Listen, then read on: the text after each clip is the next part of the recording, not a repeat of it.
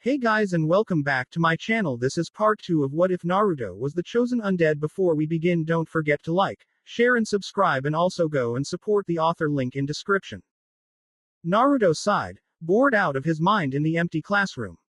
Everyone else had already left, their senseis having taken them away.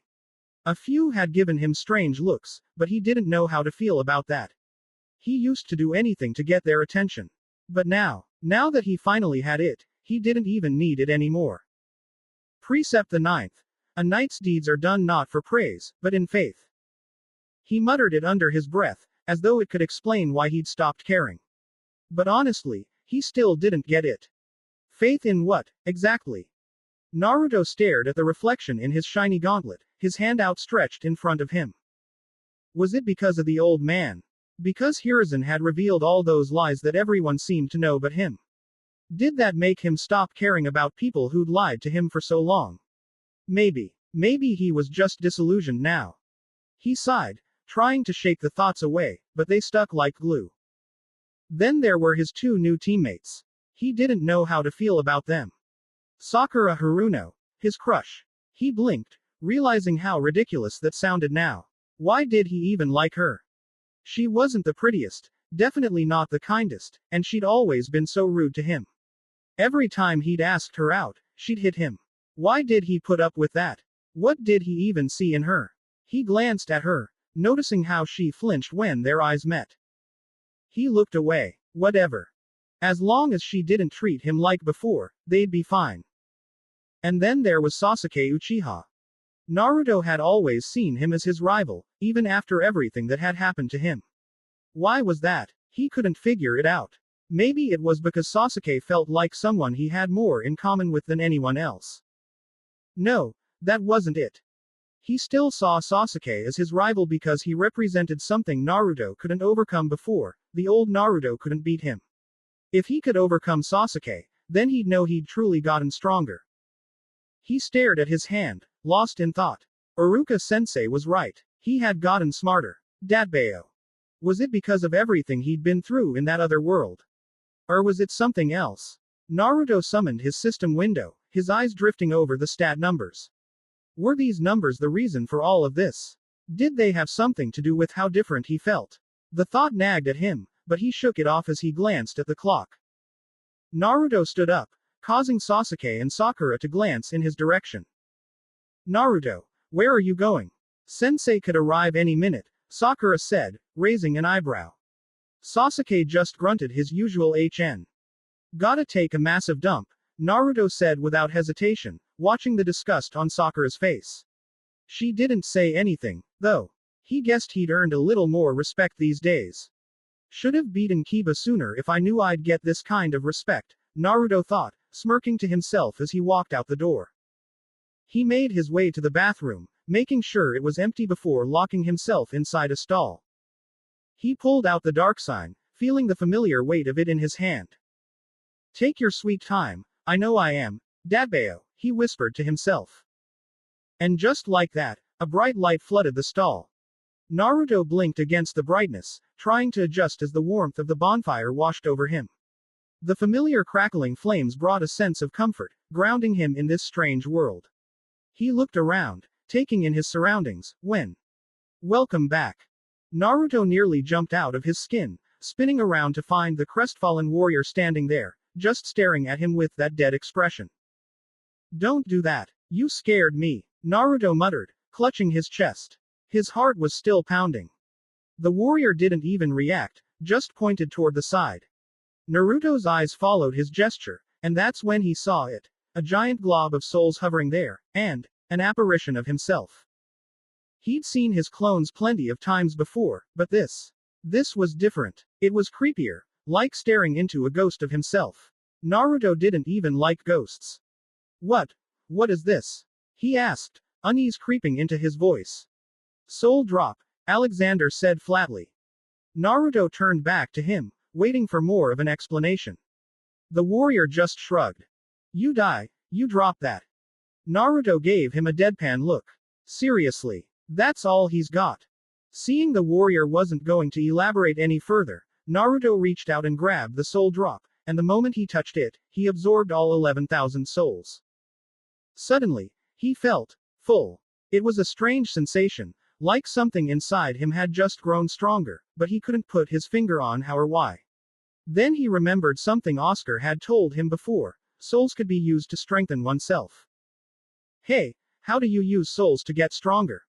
The warrior paused, as if contemplating whether to tell him or not. Naruto started tapping his foot impatiently, waiting for an answer. I'll tell you if you do something for me, Alexander said after a long moment. Naruto groaned. Of course, there was a catch. Fine. What do I need to do? A minute later, Naruto found himself walking up a set of old, ruined stone stairs, the grass brushing against his legs as he moved. The ruins stretched out before him, an old, decayed place filled with overgrown greenery and a lifeless tree. The walls were crumbling, archways half collapsed, and the air felt thick with age and abandonment. The temple ruins loomed ahead, their stone surfaces worn and covered in moss. Under the massive branches of a gigantic tree that seemed to grow straight out of the mountain itself lay what remained of the dome of the temple. The structure was barely recognizable, but it was impressive in its own right. Near the dome, he spotted the gigantic crow, the same one that had brought him here. Naruto hummed to himself, trying to make sense of it all. Alexander had sent him to talk to some guy in the temple ruins. Why? The warrior hadn't said. He just wanted Naruto to go and talk. Simple enough, he guessed. As he continued up the stairs, his eyes wandered to a second path leading to another part of the temple. Unlike the decayed ruins of the first area, this section had a roof and a building that still stood, despite being covered in moss. This is where I need to go, right? He glanced at a third path and made a quick decision. Summoning a clone, he sent it off to check out that one. No point leaving any stone unturned, right? Focusing back on the task at hand, Naruto continued climbing the stairs, his boots thudding softly against the old stone. At the top of the stairs, Naruto stopped in his tracks.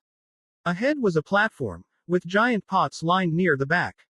But what really caught his eye was the man standing to the left, near the wall. He's bigger than Choji. Naruto took a few cautious steps forward, getting a better look. The man was stocky and heavily armored, looking like he could crush a boulder without breaking a sweat. His armor was made of layered, metallic plates, and he held a spiked mace in one hand. His shield bore a colorful, intricate design. But what nearly made Naruto laugh was the man's ridiculous blonde bowl-cut hairstyle and his huge nose. The man seemed unaware of Naruto's presence at first, too busy reciting something that sounded like a prayer. So, Naruto did what any sensible person would do. He sat on the stairs and waited for him to finish. Alexander had sent him here, but the longer Naruto waited, the more it felt like some weird prank. Hello there. I believe we are not acquainted. I am Petrus of Thorland. Forgive me for being cautious, but I must ask that you maintain a respectful distance, the man said, his deep voice breaking the silence. Naruto blinked, caught off guard. Right. Sure, he muttered, scratching the back of his head. Do you have business with us? Petrus continued, his tone calm but tinged with caution. Well, I don't actually know, Naruto admitted. Alexander sent me here. I thought you might have something for him. Petrus stood there, staring at Naruto, not at his face, but something else. His eyes lingered on Naruto's armor, narrowing slightly. The silence dragged on, and Naruto felt unease creeping in. I could go back and ask him what he needs from you, Naruto offered quickly, realizing that Petrus might not trust him or thought he was wasting his time. Petrus's gaze shifted to Naruto's armor. That armor belongs to the Knights of Astora, he said slowly. You were quite young to be an elite knight. Naruto stiffened. No, it's not mine. It belonged to my master, Oscar. I'm just his squire. I wear it because he passed away. The weight of Naruto's words hung in the air. He wasn't sure why he felt the need to explain himself, but something about the way Petrus looked at him made him want to justify why he had Oscar's armor. Petrus's lips curled into a small grin, his eyes narrowing ever so slightly. It wasn't unkind, but there was something calculating behind it, as though he was weighing Naruto's words. Without warning, Petrus reached into his pouch. Here, he said, tossing something gently to Naruto, who caught it out of reflex. Naruto blinked, looking down at the coin in his hand, unsure of its value or significance. He started to raise his hand to give it back. Thanks, but. Petrus shook his head. No, go ahead, it's for you. Naruto stared at the coin. It felt solid in his hand, its dull surface catching the light faintly. He rubbed his thumb over the worn markings. What's it for? Petrus smiled faintly, a softer expression than before. It's a small funeral gift, something given to warriors of the Way of White. A tradition. We offer these as a sign of peace and to ensure the soul finds its way to the flame. Thanks, but what do you mean by warriors of the Way of White? Naruto asked, still trying to wrap his head around the explanation.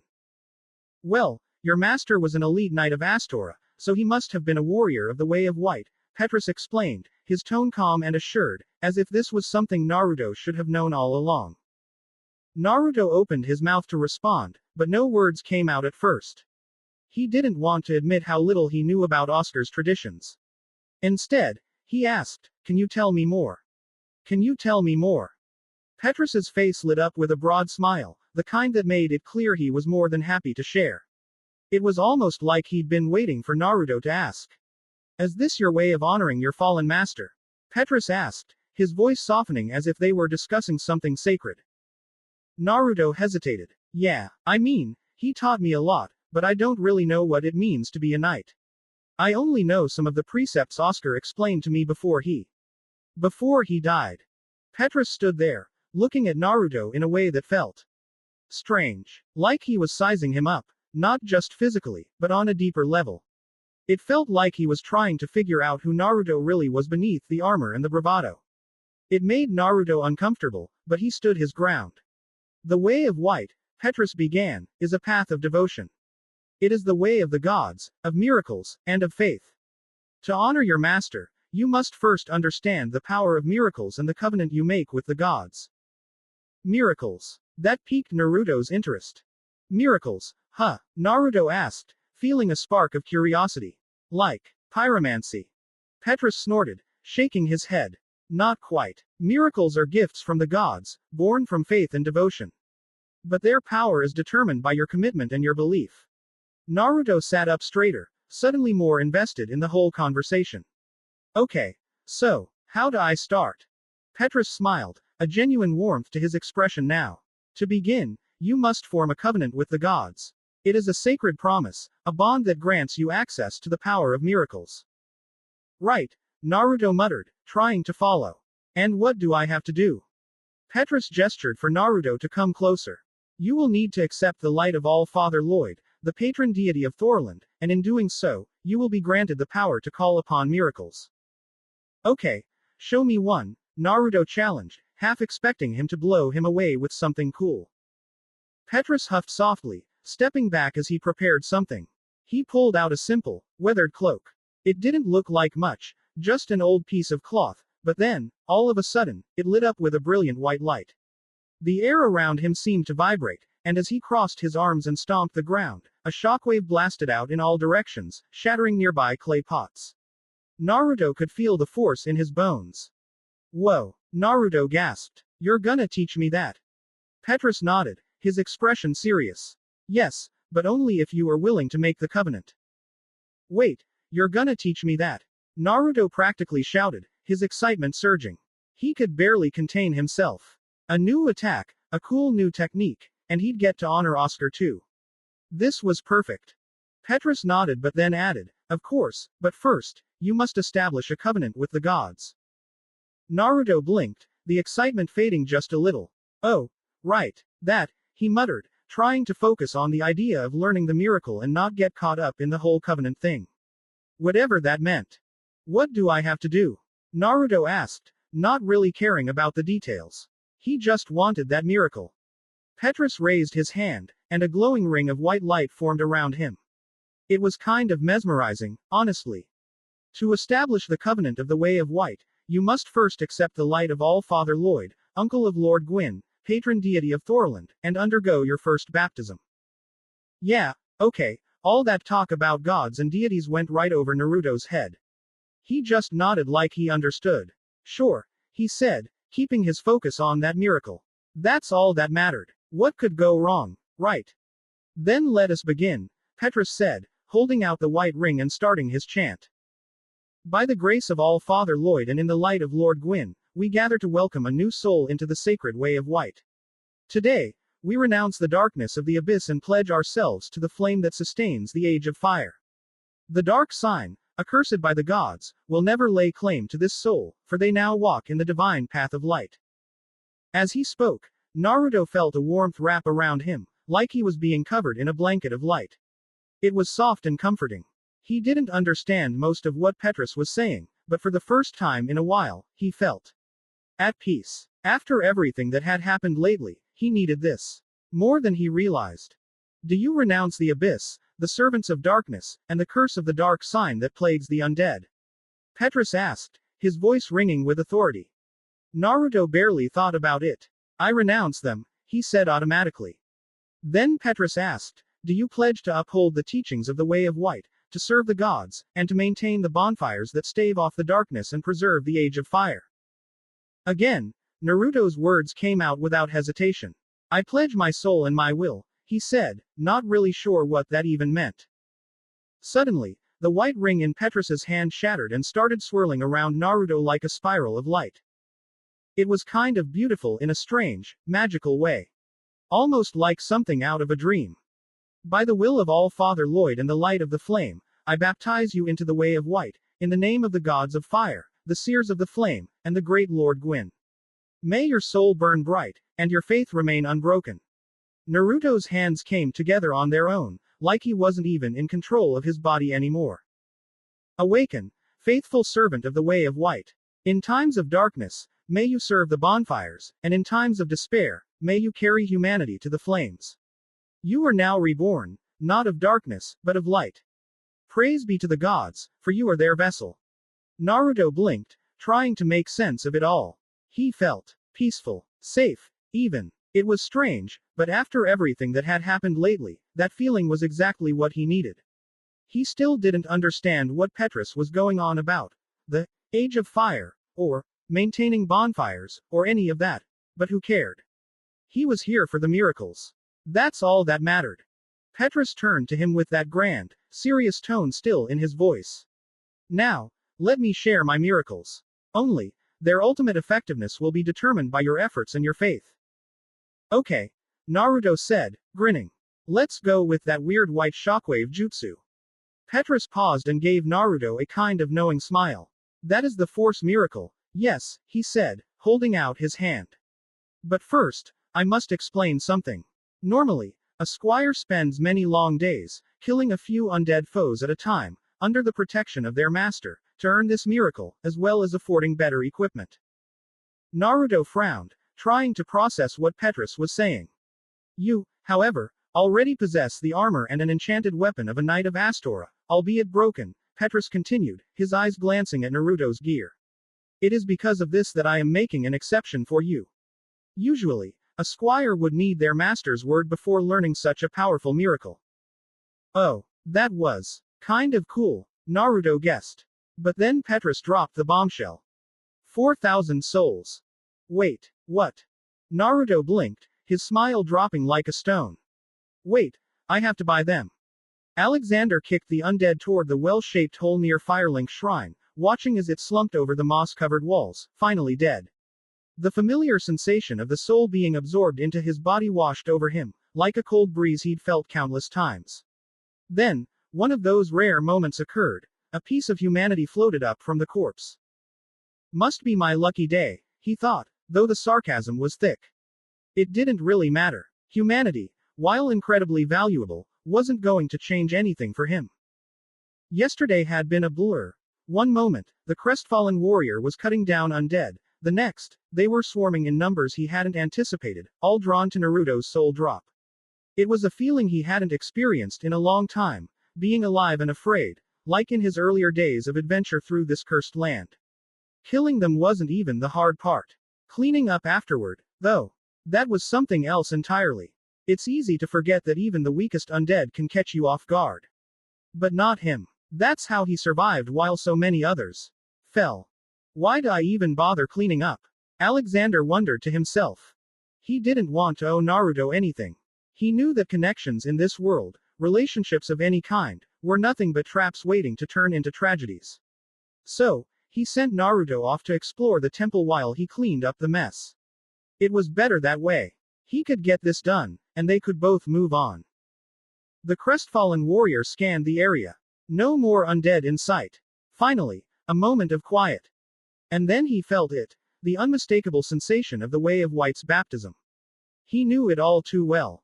He'd witnessed it more times than he could count during his travels with her. Her, his partner, the love of his life. Alexander closed his eyes, trying to block out the memory, but it was no use. He could still hear her screams as she used the homeward miracle on him, sending him to safety while she was swarmed by ghosts. That was the day he lost her. The day his world shattered. She didn't even have a name, not one that mattered here, but she had given him purpose. She gave him a reason to keep going, to not go hollow. But now, that purpose was gone. Time had become meaningless. Everything felt empty without her. He blamed the Way of White for it. Of course, he did. Why wouldn't he? They were nothing more than a cult of self-righteous snakes, demanding souls from the undead as their duty. Their covenant was built on greed, masked behind a veil of holy purpose.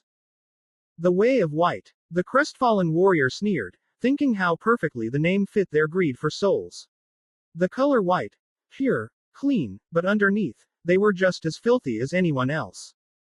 But why would they let Naruto join? That was the part that didn't make sense.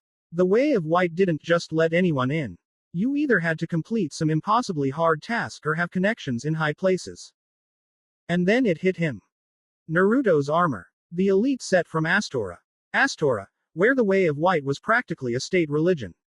Of course, they'd let him in the moment he showed even the slightest interest. No questions asked. Why didn't I think of that sooner? Alexander cursed under his breath and rushed toward the temple ruins, his thoughts racing. He wasn't about to let Naruto get exploited by that damned covenant. No, this wasn't about Naruto. It had nothing to do with him. He just didn't want the Way of White sinking their claws into an otherworldly invader. Yeah, that's what he told himself. It had nothing to do with Naruto. But deep down, he knew he was lying to himself. Alexander arrived just as Naruto was handed a scroll containing his first miracle. The person explaining it spoke simply but with reverence. Miracles were the power of faith given form, drawn from devotion and prayer to the gods. They weren't just stories or rituals, they were belief made real, divine power channeled by conviction. Damn it! Without thinking, Alexander rushed forward, grabbing Naruto's hand. The boy yelped in surprise, "Oi!" But Alexander didn't stop. He dragged Naruto up the stairs, not caring if Petrus noticed, or if he cared. The so-called holy man didn't even bother to stop them. What are you doing? Naruto demanded. Did you join the covenant? Alexander asked, his voice harsh. Yeah, why wouldn't I? My master was a warrior of the Way of White, Naruto explained, as if that made everything okay. Alexander clenched his jaw, trying to keep his frustration in check. Of course, Naruto would trust blindly. That's how it starts. Trust, faith, and then the exploitation follows. Alexander took a deep breath. He had to make sure Naruto didn't get sucked back into that damn covenant. Based on what? Alexander challenged. He needed to gauge how much Naruto actually understood. Because he was a knight of Astora, Naruto repeated, like that explained everything. Alexander sighed deeply. The kid didn't get it. Not all knights of Astora are part of the Way of White. It depends on the household they're from, Alexander explained. Your master could have very likely been from the covenant of the Warrior of Sunlight. Naruto blinked in surprise. There are more covenants. Alexander pinched the bridge of his nose, fighting the urge to scream. Why do I have to deal with a child? He muttered to himself. Naruto had no idea what he was stepping into, no idea what these covenants were capable of. Hey, at least I got a miracle, Naruto said, sounding way too optimistic for Alexander's liking. He frowned. Show me, Alexander said, needing to confirm something. Naruto started reciting the prayer, bringing his fists near his waist before stomping his foot into the ground, and nothing happened. Not even a spark. He frowned and tried again, but the result was the same, nothing. Don't bother, Alexander muttered. You need a talisman to perform miracles. The talisman acts as a conduit, channeling divine power through your faith and focus. Without that connection, it's impossible to manifest a miracle. Naruto frowned. So, it's like a middleman. Alexander gave a dry chuckle. If you want to call it that. Naruto nodded. Oi, Petrus, give me a talisman. Even though Petrus didn't bother coming up, his voice echoed from below. That would be 1,000 souls. Seems reasonable. Alexander grabbed Naruto's arm before he could move. No, it's not, he growled. Naruto blinked, confused. But I got the force miracle for 4,000 souls. Isn't that a good deal? Alexander's expression darkened as he clenched his teeth. You got scammed. Scammed. But I thought. Alexander cut him off, his tone sharp but measured. Listen carefully. Souls are the most important thing in this world. People like him, clerics, sorcerers, anyone offering power, they'll do anything to take yours. That force miracle, it's bait. But I can't even use it without a talisman. Exactly, Alexander said, his voice dropping lower, almost conspiratorial. That's how these covenants work. Power, miracles, even the ability to use them, it all requires payment. They hook you in with promises of strength, but in the end, they just want your souls. The talisman is just one piece of the transaction. No faith, no talisman, no miracles. Simple as that. Naruto frowned, staring at the ground. So, it's all a trap. Even the talisman wouldn't help unless I had enough faith. Alexander nodded. Exactly. They set you up to fail so you keep paying, keep handing over your souls, chasing power you might never be able to use. That's the game. And in this world, your souls are your life. Lose enough of them to scams like this, and you might as well throw yourself off the nearest cliff. Naruto tightened his fists, the weight of Alexander's words sinking in. He muttered under his breath, I'm not letting anyone take advantage of me again. Alexander gave him a hard look, then placed a heavy hand on Naruto's shoulder. Good. Learn from this. Here, trust is rare, and survival depends on keeping your wits sharp. Souls are power. Don't give them away lightly. The crestfallen warrior pointed up. There's a tunnel that leads back to Firelink Shrine. Go, he ordered, leaving no room for argument. Before Naruto could protest, Alexander added, I'll deal with this scammer. Naruto hesitated but eventually nodded and made his way toward the tunnel. Alexander watched him disappear before turning his attention back to Petrus. Alexander descended the stairs, the weight of his anger growing with each step. When he reached Petrus, the man didn't even look concerned. Where is the boy? Checking out the upper portion, Alexander replied, not bothering to hide the venom in his voice. He raised his hand, forming souls into an orb. I'd like to buy a simple talisman. Petrus's eyes narrowed. Oh, then are you part of the covenant? No, I don't believe in the power of the gods. Petrus's face twisted in shock, like he'd just been slapped. I can have your tongue removed for that blasphemy, he threatened. Well, if the gods can give their powers to a disgusting sinner like you, a fallen cleric, I don't think they'll mind my blasphemous words. Petrus's face darkened as he pulled out his mace and swung it down with fury. Alexander was ready. His shield met the mace with a metallic clang, the force reverberating through his arm. In one swift motion, Alexander's sword sliced through the air, stopping just short of Petrus's earlobe. Alexander smiled, a slow, dangerous smile. I just want the talisman, cleric. No problems. Or do you want to fight until one of us is put down for good? The bonfire is close. We could keep this going as long as it takes. Petrus's grip on his mace tightened, but he knew the truth. Fighting was pointless. They'd both just reform at the bonfire, stuck in an endless battle until one of them went hollow. With a sigh, Petrus lowered his weapon and tossed Alexander a simple talisman, taking the souls Alexander offered in return. As Alexander turned to leave, Petrus spoke again. How did you know I was a fallen cleric? Alexander paused, glancing back. I didn't, he said coldly. I guessed, based on how all the undead who listened to you went missing. Thanks for confirming it. I have my companions, Petrus grunted defensively. Yeah, I'm sure they'll be thrilled to support you when I tell them the truth. Petrus's expression shifted, fear flashing across his face.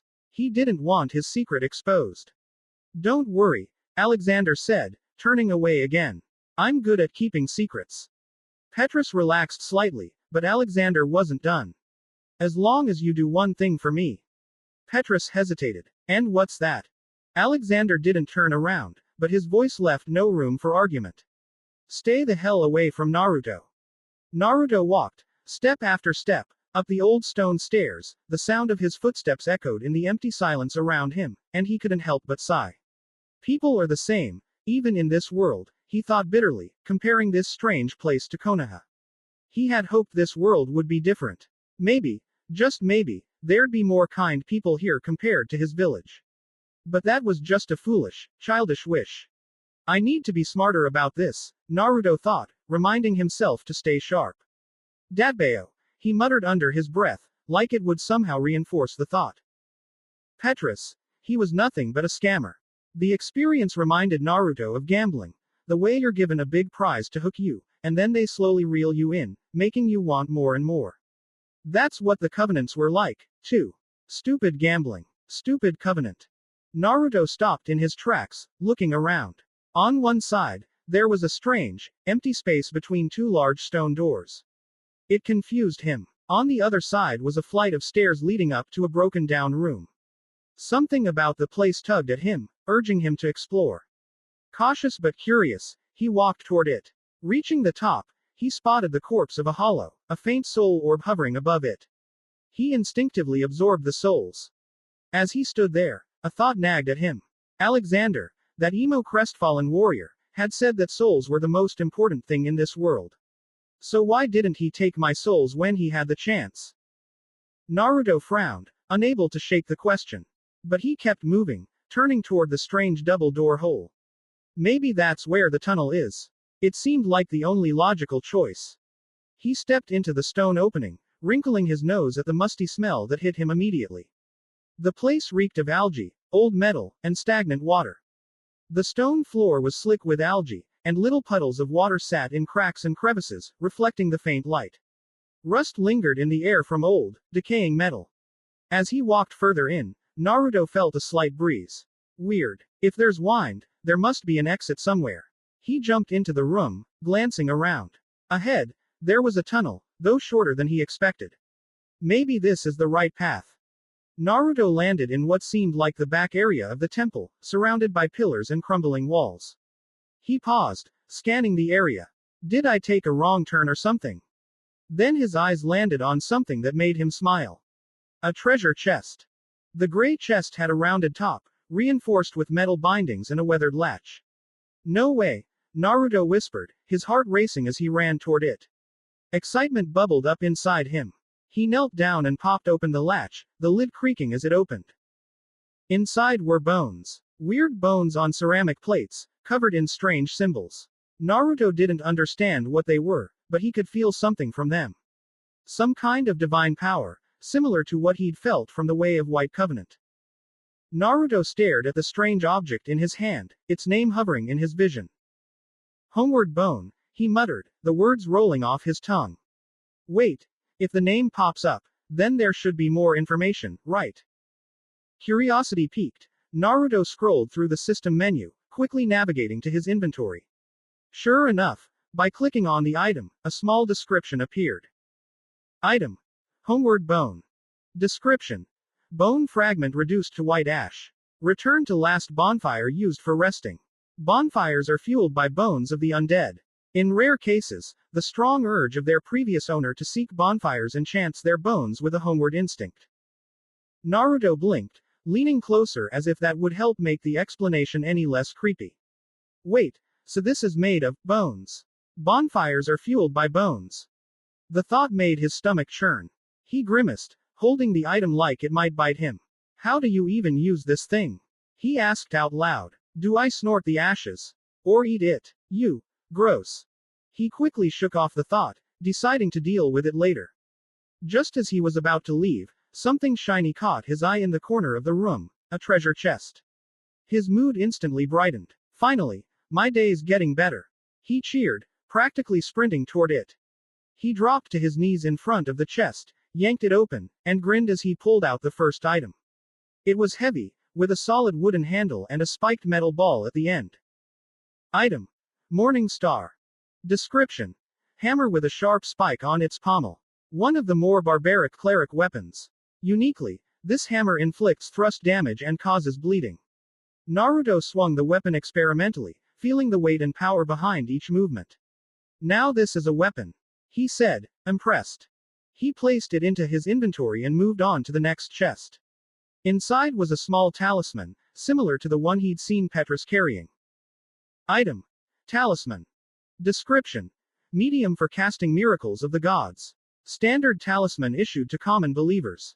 Equip talisman to cast miracles. Attune miracles from a scroll at a bonfire. Most miracles have a limited number of uses. Naruto's face lit up. Yada. I can finally use miracles. He gave a little victory fist pump before carefully storing the talisman away. But when he opened the next chest, his enthusiasm faltered. What the heck is this?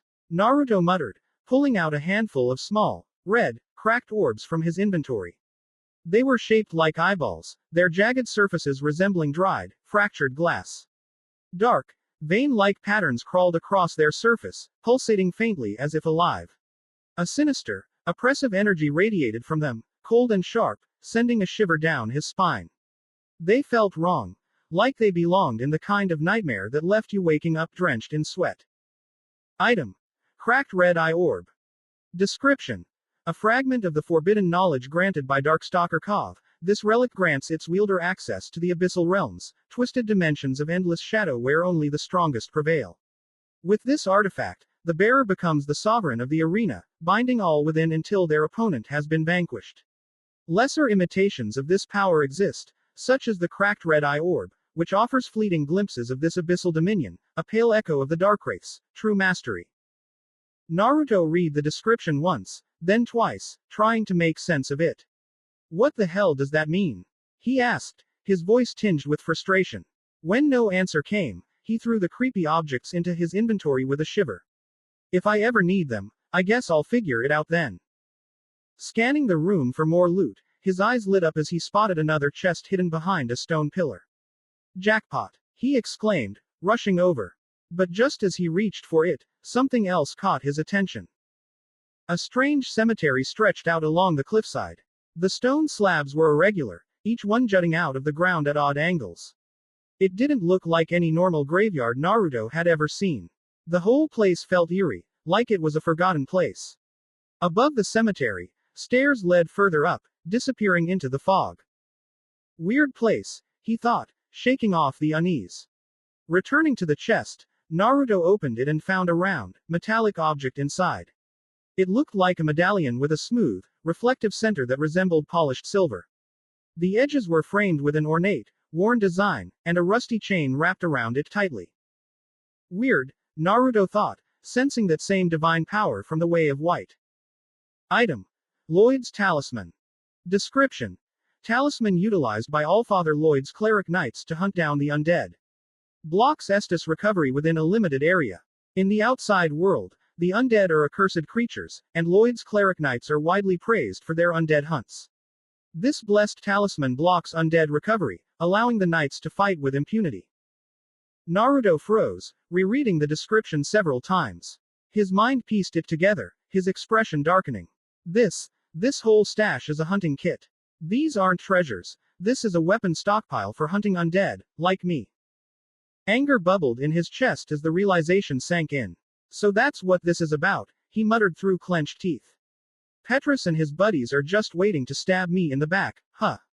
Get me to join their stupid Way of White, use me to do their dirty work, and then what? Toss me out like garbage when they're done. He kicked the chest hard, his boot slamming into the wood with a loud crack. The chest tumbled backward, rolling down a steep incline until it disappeared over the edge of a cliff. Yeah, that's what I think of your holy mission, Petrus. Naruto spat, his anger flaring. Whatever. I've got to thank Alexander for saving me back there. He turned to leave, shoving the talismans and orbs further into his inventory. But the weight of his anger didn't lift. In the back of his mind, a question lingered. Just how many more people in this world would see me as a tool? Or worse, as prey? Naruto ran down the side of the cliff, the wind rushing past him as he headed toward the creepy cemetery. The graves were everywhere, jagged stones sticking out at odd angles like broken teeth. As he slowed down, his eyes caught sight of a weird shield lying next to a couple of bones. It looked old, like something you'd see in a history book, but still sturdy enough to be useful. He reached down to pick it up when suddenly, clack, clack. A force hit him, and he heard a sound that sent a chill down his spine, bones rattling against each other. The shield moved up on its own, and Naruto found himself staring into the hollow sockets of a skeleton. Its eye sockets were empty, its jaw slightly ajar as if it were permanently grinning at him. Its bones were worn and yellowed with age, yet there it was, standing right in front of him. You have beautiful bones, Dadbao. Naruto's voice was shaky, and he realized with horror that those were the only words that had come out of his mouth. Terrified, he stood frozen for a split second. His body was tense, and the only thing his mind could focus on was how afraid he was. Suddenly, way of focality kicked in, and he saw another skeleton lunging toward him from the side while the one in front of him raised its rusty scimitar. Naruto leapt back, barely avoiding the attack, and quickly equipped the talisman. Desperate, he began reciting what Petrus had told him to say. And nothing.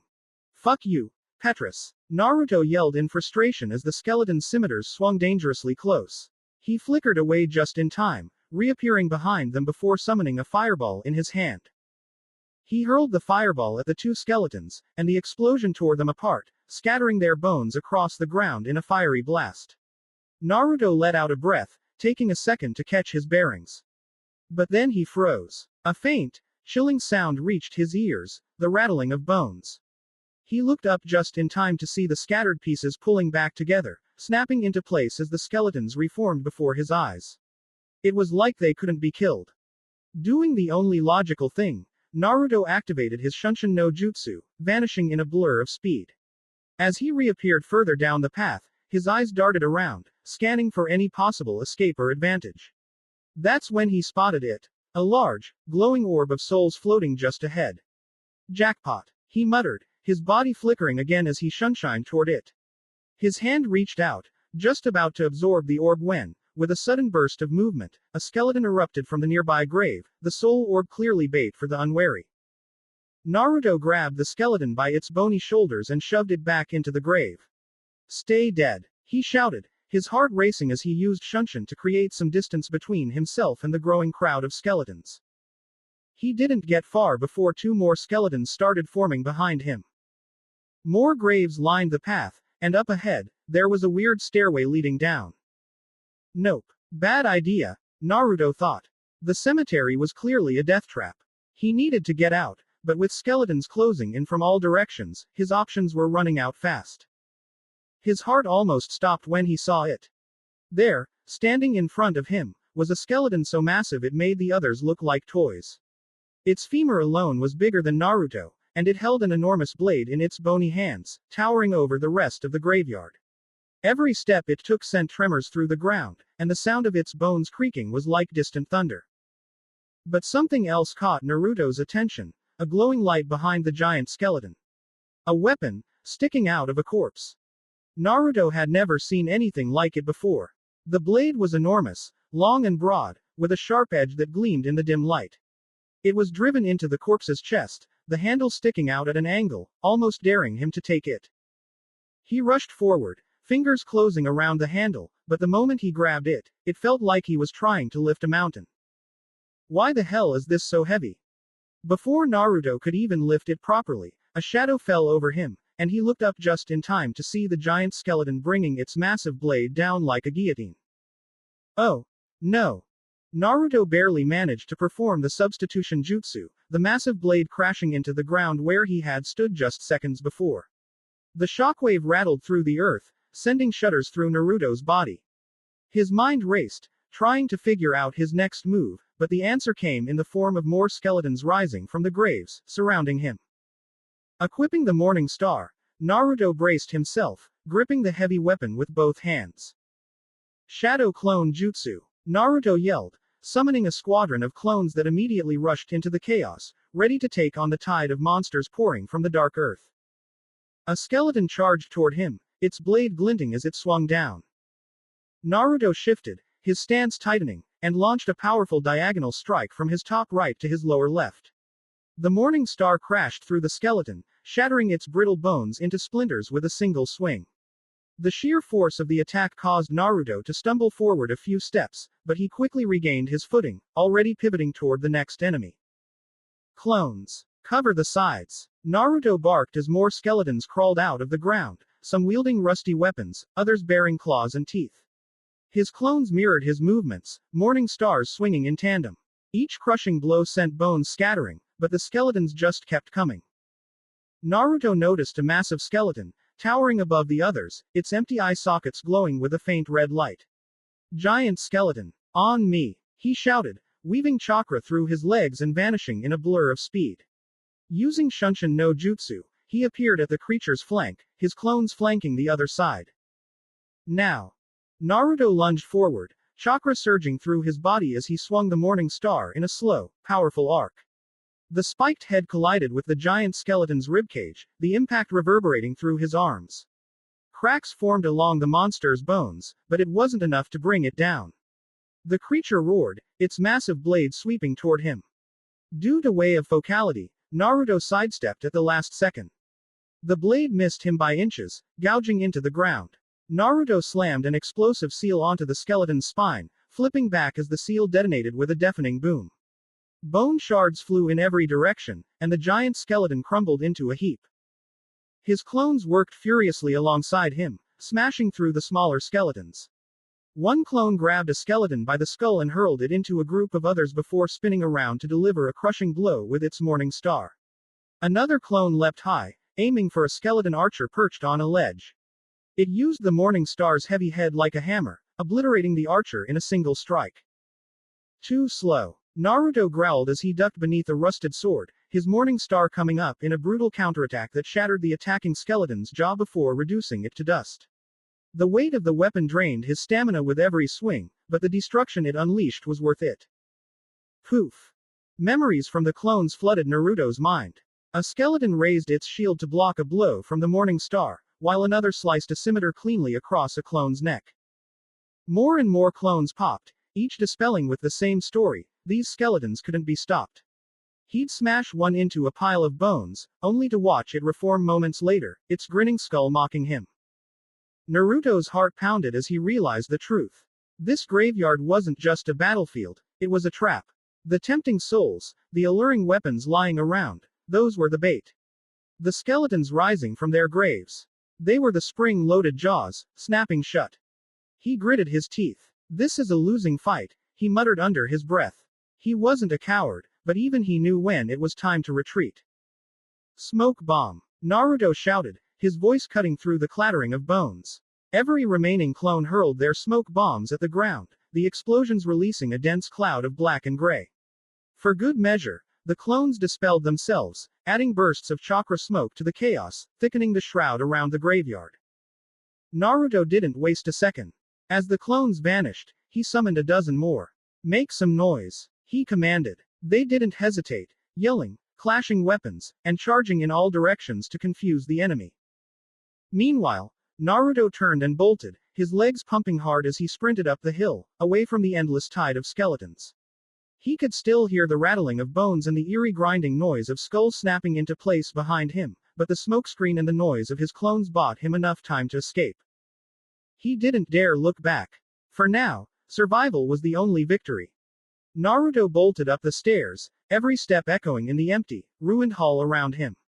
Water pooled at the bottom of the massive space, broken pillars scattered all over. He could hear the flapping of wings, the damn crow that brought him here, and instinctively, he used Shunshin to hide in the corner, glancing up just in time to see the bird staring down at him. It let out a caw before taking off into the sky. Shut up, you damn crow.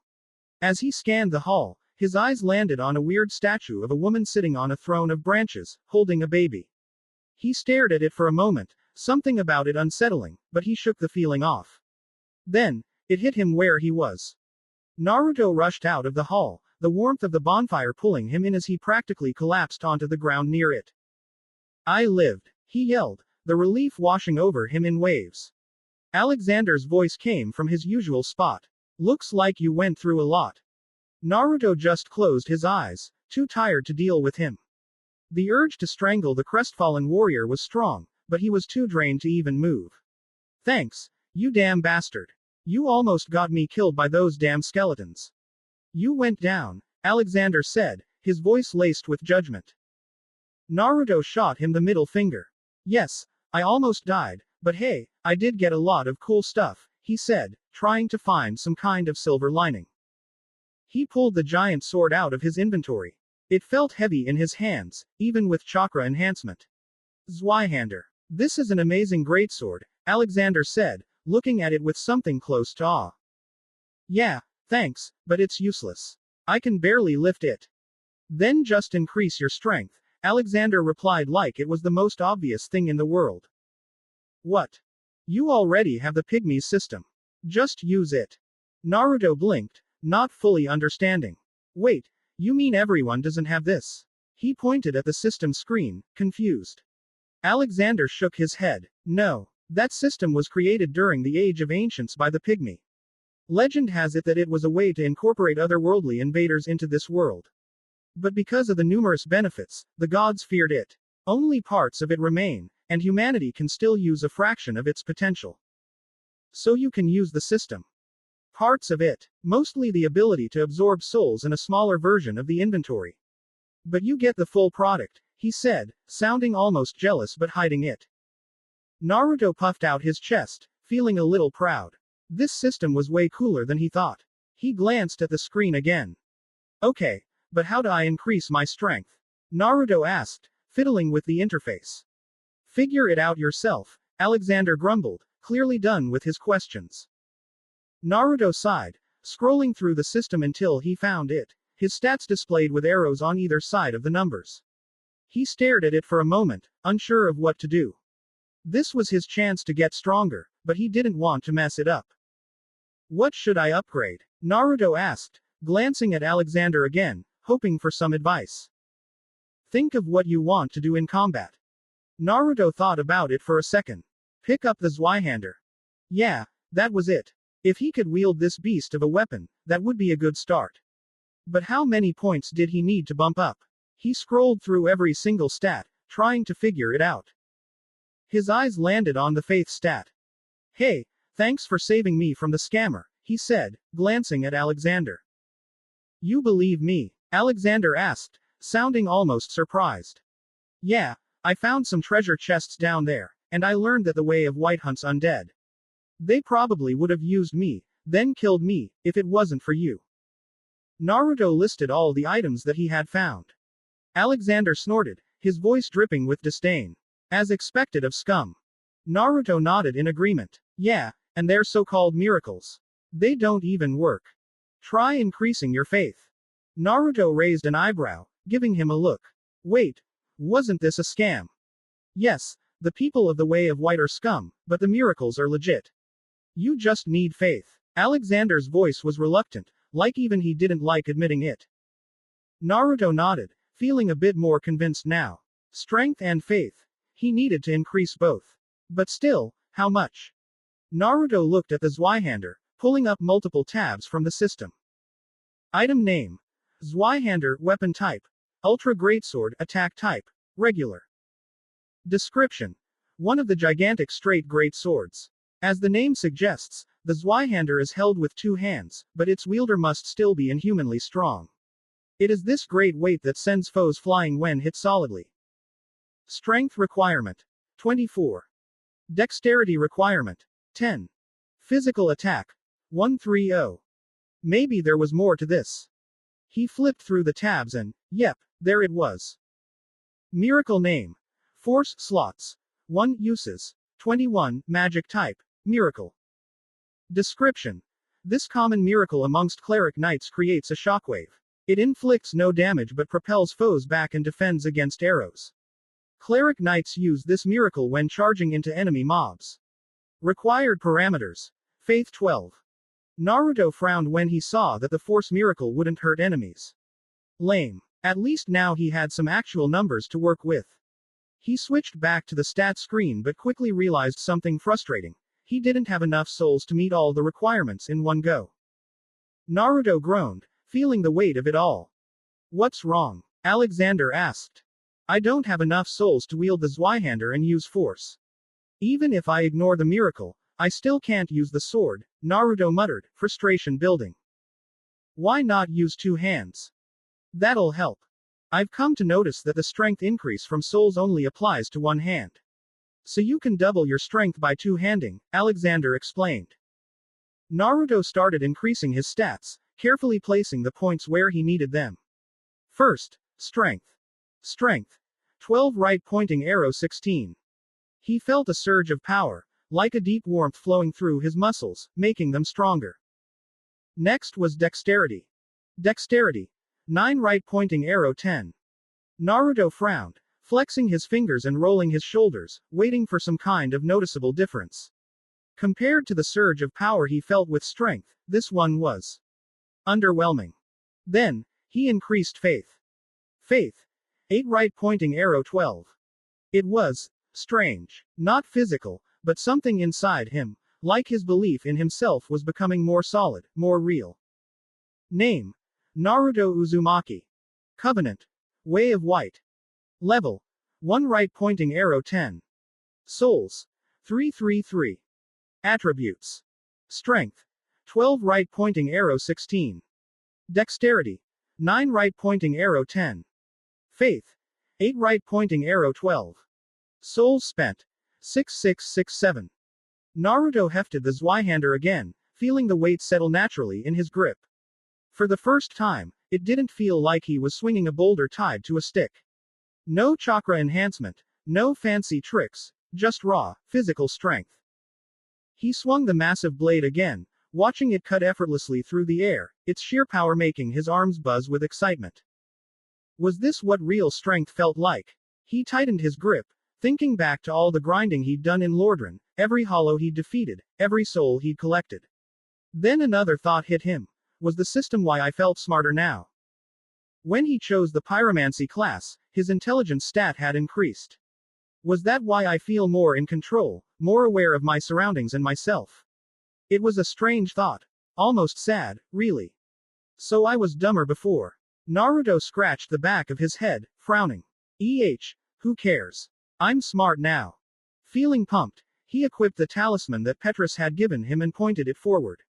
Alright, time to test out this force miracle. He concentrated, willing the divine power to activate. And nothing happened. Not even a flicker of energy.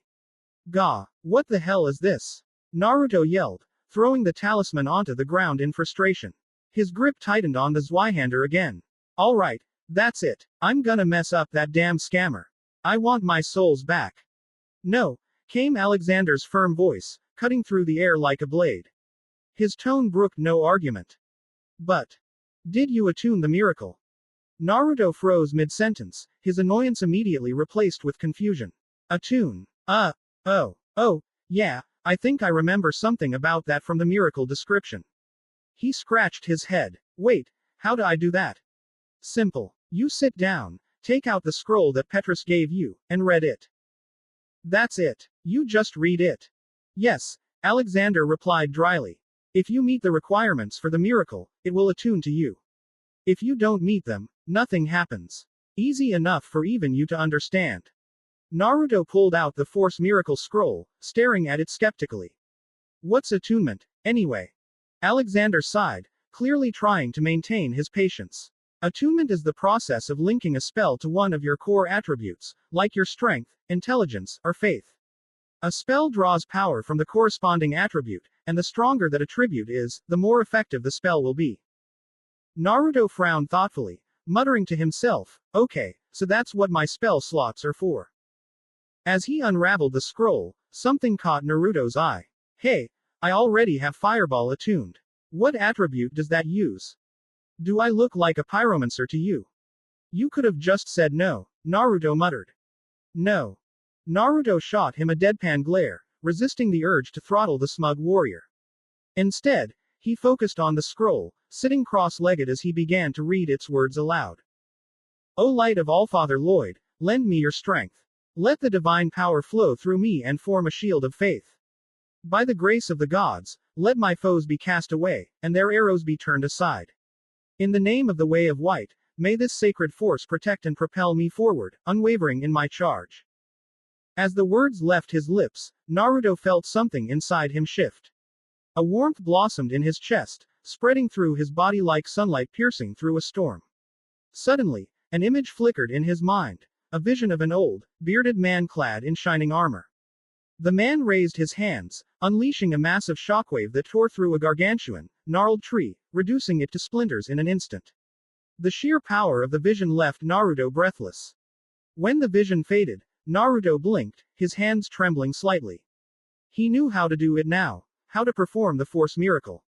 The knowledge wasn't just in his head, it was in his body, his very being.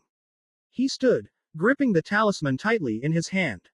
Alexander, he said, his voice steady, you wanna see me blast something with this force miracle? You might want to turn yourself human first. Naruto raised an eyebrow. Why? Because you look ugly.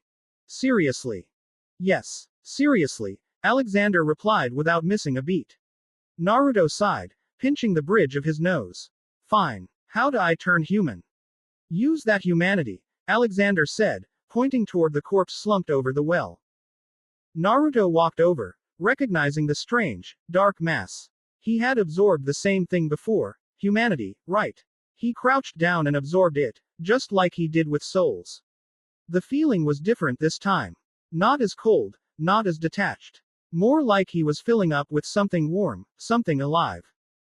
Okay, so some of these soul orbs and humanity bits don't fully get absorbed into me, Naruto thought, quickly glancing at his inventory. Inventory. Humanities times 3. Small soul of undead soldier. Good for me. He walked back to Alexander, curious now about what this stuff could really do. Humanity's a valuable resource, Alexander said. In combat, you can heal yourself with it. Wait, like those Estus flasks? Yes, Alexander replied simply. Naruto looked down at his own Estus flasks, remembering how he'd seen his master doing some weird ritual with them. Can you, show me how to refill them? Just place them near a bonfire. They'll refill on their own. But my master was doing this whole ritual thing. What's that about? Naruto asked, hoping for something deeper. Again, a shrug. Who knows? Naruto sighed, deciding not to push it. He placed his 5 Estus flasks in front of the bonfire. The flames flickered, almost like they were drawn to the flasks. He could already see them starting to refill. You can also reverse your hollowing and become human again by offering a humanity to the flames, Alexander said. That caught Naruto's attention. After Alexander explained the process, Naruto took a deep breath and knelt in front of the fire. Holding up the humanity in his hand, it looked like a small, black flame, almost eerie in how it flickered. Slowly, it started to transform into tiny orbs of white light, drifting toward him. They began to hit his hollowed skin, and with each touch, he felt something change. He could feel it, the sensation of flesh and blood. His heart started beating again, strong and steady in his chest. It was surreal. Naruto hadn't realized how much he missed that feeling until it came back. The warmth, the life, it surged through him like a flood, filling every part of him. He glanced down at his arms, noticing the increase in muscle. Hell yeah, that's awesome. Naruto sat down, staring into the flames, watching them turn liquid as they filled the flasks. It was almost mesmerizing. The warmth, the quiet crackling of the fire, it felt peaceful. Suddenly, Alexander placed 5 more flasks next to his. These are yours, Alexander said, already moving back to his spot. What? Naruto blinked, caught off guard. Why are you giving these to me? I don't plan on going anywhere. They're useless to me. You can have them, Alexander said, settling back down like nothing had happened. Naruto raised an eyebrow, feeling both grateful and confused. You know, you're a very strange bastard. Alexander just hummed in response. 1 second, you're the biggest self-absorbed loser ever, and the next, you're the kindest asshole ever. Why? Alexander stayed silent, his expression unreadable as usual. He didn't owe Naruto an answer, but Naruto wanted one. Why protect my giant soul drop? Alexander's face shifted ever so slightly, surprised that Naruto figured it out. There were battle marks where my soul drop was. I pieced it together, Naruto said, leaning back against the wall. So, why did you do it? Alexander didn't bother answering. Silence stretched between them, thick and heavy, only broken by the crackling of the bonfire. Naruto watched the last of his Estus flasks fill up, the bright orange liquid reflecting the flames. Finally, Naruto packed them into his inventory, his mind still buzzing with questions. Then, he pulled something out and placed it in front of the crestfallen warrior. What's that? Alexander asked, eyeing the small cup. These are the food of the gods. Cup ramen, Naruto said, puffing out his chest with pride. Think of it as my thank you for everything. Alexander nodded, accepting the gesture without a word. Well, I'm sure the Jonin back in my world should have arrived by now. Bye, Naruto said with a grin before jumping off the cliff. Alexander stared at the cup ramen for so long that the sky had shifted from its usual pale blue to the deep black of night. Nightfall. Something that only happened on rare, special days in this cursed land. Feeling the cold wind biting against his skin, he closed his eyes and pulled out the talisman he still held onto. He'd meant to give it to Naruto, but the boy had found his own in those hidden chests.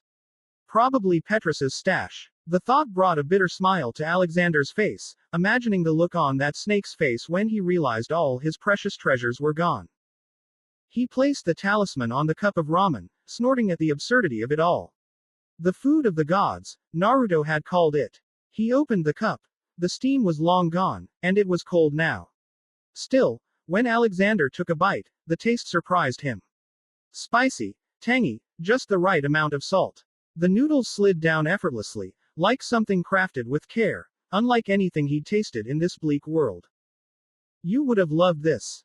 Alexander looked up at the stars, feeling the weight of her absence more than ever. She would have loved this. She was always like that. Brave, kind, outgoing. Always trying new things, pushing boundaries in ways he never could. And now, here he was, eating something he never would have thought to try if it weren't for Naruto. His lips trembled as he felt the familiar ache rise in his chest.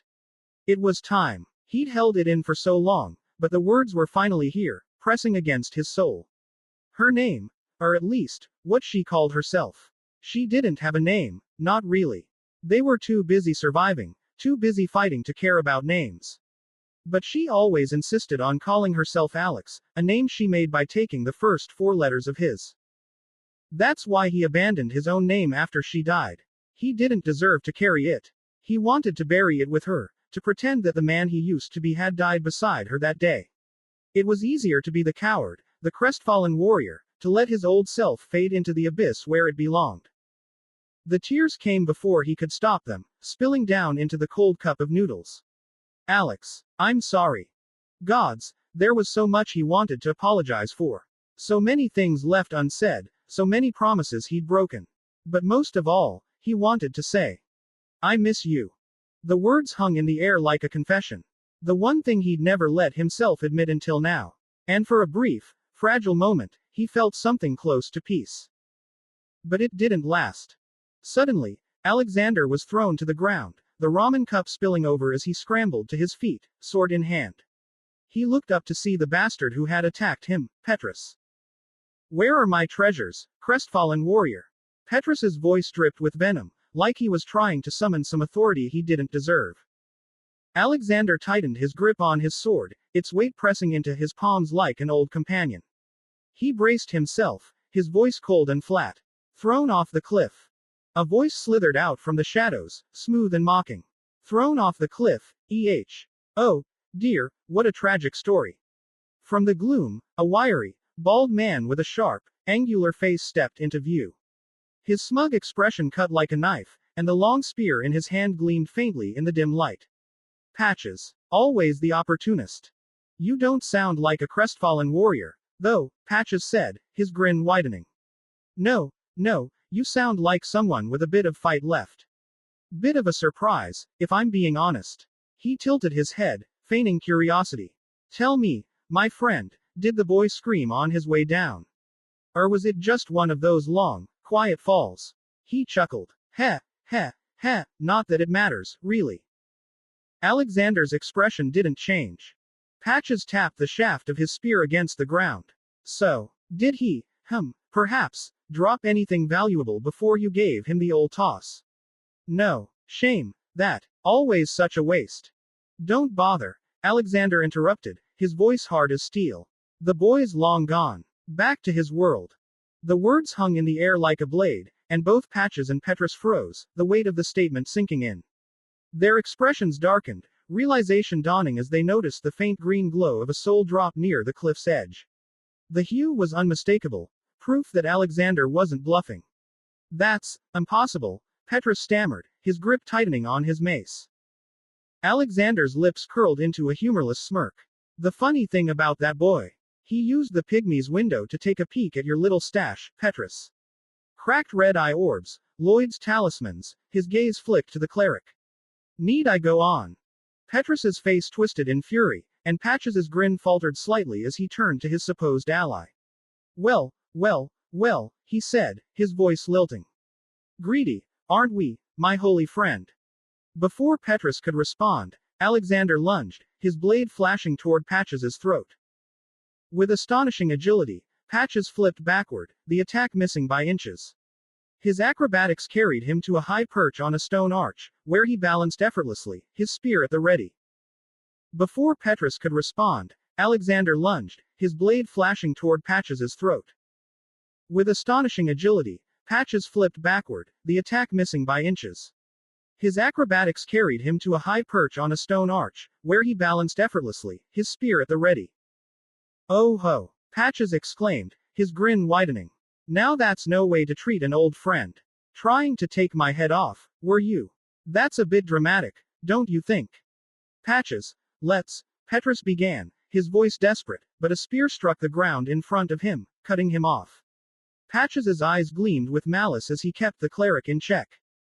Patches scolded, wagging a finger. Stay put, you pompous blowhard. I'm having a conversation. He turned his attention back to Alexander, his expression twisting into something cruel. You know, I'm curious, he said, leaning lazily on his spear. What's gotten into you, Why'd you go and attack me? Was it because of that little rat from another world? His grin grew as he tilted his head. What is it about him, I wonder? Did you see yourself in him? Did he give you a spark, a purpose? Or maybe, his eyes glinted with malice. Maybe you're just a loyal dog, Alexander. A rare breed in Lordran, barking and biting for scraps of honor. Alexander's silence was deafening. He glared at Patches, his jaw tight, his blade steady. Patches sighed theatrically. No answer. How dull. But that's fine, that's fine. I'd hate to bore myself with your lofty ideals, anyway. You know, we could have been great friends, you and I. Trading stories, splitting profits, but now. His grin sharpened into something razor-like. Now you've made things personal, haven't you? He crouched low, his spear glinting in the dim light. And here's the thing about me, Alexander, he said, his voice dropping to a dangerous whisper. I don't take kindly to people who try to take my head off.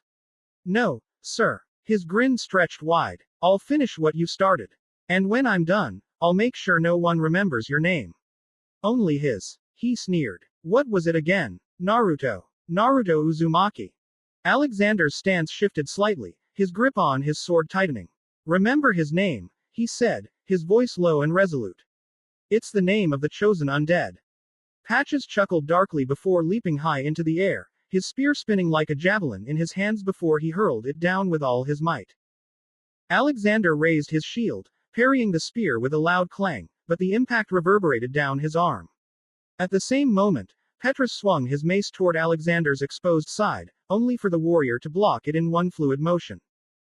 The air was thick with tension. Alexander could feel the malice radiating from his enemies, but this time, something had changed. He wasn't the broken, defeated man they'd assumed him to be. No, not this time. This wasn't the crestfallen warrior standing before them anymore. This was Alexander, the warrior of the Five-Finger Delta. And he wasn't backing down. The copy ninja. The man with 1,000 jutsu. The prodigal son of the White Fang. Genin at age 5, Chunin at 6, Jonin at 12, and Anbu Captain at 13. The one who cut through lightning itself. The last living student of the 4th Hokage. That's the person they saw. When people looked at him, they saw fame and power. They saw something larger than life, mythical, even. A legend. But when Kakashi looked at his reflection, all he saw was a man defined by his failures. And no matter how hard he tried to look away, that reflection never changed. Cursed Kakashi. He sometimes called himself that, half joking. A joke that stung every time it whispered through his mind. Everyone he cared about seemed to die. His father, Rin, Obito, Minato sensei, a parade of ghosts haunting him at every step, lingering in the corners of his vision, never far away. That's why, for years, he convinced himself that keeping his distance was the safest option, for him, and for everyone around him. But distance came with a price. It left him empty, detached, untethered from anything real.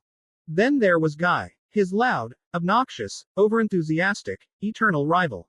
The man who could somehow see straight through Kakashi's carefully crafted walls. Despite all his absurdity, Guy persisted, refusing to let Kakashi shut himself off completely. And, strangely enough, it was Guy's insistence that pushed Kakashi to even consider becoming a Jonin instructor. It wasn't like Kakashi thought he'd be any good at it. If anything, he expected to fail spectacularly, just like he had at everything else that mattered. But in a rare moment of weak optimism, Guy's ridiculous persistence wore him down, and Kakashi agreed to give it a shot. Since then, he'd never passed a single Genin team. Not one. Every year, he waited. He observed, evaluated. But none of the groups ever had it. That intangible something he couldn't quite describe but always recognized when it was missing. Maybe it was conviction. Or an unspoken willingness to carry the kind of weight most people couldn't handle. Whatever it was, they never had it. But this year was different. This year, his focus was on Team 7. He'd spent time poring over their academy reports, dissecting each name. Sakura Haruno, a civilian prodigy. Rare enough in its own right, but Kakashi wasn't expecting much from her. Still, if she worked hard enough, maybe she'd surprise him. Sasuke Uchiha, a traumatized child. Just what Kakashi needed. The boy carried a burden heavier than most, and Kakashi knew he'd be expected to help shoulder some of it. Whether he wanted to or not. Sasuke reminded him too much of himself. Maybe taking Sasuke on would be his way of honoring Obito, fulfilling a promise he'd made far too late. And then there was Naruto Uzumaki. Minato sensei's son. A topic Kakashi had spent years avoiding, mostly because it terrified him. Not because of the Kyuubi. No, that wasn't it. What truly scared Kakashi was the thought of getting him killed. Minato and Kushina had entrusted Naruto to the village, to him. Failing that trust would break something inside him that couldn't be fixed. So he'd stayed away, kept his distance, watched from the shadows. And yet, even as he distanced himself, Kakashi never truly let Naruto out of his sight. When Naruto's status as the Kyuubi's host was revealed in those early days, Kakashi was there, unseen, making sure no harm came to him. If anyone tried anything, he handled it before it got out of hand. As Naruto grew, Kakashi kept track of him through rumors, watching from afar, convincing himself that staying hidden was enough. It wasn't healthy. But then again, what in Kakashi's life ever was? If he was honest with himself, Kakashi wasn't particularly excited about this team. It felt too familiar, too much like history trying to repeat itself. Team 7. The same name as his old squad. And coincidentally, a trio that mirrored his past too closely for comfort. Kakashi snorted. He wasn't exactly a religious man, but at this point, it felt like divine intervention trying to warn him. A sign from the gods that he was about to screw this team over, just like he had before. Still, he was willing to give it a chance. If they could prove themselves, maybe this wouldn't end in disaster. Kakashi turned the page of his novel, his focus drifting as he tried to distract himself from the nagging doubts. The new Ika Ika novel was a masterpiece, as expected. At least Jiraiya sensei hadn't lost his touch. Enjoying the new Ika Ika, I see. Kakashi blinked, snapped out of his thoughts by the voice of the third Hokage. He glanced up to see the older man standing before him, looking as tired as ever. 10 out of 10. Would recommend, Kakashi replied, holding up the book without looking away from the page. Hiruzen sighed, his expression softening despite the exhaustion in his eyes. It was the look of a man who carried the weight of the world on his shoulders. And Kakashi, for a brief moment, wondered how long it would be before the same look found its way into his own reflection. Do you think this will be the year you finally pass a team? Kakashi turned the page of his book, keeping his single visible eye fixed on the words. Time will tell, he replied with practiced indifference, though his mind wasn't nearly as relaxed as his tone suggested.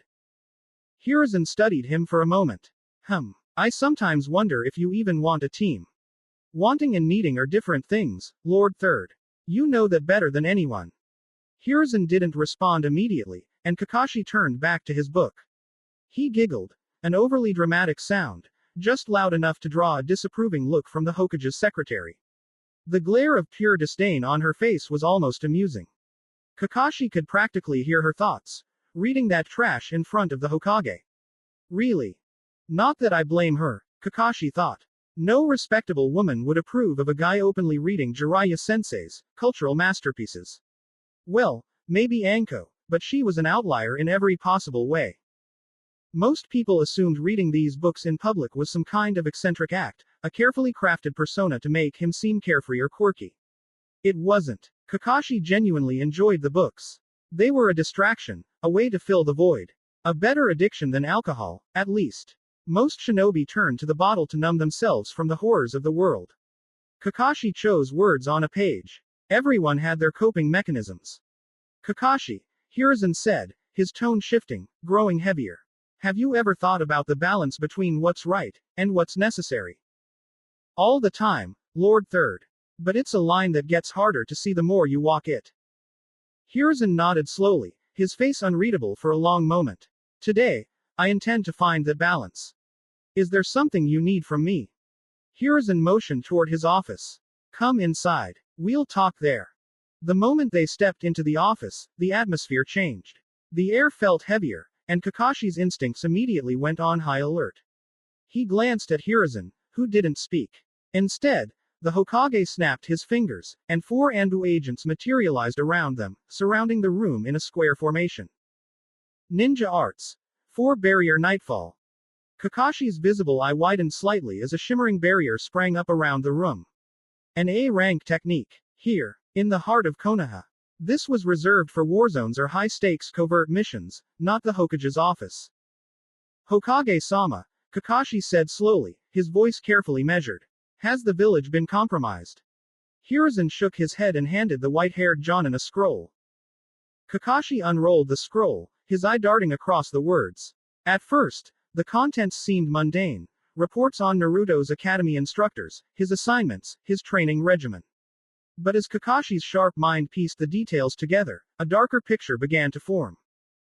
The cracks in Naruto's training weren't accidental. They were deliberate. Small enough to be dismissed as oversight, but deadly enough to sabotage him in the field. Kakashi's grip on the scroll tightened. This, he began. This wasn't incompetence. This was sabotage. Hiruzen finished for him. Who? Inoichi investigated thoroughly. These are the names of the instructors involved. Their minds were red, and their motives were petty. Kakashi scanned the list, his expression darkening. Honestly, it would have been easier if it had been some shadowy scheme, a mastermind plotting from the shadows, a conspiracy led by a rival village. But no, the culprits were Konoha's own shinobi. They didn't see Naruto, they saw the Kyuubi. Their revenge wasn't against the boy, but the beast sealed within him.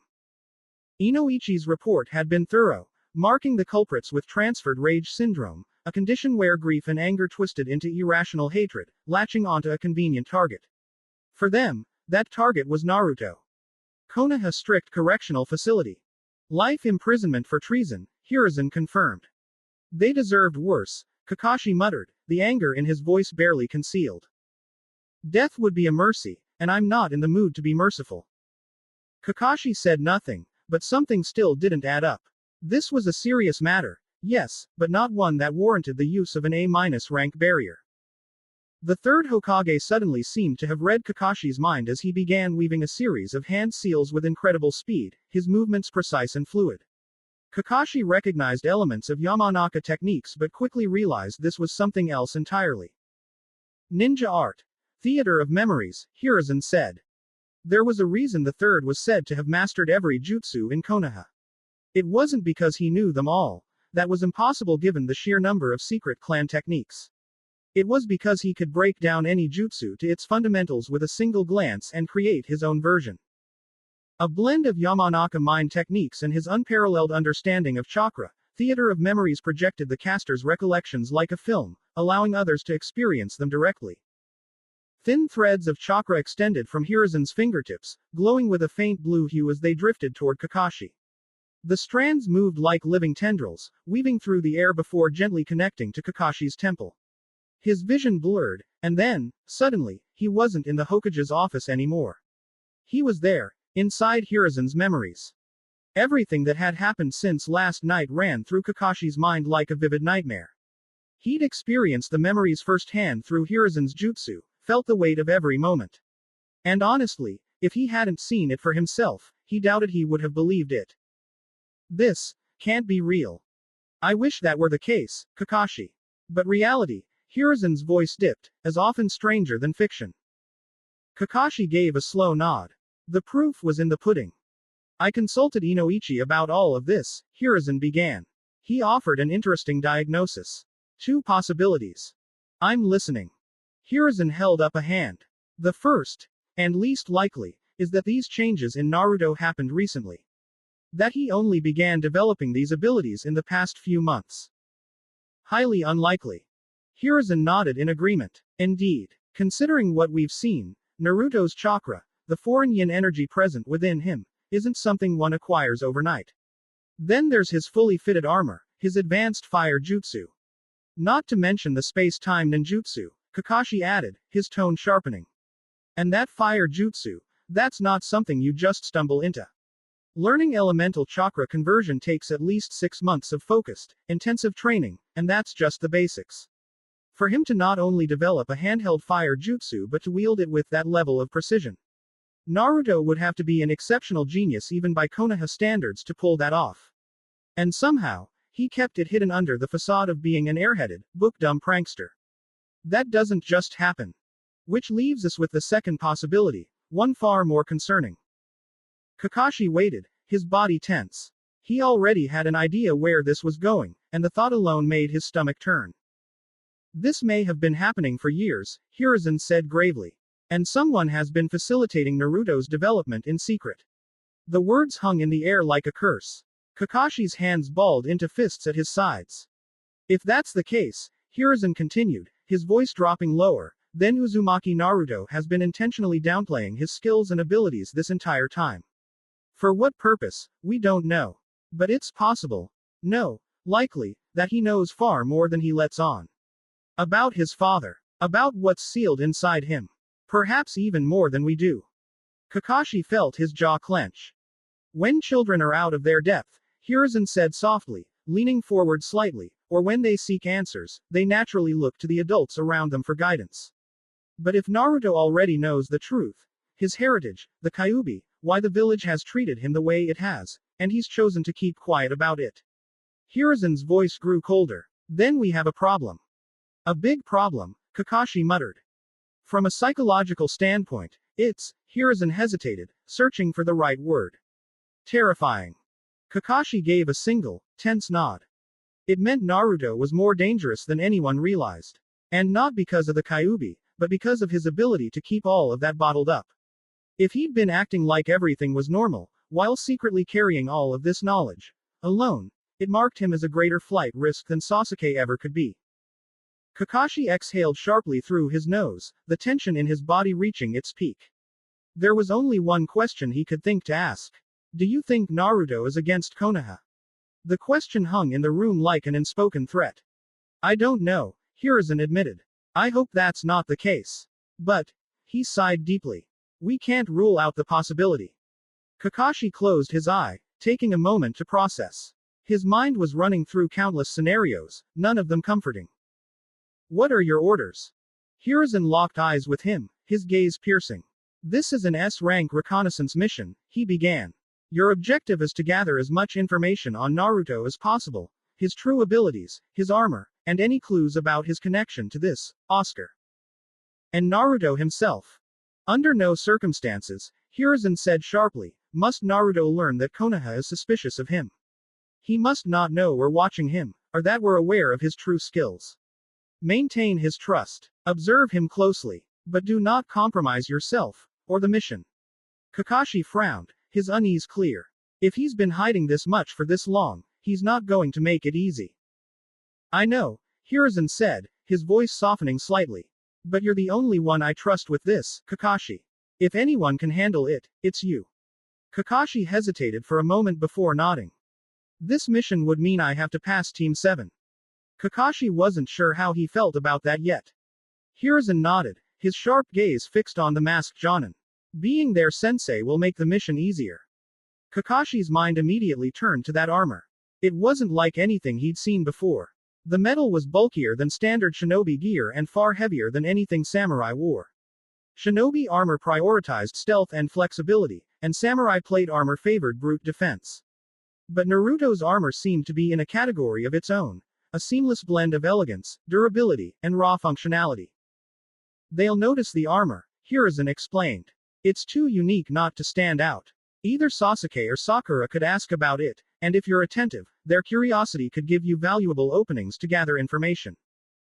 Kakashi hesitated. Do you want me to favor Naruto? No, Hiruzen said firmly. Treat him as you would any other student. But, his voice softened slightly, a rare crack in his leadership mask. Create an environment where he feels safe enough to open up. Make him trust Konoha. There was more to that sentence. Kakashi could feel it. Hiruzen's lips pressed together, and his eyes flickered briefly, betraying a hidden regret. And me, Kakashi realized. The third wanted Naruto to trust him too. But Hiruzen didn't say it. Maybe he felt he didn't have the right. Not after all the ways he'd failed the boy. Yes, Hokage-sama, Kakashi said, his voice steady, though his mind was already racing. He turned to leave, but Hiruzen stopped him. Kakashi, the Hokage called out. Kakashi paused, glancing over his shoulder. I'm curious, what do you plan to teach Team 7? I've led teams before, Lord Third. You don't have anything to worry about. Hiruzen's expression remained neutral, but he motioned for Kakashi to continue. Team 7 has the Academy's top 2 students and a dead last who graduated by killing a Chunin. I'm sure this will be easy. A couple of team building exercises, some basic. Kakashi, Hiruzen interrupted, frowning. This isn't an Anbu team. These aren't trained operatives who just need to learn to work together. They're genin. Talented, yes, but still genin. You're not building a strike force. You're shaping them into shinobi. Kakashi's words died in his throat. The weight of Hiruzen's statement pressed against him, heavy and suffocating. Kakashi could almost see the future failures of Team 7 playing out in his mind. All because of him, all because he wasn't ready. His shoulders sagged under the invisible burden, and his hand instinctively reached for his book. He flipped it open, letting the familiar words blur together on the page, trying to ground himself. It didn't work. The third Hokage had trusted him with this team. With Minato-sensei's son. With the last Uchiha. With a civilian prodigy who had beaten the odds to stand alongside them. And here he was, half-assing his way through the assignment before it even began. What was he doing? What the hell was he doing? The spiral began. Every failure, every mission gone wrong, every person he couldn't save. It all hit him at once, playing on an endless loop in his mind. Obito, Rin, Minato-sensei, even his father, they were all there, whispering, reminding him. What if I fail them too? What if I let them down like I've let everyone else down? Kakashi. Hiruzen's voice snapped him out of it, like a hand pulling him from the deep end of a pool. In the old leader's eyes, Kakashi saw something he wasn't used to seeing in himself, faith. The old man still believed in him, despite everything. Despite all the reasons he shouldn't. Your doubts are normal, Hiruzen said. But they don't define you. Not unless you let them. Kakashi took a slow, deep breath, steadying himself. The storm in his head wasn't gone, but it had quieted enough for him to think clearly. I have the next hour free, Hiruzen said, offering a faint smile. I can help you plan for Team 7, if you'd like. Kakashi sighed, feeling a bit like a scolded academy student. I suppose I could use the help. I am sure I can be of great help. I have written books on leading shinobi teams, you know. Yes, Kakashi replied. I have one. Oh, what did you think of it? I haven't opened it, Kakashi admitted bluntly. The room fell into awkward silence for a moment before Hiruzen sighed, pinching the bridge of his nose. I'm glad you're grateful for my help, Kakashi, he said dryly. First time being a sensei. What can I say? I'm learning on the job. The truth of that statement lingered. This wasn't the battlefield, where Kakashi knew the enemy, knew the stakes, and didn't have to worry about anyone depending on him. This was different. Here, he wasn't the copy ninja, the prodigal son of the White Fang, or the Anbu captain feared across nations. He was a first-time teacher, trying to figure out how to lead a team of kids who had no idea what lay ahead of them. But he needed to try. For Naruto. For Sasuke. For Sakura. And maybe, just maybe, for himself. Because if he could make this work, if he could guide them, protect them, and teach them, then perhaps he wouldn't always be defined by the ghosts of his failures. Perhaps this was his chance to make something right. No more hiding in the shadows. No more running away. He owed Naruto that much. He owed Minato and Kushina that much. He owed Team 7 that much. 3 hours late. That was a new record, even for Kakashi. The academy was practically a ghost town by the time he finally arrived. The only people left were the janitors and, apparently, Team 7. The bell test wasn't exactly urgent in Kakashi's eyes. They had the rest of their lives to fight and die, after all. So he took his time, taking the scenic route to clear his thoughts. He knew every other Jonin instructor had already conducted their tests, sticking to their schedules. Punctuality, professionalism, those traits were praised highly. But then again, those people weren't visiting the memorial stone every other day. When he opened the door, the first thing Kakashi noticed was Sakura staring intently at Sasuke, who was flicking the tip of his pencil with sharp precision. In one quick movement, he sniped a fly midair. Sakura cheered like he'd just achieved something grand, while Sasuke responded with a detached, HN. Typical Uchiha. It would have been slightly impressive, too, if not for the other detail that caught Kakashi's eye. His Sharingan. It was activated. When did he awaken it? Kakashi's mind raced to connect the dots. Sasuke wasn't this far along when he last checked the report. A knot of unease tightened in his chest. Something had happened, and he had a feeling it was due to Naruto. Team 7, Kakashi called out, interrupting their moment. Both turned toward him, a mix of relief and annoyance visible on their faces, but they didn't speak up. Sasuke's eyes held a guarded suspicion, while Sakura's carried a hesitant confusion. He should have started with something motivational, maybe even encouraging, but at least you guys didn't run away like last year's Genin team. Sakura's jaw dropped. Sasuke's expression, on the other hand, shifted into something resembling irritation, a clear sign that he was mentally categorizing Kakashi somewhere between an idiot and a clown. Now that's just mean. But something was missing. Where's Naruto? He went to the bathroom. An hour ago, Sakura answered, uncertainty lacing her voice. Kakashi sat down and pulled out his book, a familiar ritual in an unfamiliar situation. If Naruto wasn't in trouble, he'd show up. And if he was, well, they'd probably know soon enough. Sensei, what are you reading? Sakura asked, trying to fill the silence, trying to pretend that things were normal. Kakashi gave her his usual eye smile. Something for adults, he replied. But we're genin now. Adults in the eyes of the village, Sakura countered, attempting to assert herself. Kakashi shrugged. If she wanted to be treated like an adult, he'd oblige. He handed her the book. A second later, she turned bright red and tossed it back at his face, shouting, pervert. Sasuke coughed awkwardly, and Kakashi didn't miss his subtle glance toward the book. It wasn't hard to figure out that Sasuke had taken a peek, too.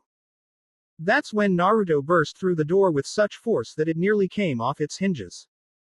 Sakura paled, clearly thinking, why couldn't my team be normal? Sasuke, meanwhile, looked genuinely shocked. And Kakashi couldn't blame him.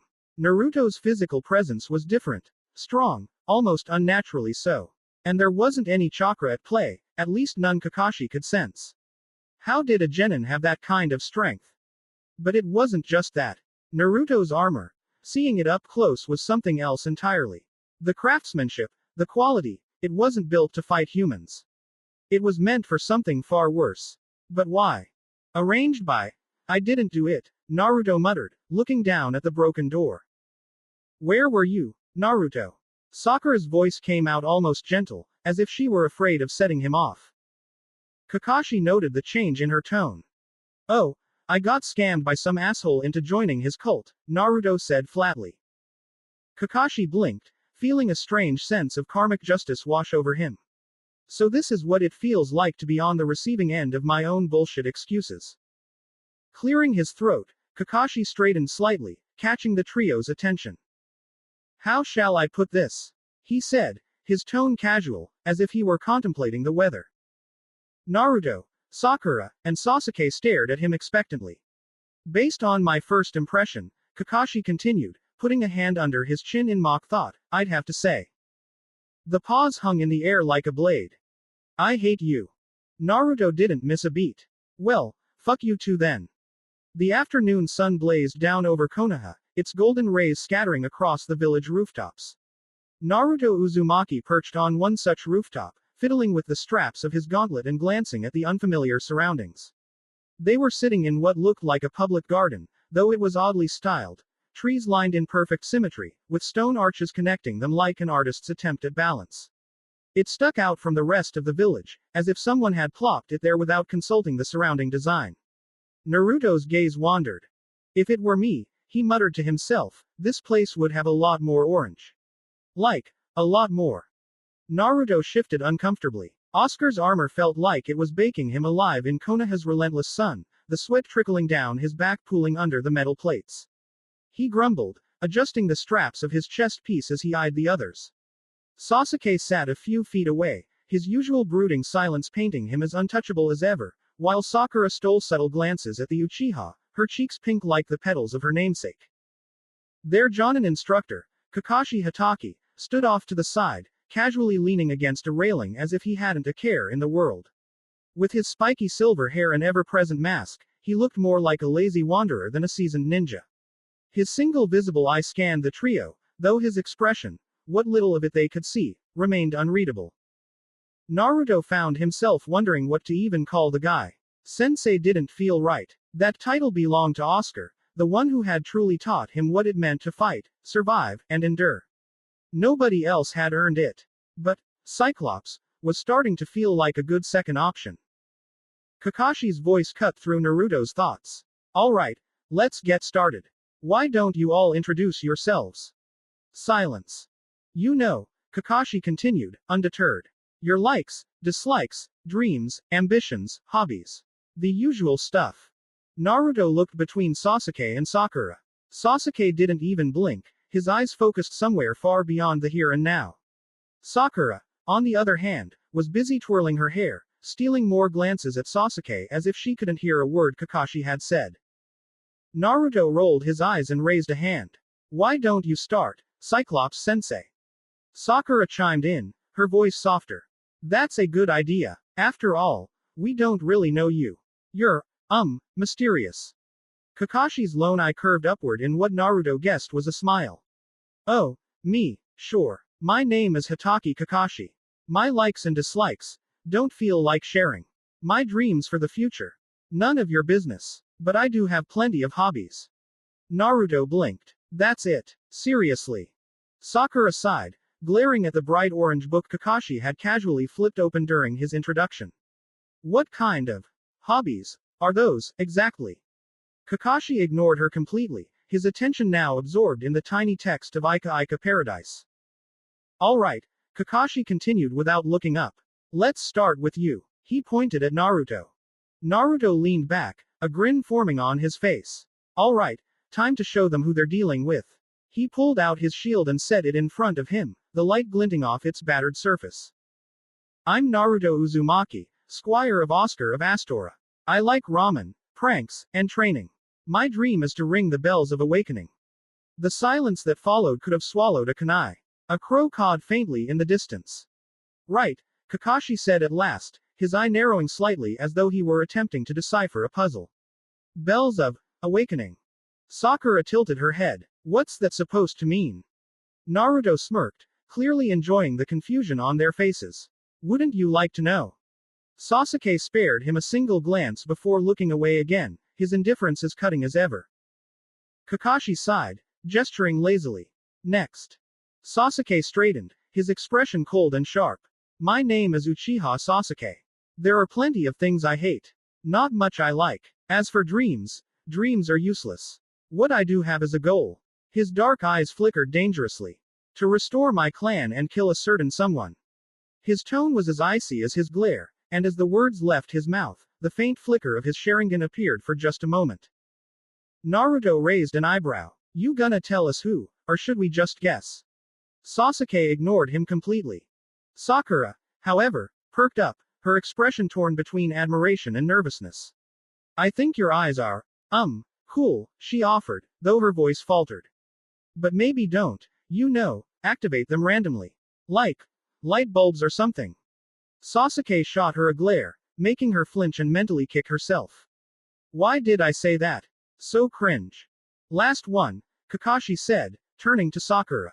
Let's hear it, Pinky. Sakura flinched. Don't call me Pinky, she thought but kept her mouth shut.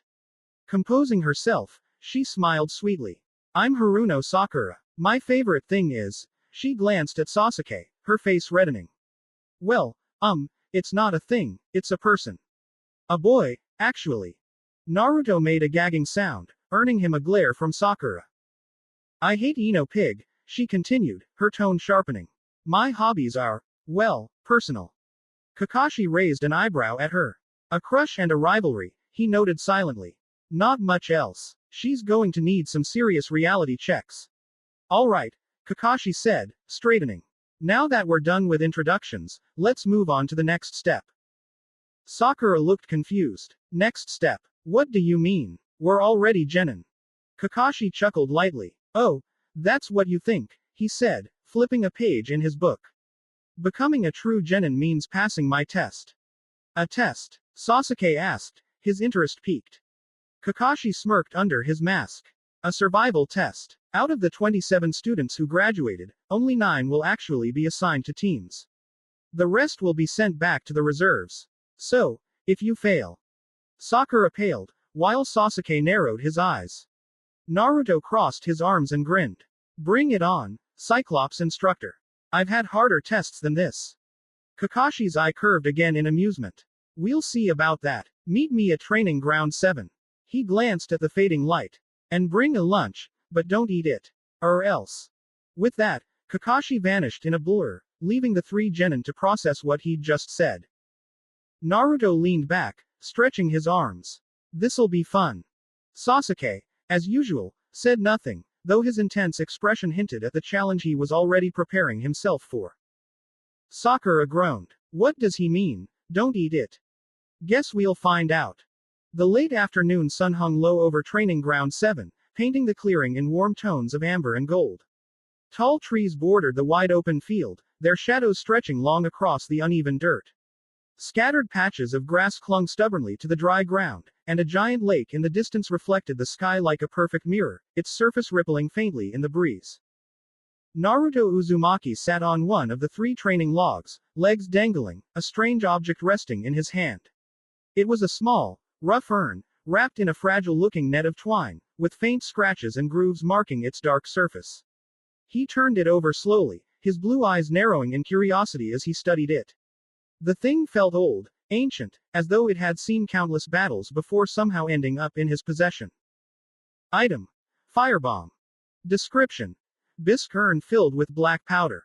Explodes, inflicting fire damage.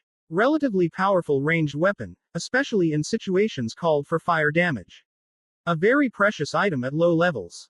Many warriors use these to augment their strategic repertoire. The fact that his clones could access his inventory still amazed him. One of them had picked this thing up somewhere on the 3rd path of Firelink Shrine, and he hadn't even noticed it until after the clone dispelled. Thinking back, there was probably a ton of loot he hadn't gotten around to grabbing because he'd been too busy running for his life. Guess I'll have to go back. This time with a plan. The sound of someone clearing their throat pulled him back to reality. Naruto glanced over at Sasuke and Sakura, who were sitting on the ground nearby. Sasuke leaned back against one of the logs, his arms crossed as he stared into the distance with his usual brooding expression. Sakura, meanwhile, sat with her legs tucked beneath her, fidgeting slightly. She kept sneaking glances at Sasuke, her cheeks tinted pink. Naruto sighed, tossing the firebomb into the air and catching it again absent-mindedly. Where is this guy? He said to meet here, didn't he? Just be patient, Dobi, Sasuke said without even looking at him, his tone as disinterested as ever. I have been patient. We've been sitting here forever, and he's still not here. Sakura huffed. He's probably off reading his dumb book or something. Ugh, it's so unprofessional. Who shows up late to their own team meeting? Naruto rolled his eyes, hopping off the log and brushing the dirt off his pants. Well, if he's gonna keep us waiting, I might as well do something useful. Reaching into his inventory, he summoned the Zweihander. With a soft shimmer of light, the massive blade materialized in his hands, its sheer size making both Sasuke and Sakura turn to look. The sword was enormous, nearly 2 feet taller than Naruto himself, with a wide, rough-edged blade that looked more like a slab of iron than a weapon. What the hell is that? Sasuke asked, his dark eyes narrowing as he took in the sheer size of the weapon. Naruto grinned, gripping the hilt with both hands. This is the Zweihander. I picked it up in a graveyard while dodging skeletons. Sakura blinked. Skeletons. What are you even talking about? Not here, Naruto said casually, planting the blade tip into the ground. Somewhere else. You wouldn't get it. Sasuke raised an eyebrow but didn't push the subject. Ignoring them, Naruto adjusted his stance, spreading his feet apart and gripping the Zweihander firmly. The leather wrapping on the hilt bit into his palms, and the weight of the blade made his shoulders strain almost immediately. This thing wasn't like the Astora straight sword he'd been practicing with. It was a beast. A weapon that demanded respect. Let's see what this thing can do. He swung the blade in a wide arc, testing a basic horizontal attack. The air whistled as the blade moved, but the swing was slow and heavy, as though he were trying to cut through molasses. His arms trembled under the strain, the weight of the sword making his movements feel sluggish and clumsy. All right, Naruto said, pausing to catch his breath. That wasn't too bad. He shook out his arms before adjusting his grip. Let's try a strong attack. Lifting the Zweihander above his head, Naruto summoned all his strength, his muscles burning as he held the sword aloft. With a shout, he brought the blade crashing down in a powerful overhand swing. The impact was deafening. The sword smashed into the ground with a thunderous thud, sending dirt and small rocks flying in every direction. A deep gash split the earth where the blade had landed, the raw power of the strike leaving a visible mark on the clearing. Naruto stood there, panting heavily, his arms trembling from the effort. His hands felt numb, and his shoulders ached from the strain. The Zweihander was still embedded in the ground, too heavy to lift again just yet. This thing, Naruto grinned through his exhaustion. It's on a whole other level. I just need to get stronger. Where did you actually get that thing? Sakura asked, her tone skeptical. I told you, Naruto said, turning to look at her. Graveyard. Skeletons. It's not that hard to understand. Sakura frowned. Skeletons don't move, Naruto. They do where I'm from, Naruto replied, shrugging. He wasn't about to explain the mechanics of Firelink Shrine to them. They wouldn't believe him anyway. Before anyone could say more, Naruto froze. He felt it. A sudden shift in the air, subtle but distinct. It was the unmistakable ripple of chakra, like the air had briefly shifted temperatures. Kakashi, Naruto muttered, his brow furrowing. He could sense it now, clear as day. Was this a perk of his new stats? Some hidden ability he hadn't unlocked yet?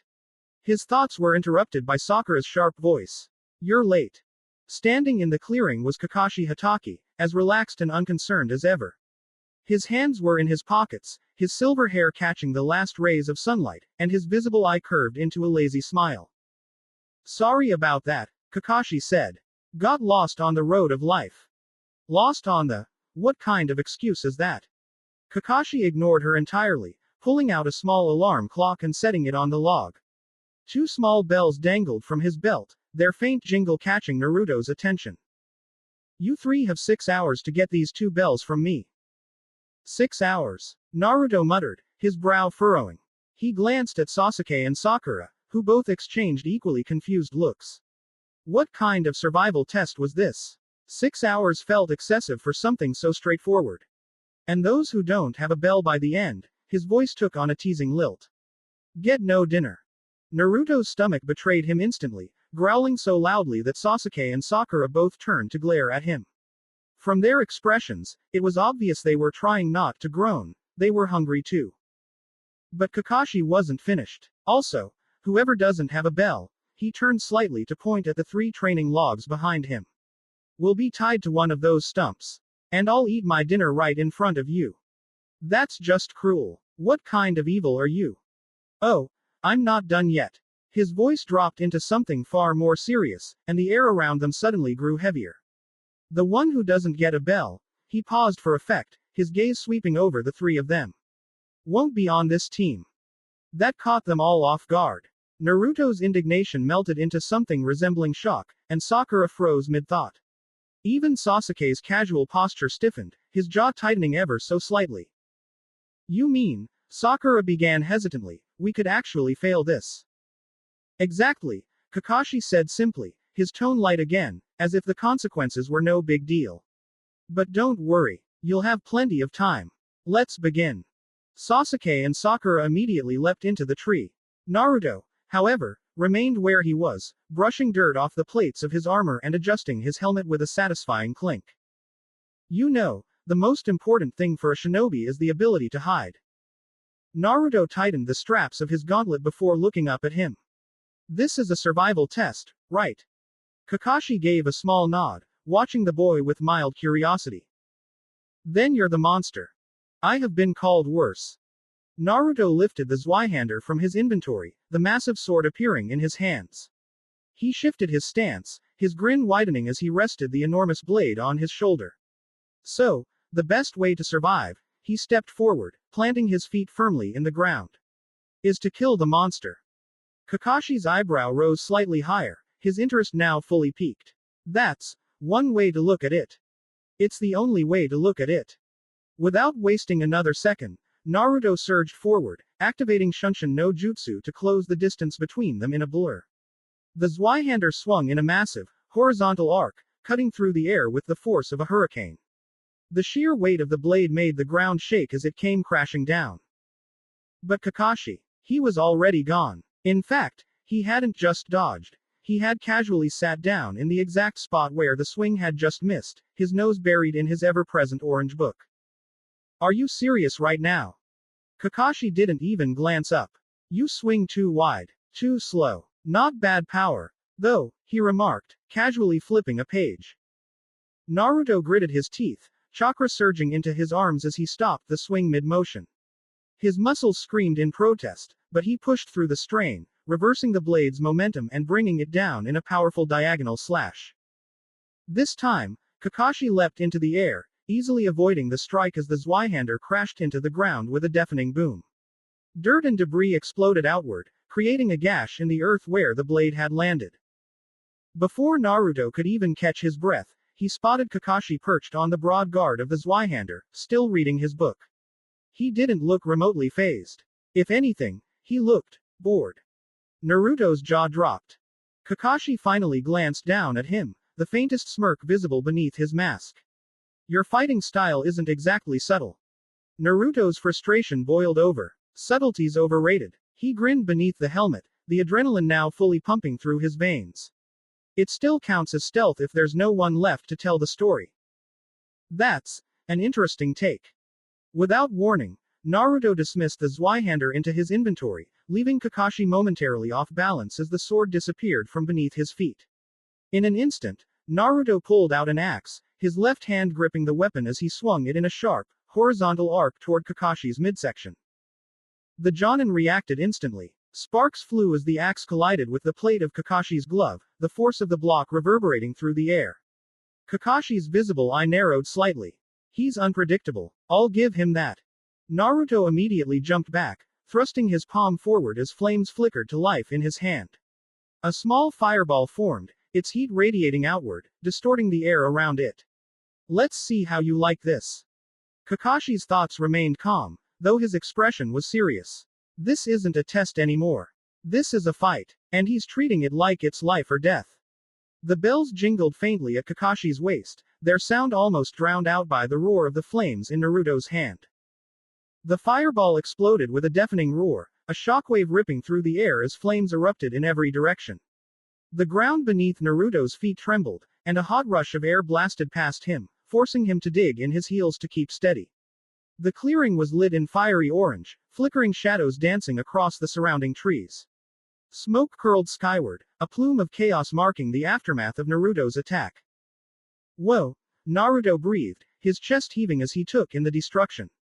The ground where the fireball had struck was scorched black, embers glowing faintly in the dirt. Small tongues of fire licked at the edges of the crater he'd created. Did I get him? But then, his stomach dropped. A sharp, instinctual chill ran up his spine. Danger. The way of focality, that strange sixth sense he had gained since his time in the other world, screamed at him. He spun around just in time to see the faint blur of movement behind him. Kakashi. His instructor was already there, mere inches away, his hands forming the tiger seal. Naruto's blood ran cold. A jutsu. There's no time. Without thinking, he swapped the axe in his hand for a talisman from his inventory. The small, glowing charm flickered to life in his grasp, a swirl of white energy building rapidly around it. Naruto didn't even know if this would work, he'd never successfully used it before. But there wasn't any other option. Come on! Naruto roared, pouring everything he had into the talisman. The divine white energy burst outward in a sudden shockwave, the force rippling through the air like a silent explosion. Kakashi froze mid-motion, his hands halting just before completing the infamous 1,000 years of death. For a fraction of a second, the Jonin was stunned, his body held in place by the talisman's force. It worked. Naruto yelled, his voice filled with equal parts disbelief and triumph. His hand shot forward, not to strike Kakashi, but to grab the bells dangling from his sensei's waist. His fingers closed around them, and for a brief moment, a grin split his face. Then, puff! The bells vanished in a cloud of smoke, replaced by empty air. A shadow clone. Naruto's grin faltered as his fist clenched uselessly around nothing. He cursed under his breath, frustration bubbling up. Kakashi had been playing him the entire time. Naruto staggered back, his eyes darting around the clearing. His hand instinctively reached for the Zweihander, summoning it from his inventory in one fluid motion. The massive blade materialized in his grip, its weight grounding him. He planted his feet firmly, his gaze scanning the area for any sign of Kakashi. He didn't have to wait long.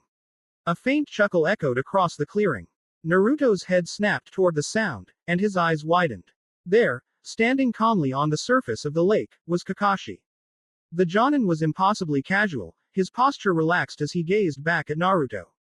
The book was gone now, tucked away somewhere, and Kakashi's single visible eye was locked on him. The moonlight reflected off the rippling water, casting an eerie glow on Kakashi's figure. He didn't say a word, but the air around him seemed heavier, more oppressive. Naruto could feel it, the shift in Kakashi's demeanor. This wasn't the playful, aloof instructor who had spent half the test reading. This was a Jonin, one of Konoha's elite, and he was done playing around. So, you're finally taking me seriously, he said, his voice steady despite the tension coiling in his chest. About time. Kakashi didn't respond. Instead, his hands blurred into motion, forming a series of hand seals so fast Naruto could barely keep up. The water beneath Kakashi's feet began to ripple and churn, the surface breaking apart as something began to rise from its depths. Naruto's jaw tightened as the water twisted upward, forming into a humanoid figure. The shape solidified, taking the form of a woman made entirely of shimmering liquid. Her flowing hair cascaded around her like living tendrils, and her face, though eerily beautiful, was blank and emotionless. The moonlight reflected off her body, making her appear otherworldly. What the hell is that? Naruto shouted, his instincts screaming at him to move. Kakashi's voice was calm, almost detached. Water style. Call of the siren. As the words left Kakashi's mouth, the siren opened hers. And then it hit. The sound wasn't just a noise, it was a force. A wave of sound slammed into Naruto like a physical wall, stealing the air from his lungs. It wasn't loud in the traditional sense, it was deeper, resonating in his bones, vibrating through his entire body. His knees buckled, and he staggered, gasping for breath. I'm drowning.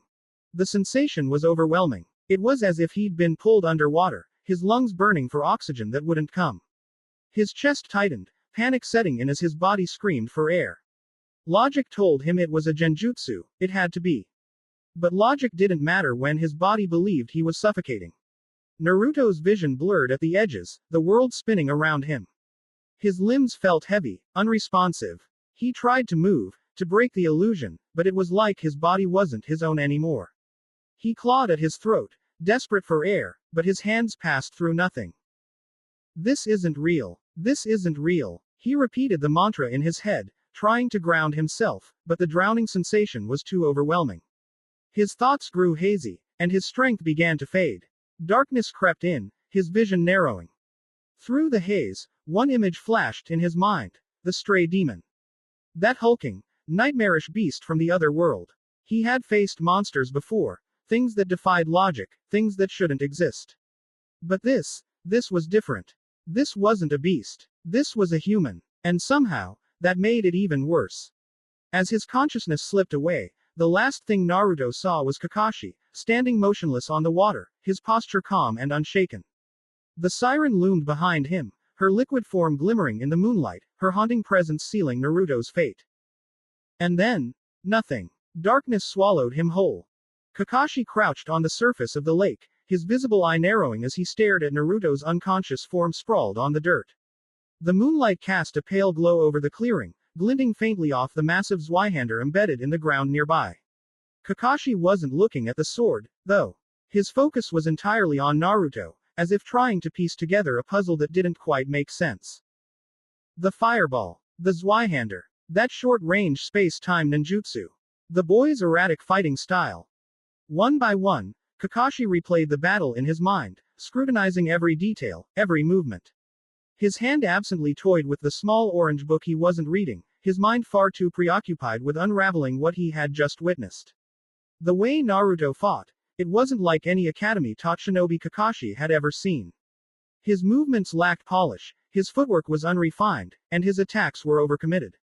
Yet somehow, there was a kind of brutal effectiveness to it, like a beginner who had been thrown into the deep end of a battlefield and had clawed his way to survival. Kakashi's brows furrowed beneath his forehead protector. Raw, aggressive, improvised. Naruto fought like someone who had recently acquired new tools and was still figuring out how to use them. But there was something else, something that gnawed at Kakashi as he replayed the fight. The power Naruto displayed wasn't natural. The fire technique alone told Kakashi that much. And then there was the Zweihander.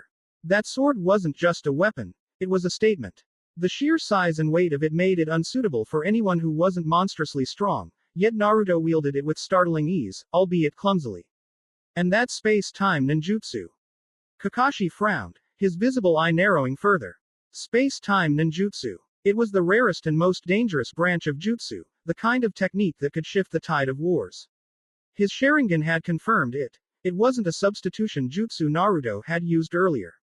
It was a short-range space-time displacement.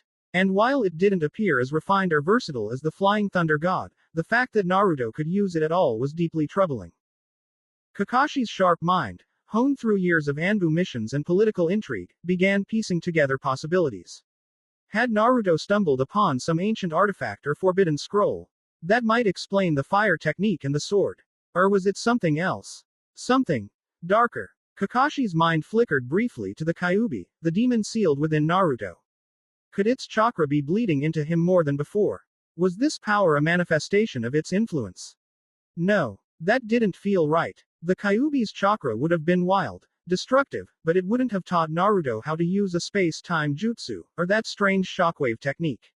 Someone, or something, had given Naruto access to power and knowledge far beyond what he should have. Kakashi's eye softened slightly as he glanced at Naruto's unconscious form. The boy's body was slack, his face hidden by the helmet he'd insisted on wearing. Despite everything, Kakashi couldn't help but feel a pang of sympathy. Whatever had happened to Naruto, he was clearly struggling to control it. His movements were too raw, his techniques too experimental. This wasn't the work of a boy growing into his strength. This was a boy thrown into the deep end, desperately trying to stay afloat. Before Kakashi could follow that train of thought further, the sharp whistle of a shuriken cut through the air. His body moved on instinct, his hand shooting up to intercept the spinning metal. The shuriken landed neatly in his fingers, its cool surface biting into his skin. Standing at the edge of the lake was Sasuke, his crimson Sharingan glowing faintly in the moonlight. The boy's face was calm, but his eyes were anything but. They were sharp, focused, dissecting every detail of Kakashi's posture, his stance, the way he held the shuriken. Kakashi recognized it instantly, the eye of insight. Sasuke wasn't just looking at him, he was analyzing him. Oh, what's this, Sasuke? Feeling inspired after watching Naruto. Sasuke didn't respond. His hands moved in a blur, forming a rapid series of seals.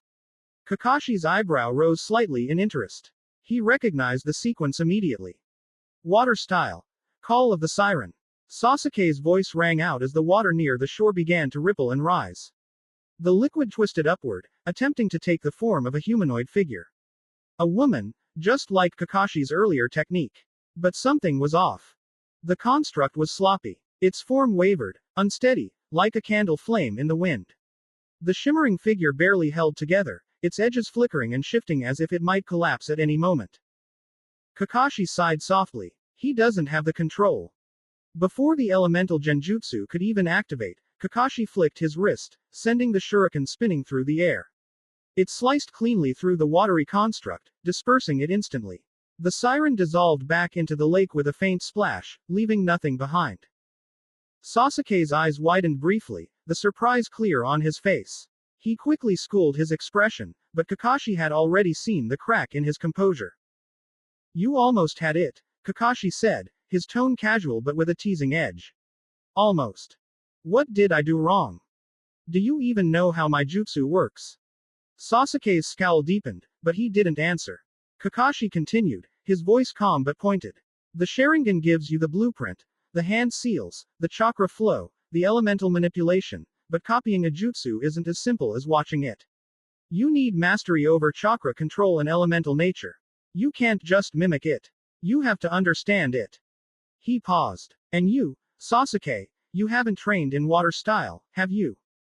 Sasuke's silence was answer enough. Kakashi sighed, slipping his hands into his pockets. Raw talent can only take you so far. You've got the Sharingan, sure. But without proper training and discipline, it's just a tool. And tools can't win battles on their own. I'll get it eventually. I'm sure you will. But remember, Sasuke, raw power and skill mean nothing without balance. And balance starts with humility. Kakashi thought back to the conversation he'd had with the third Hokage not long ago.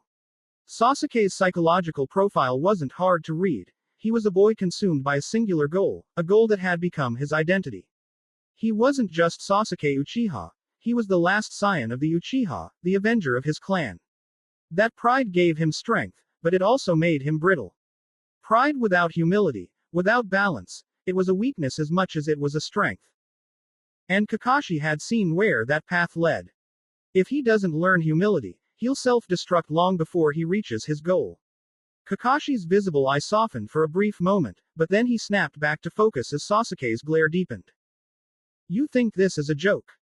Oh no, not at all. I think you're taking it very seriously. It's adorable.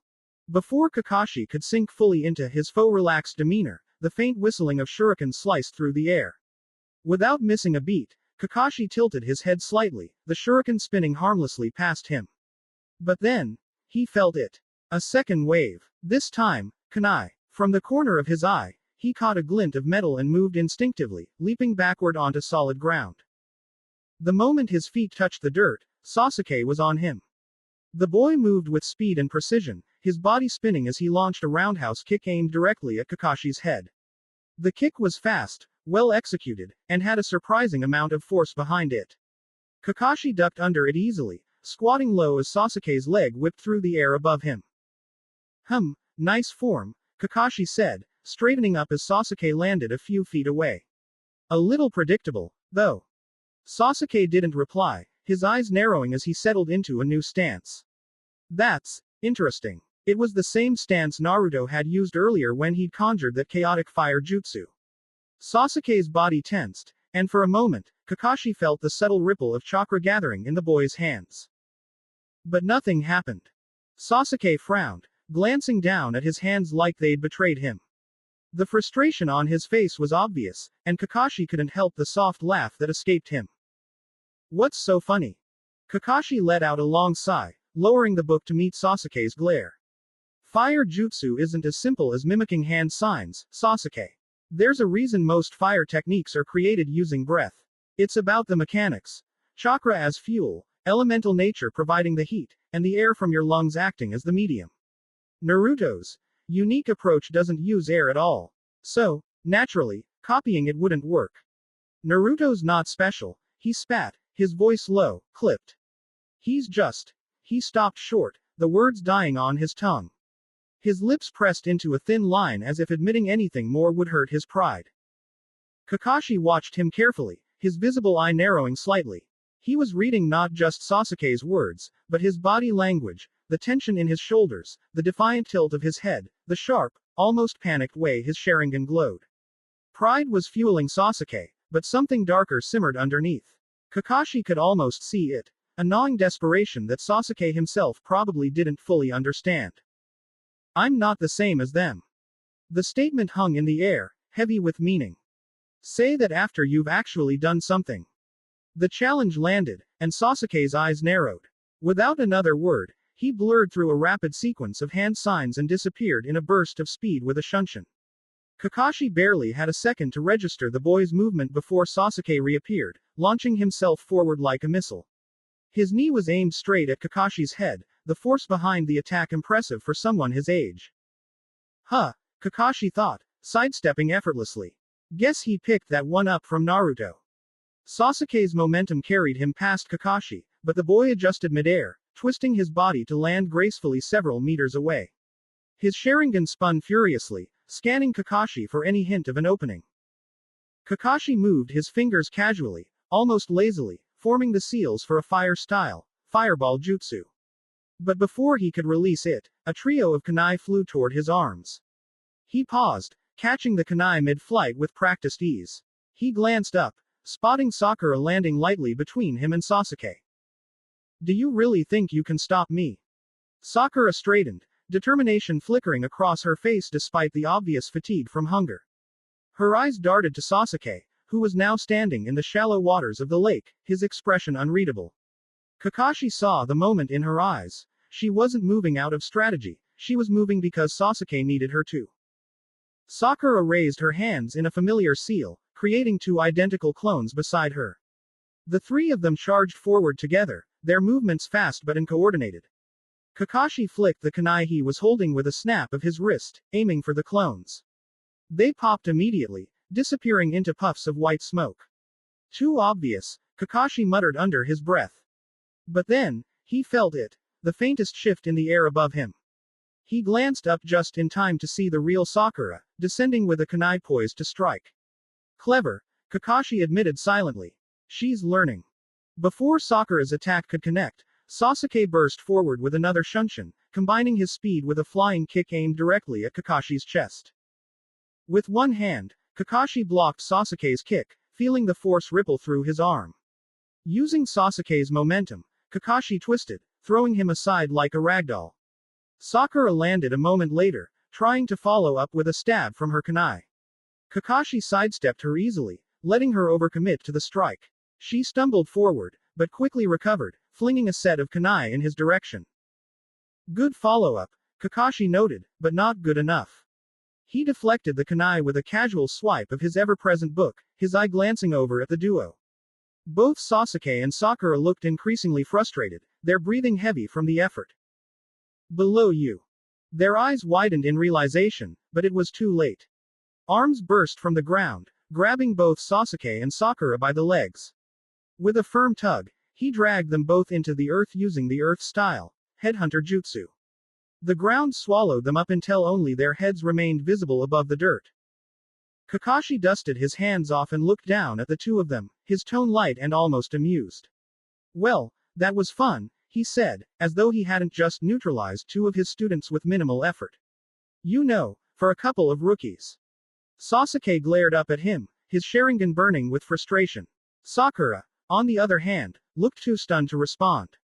She blinked, trying to process what had just happened, the cool, damp dirt pressing in around her making her itch. The indignity of it all stung worse than the failure itself. Kakashi turned and started walking away as if they weren't even worth his time anymore. Now, don't go anywhere. Sakura clenched her jaw, struggling to maintain some semblance of composure. Why did I get caught up in this? She muttered under her breath, her voice tight with frustration. She wiggled her fingers uselessly, trying to pull herself free, but the dirt held firm. Her inner voice wasn't much help either, screaming indignantly about how unfair this whole situation was. This isn't how it's supposed to go. She took a deep breath, forcing herself to calm down. Kakashi-sensei is really strong. Sasuke, still breathing heavily from exertion, didn't bother responding. His face was set in a rigid scowl, his eyes fixed on the horizon like he was mentally replaying every mistake he'd made. He refused to meet her gaze, his silence somehow making her feel even worse. Sakura turned her attention to him anyway, hoping for some reassurance. Instead, she caught sight of his Sharingan fading away, the light in his eyes dimming into something darker. He clawed his way out of the dirt first, his movements sharp and angry. When he was free, he didn't pause to help her, instead standing stiffly with his back to her, his jaw tight with unspoken frustration. Sakura sighed and scrambled out after him, far less gracefully. She brushed at the dirt clinging to her arms and legs, trying to maintain some shred of dignity. Ugh, this is so gross, she muttered. Her inner voice was in full meltdown mode, ranting about how her hair was probably ruined, how her clothes were filthy, how, shut up, just focus. Well, it looks like we failed, huh? She said, forcing a small laugh. She hoped it might break the tension. Sasuke's head snapped toward her, his frown deepening. His eyes were sharp, almost accusatory, as though he couldn't believe she'd even said that. What are you talking about? What do you mean? I've been keeping track, Sasuke replied. We've got maybe a minute left before the test ends. Wait. There's still time. Without answering, Sasuke's Sharingan flared to life again, his crimson eyes scanning the area with laser focus. His body tensed like a coiled spring, ready to move at the slightest provocation. Sasuke-kun, you're really going after the bell. He ignored her completely, his gaze fixed on the horizon. Inside, her inner voice screamed louder. It's useless, Sasuke-kun. There's always next time, right? Sakura bit her lip, brushing off the dirt clinging to her uniform and hair. Sasuke-kun, she said tentatively. How do I look? She attempted a small, playful smile, hoping it might pull him out of his funk. Sasuke turned to her, and for the first time, she caught a glimpse of what lay beneath the surface. His eyes weren't just angry, they were haunted. There was a weight to them, a heaviness that made her stomach twist. Shut up, he muttered. I just have to find that man. The words sent a shiver down her spine. He wasn't talking about Kakashi anymore. She could feel it in the way his voice trembled, in the way his fists clenched. This wasn't about the test. It was about something much bigger. Something she didn't understand. Sasuke-kun, she whispered, but the words stuck in her throat. She didn't know what to say. What could she say? And then, the alarm went off. The shrill sound cut through the clearing, signaling the end of the test. Sasuke froze, his body stiff, his gaze locked on the horizon. For a moment, Sakura thought he might explode, the tension radiating off him like a storm. But then, he laughed. It was a short, bitter sound, more of a scoff than anything else. He let out the faintest, humorless chuckle, his lips curling into a smirk that didn't reach his eyes. Sakura flinched at the sound. It wasn't like him. Sasuke-kun. Without another word, Sasuke shoved his hands into his pockets and started walking away. His movements were slow, deliberate, like he was trying to contain something threatening to spill over. Sakura stood frozen, watching him leave. She wanted to say something, to call out to him, but the words wouldn't come. Maybe it was the look in his eyes. Maybe it was her own lingering sense of failure. Maybe it was because, for the first time, she realized she wasn't enough. Not compared to Sasuke, not compared to Naruto. I'm disappointed. The words came out of nowhere, and Sakura spun around to see Kakashi standing behind her. What do you mean?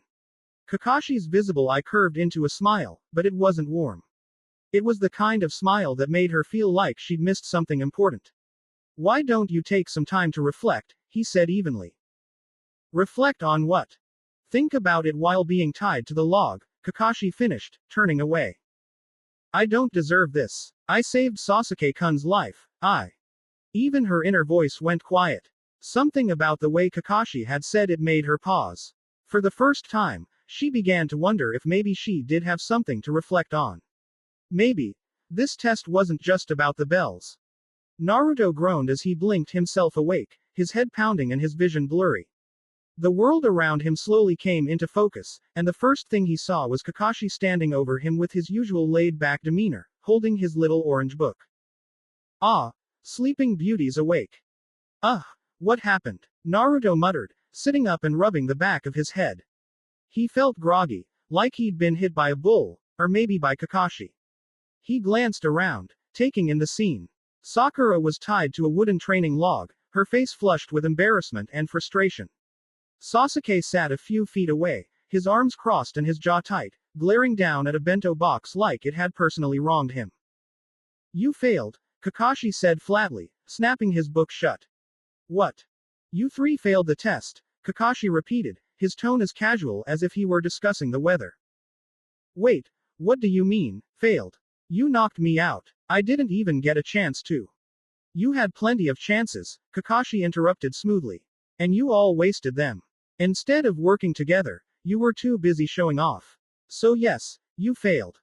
Naruto felt a rush of frustration bubble up, but before he could retort, Kakashi continued, his tone calm but firm. In fact, I don't think you three should go back to the academy. Sakura perked up immediately. Really? So we don't have to? I think, Kakashi said, cutting her off, that you should quit being shinobi altogether. The words landed like a kunai to the gut. Naruto's breath caught in his throat. Sakura's eyes went wide with shock, and even Sasuke looked up, his usual stoic expression cracking for just a moment. Kakashi didn't flinch at their reactions. If anything, his tone grew firmer. None of you understand what it truly means to be a ninja. You were selfish, disorganized, and completely disconnected from each other. You're not ready for this. We weren't selfish, he argued, his voice sharp. We fought. Before he could finish, Sasuke moved. Fast. Faster than Naruto had seen him move during the academy. Sasuke's knee shot forward, aimed straight for Kakashi's head. But Kakashi was faster. With a flicker of motion that Naruto's way of focality couldn't even track, Kakashi sidestepped effortlessly. In the same motion, his hand shot out, gripping Sasuke's arm and twisting it behind his back. With a swift push, Kakashi forced Sasuke down, pinning him face first to the dirt. Really? Kakashi said, his tone almost disappointed. This is your answer? Attacking your instructor? Sasuke growled, his voice muffled by the ground. Get off me, he hissed, struggling against Kakashi's iron grip. Kakashi didn't let up. Instead, he looked up, his voice carrying a sharper edge. Why do you think you were divided into teams for this test? Sakura blinked. What do you mean? Naruto narrowed his eyes, Kakashi's words stirring something in the back of his mind. Divided into teams. 2 bells. 3 of them. It didn't add up. His brain worked furiously, piecing the puzzle together. The bells weren't just about survival. The whole test wasn't about survival. It was about something else. And then it hit him. It's teamwork, Naruto blurted out, his voice cutting through the tense silence. All eyes turned to him, but he didn't care. He looked straight at Kakashi, conviction growing in his voice. That's what this was about, wasn't it? It wasn't about the bells. It was about seeing if we could work together. Kakashi's grip on Sasuke loosened. Correct. Sakura blinked in confusion. What? But there were only 2 bells. Naruto turned to her, the pieces of the puzzle clicking into place. Exactly. They set it up so we'd fight against each other. So we'd focus on beating each other instead of working together as a team. And that's exactly what happened. You were so focused on yourselves that you missed the point entirely. Even when Sasuke and Sakura worked together, it was out of convenience, not trust. Kakashi sighed, his voice softening just slightly. I'll give you 3 one last chance. 2 of you can pass. 1 of you must leave. Decide amongst yourselves. His tone turned sharp again. And don't share the food. If you do, all 3 of you will fail. With that, he vanished, leaving the 3 of them to grapple with his words. Naruto stared down at his unopened ramen cup, his stomach growling, but the hunger felt distant compared to the storm raging in his chest. Sasuke sat in brooding silence, poking at the onigiri in his bento box, while Sakura remained tied to the stump, her head bowed. The silence stretched, heavy and suffocating. Maybe I should be the one to leave. Sakura looked up, forcing a smile that didn't reach her eyes. I wasn't much help in the test anyway. Naruto felt something twist in his gut. He couldn't stand seeing her like this, so defeated, so small. No way, he said firmly. You're not leaving. But I said no. Naruto's tone left no room for argument. He glanced between them, then smirked faintly. If anyone's leaving, it'll be me.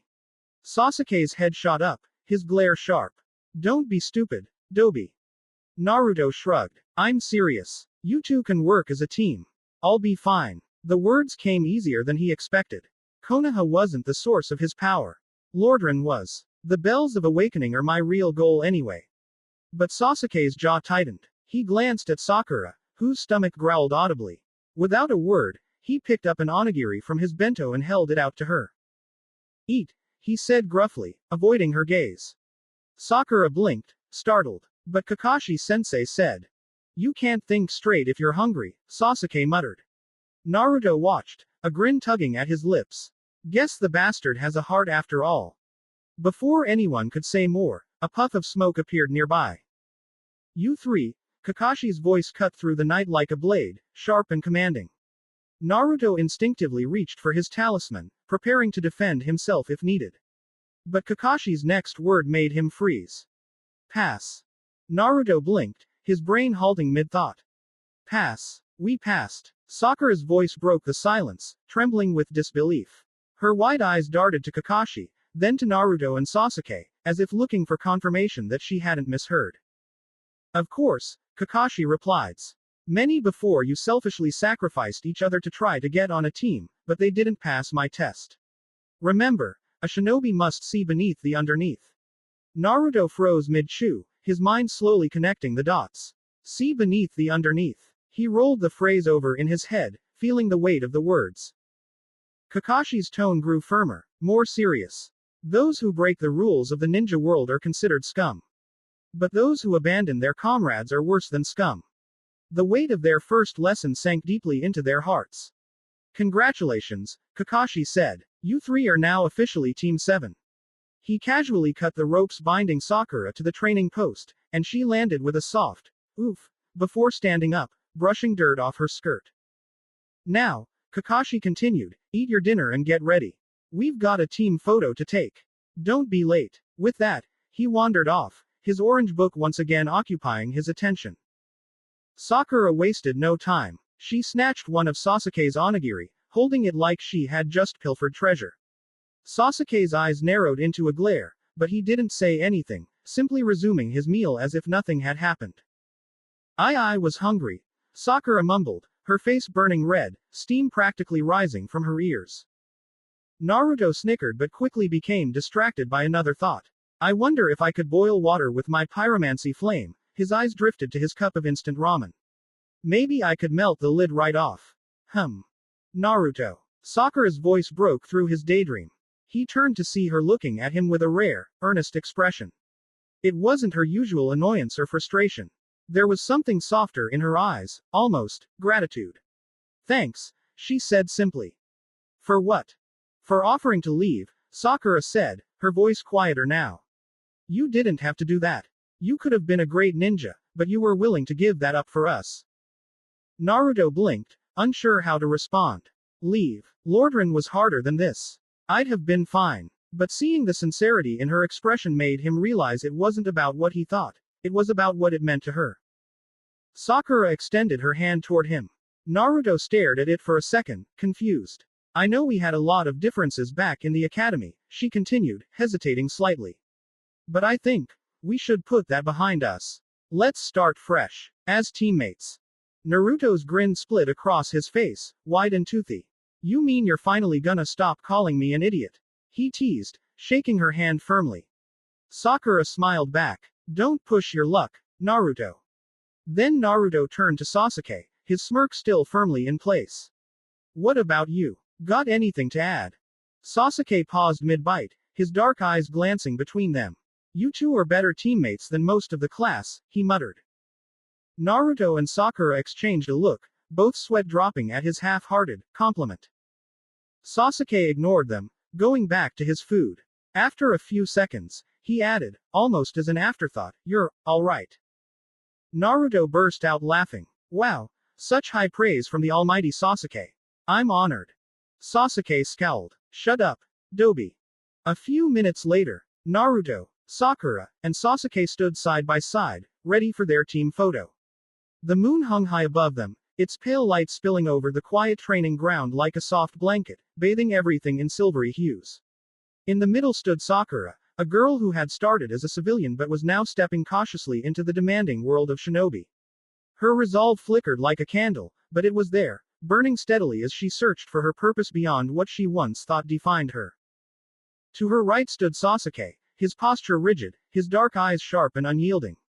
The weight of his clan's destruction pressed heavily on his shoulders, but it was his fuel, the fire that drove him forward. His quest for vengeance burned within him, isolating yet propelling him, as though every step he took in the shinobi world was a step closer to avenging his family. On her left stood Naruto, clad in his knight's armor that shimmered faintly under the moonlight.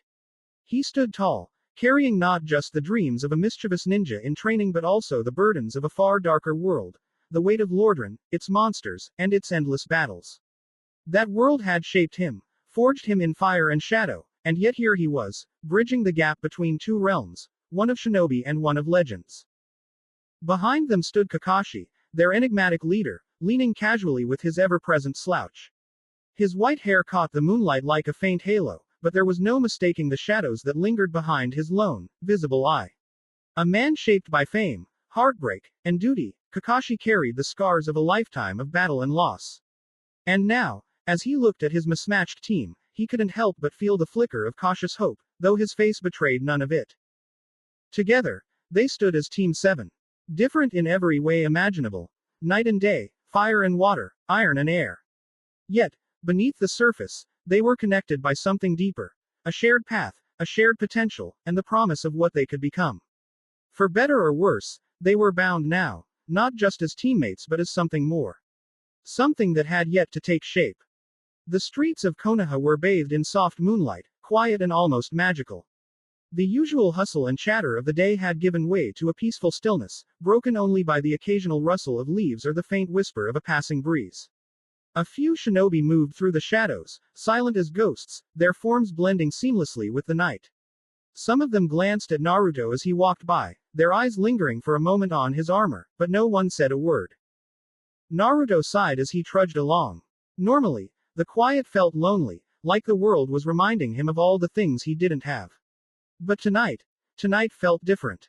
The stillness wrapped around him like a blanket, soothing in a way he didn't quite understand. Why is this so nice? He thought, letting his steps slow as he looked up at the moon. He allowed himself a rare moment to enjoy the peace as he made his way home. It didn't last. As Naruto approached his front door, he froze. Lying on the ground, curled up like a cat, was Konohamaru. The kid was sound asleep, drooling on a worn camo blanket he'd been using as a pillow. The blanket itself looked like shinobi gear, the kind that worked with the transformation jutsu to create a camouflage illusion. It was impressive for someone so young, but the fact that Konohamaru had chosen his doorstep to camp out on was less impressive. Naruto sighed, scratching his head. What's this little brat doing here? He muttered to himself, tiptoeing toward his door. He carefully reached for the handle, trying not to wake the kid up. But the door, as always, had other plans. Kriak. Boss. Konohamaru's voice cut through the silence like a kunai, startling Naruto mid-step. Naruto turned, giving the kid a flat look. What are you doing here, you little runt? Konohamaru shot up, his face lighting up like a firecracker. Boss, you have to teach me how to become Hokage. Please, please, please. He clasped his hands together in front of him, his eyes wide and sparkling with the kind of desperation only a little kid could pull off. Naruto groaned, dragging a hand down his face. Hokage. Seriously. You're gonna pick my house to whine about this at midnight. Without another word, he opened the door and slammed it behind him, shutting out Konohamaru's excited pleas. Inside, Naruto muttered to himself as he made his way to the bathroom. Hokage. This kid. He turned on the shower, letting the hot water rush over him, washing away the sweat and grime of the day. The soothing heat worked wonders for his muscles, but the moment of peace didn't last. Bang, bang, bang. Boss. Konohamaru's voice rang out, muffled but persistent. Naruto gritted his teeth, grabbing a handful of soap as the banging continued in rhythm. If he keeps this up, I'm gonna fireball his scrawny butt into next week, he thought, scrubbing with more force than necessary. By the time he got out of the shower, the banging was still going strong. Towel wrapped around his waist, Naruto stomped into the kitchen, ignoring the noise as he set a pot of water to boil for some instant ramen. He cracked an egg into a pan, trying to focus on anything other than the incessant knocking. Boss. Konohamaru's voice was more high-pitched now, his persistence nothing short of impressive. Shut up. Naruto yelled, slamming his hands on the counter. For a brief moment, the banging stopped. Naruto sighed, relieved, until he smelled something burning. Damn it. He turned back to the stove and flipped the egg, revealing a blackened, crispy bottom. He stared at it for a moment before muttering, perfect. Just perfect. Then, right on cue, bang, bang, bang. Naruto's patience snapped. Slamming the pan down on the counter, he stormed toward the door, yanking it open with enough force to rattle the hinges. What? He bellowed, glaring down at Konohamaru. The kid looked up at him with big, innocent eyes, completely unbothered by Naruto's outburst. Train me, he said again, this time with a grin so wide it was almost blinding. Naruto stared at him for a moment, utterly dumbfounded. Then he slammed the door shut in his face. Nope, he muttered. Not in the mood to beat up a 6-year-old right now. He turned back toward the kitchen, only to catch another whiff of burning. Oh, come on. He rushed to the stove, but his egg was already ruined, charred to an unrecognizable crisp. He sighed, scraping the burnt mess into the trash. All right, he muttered to himself, now I am in the mood to beat up a 6-year-old.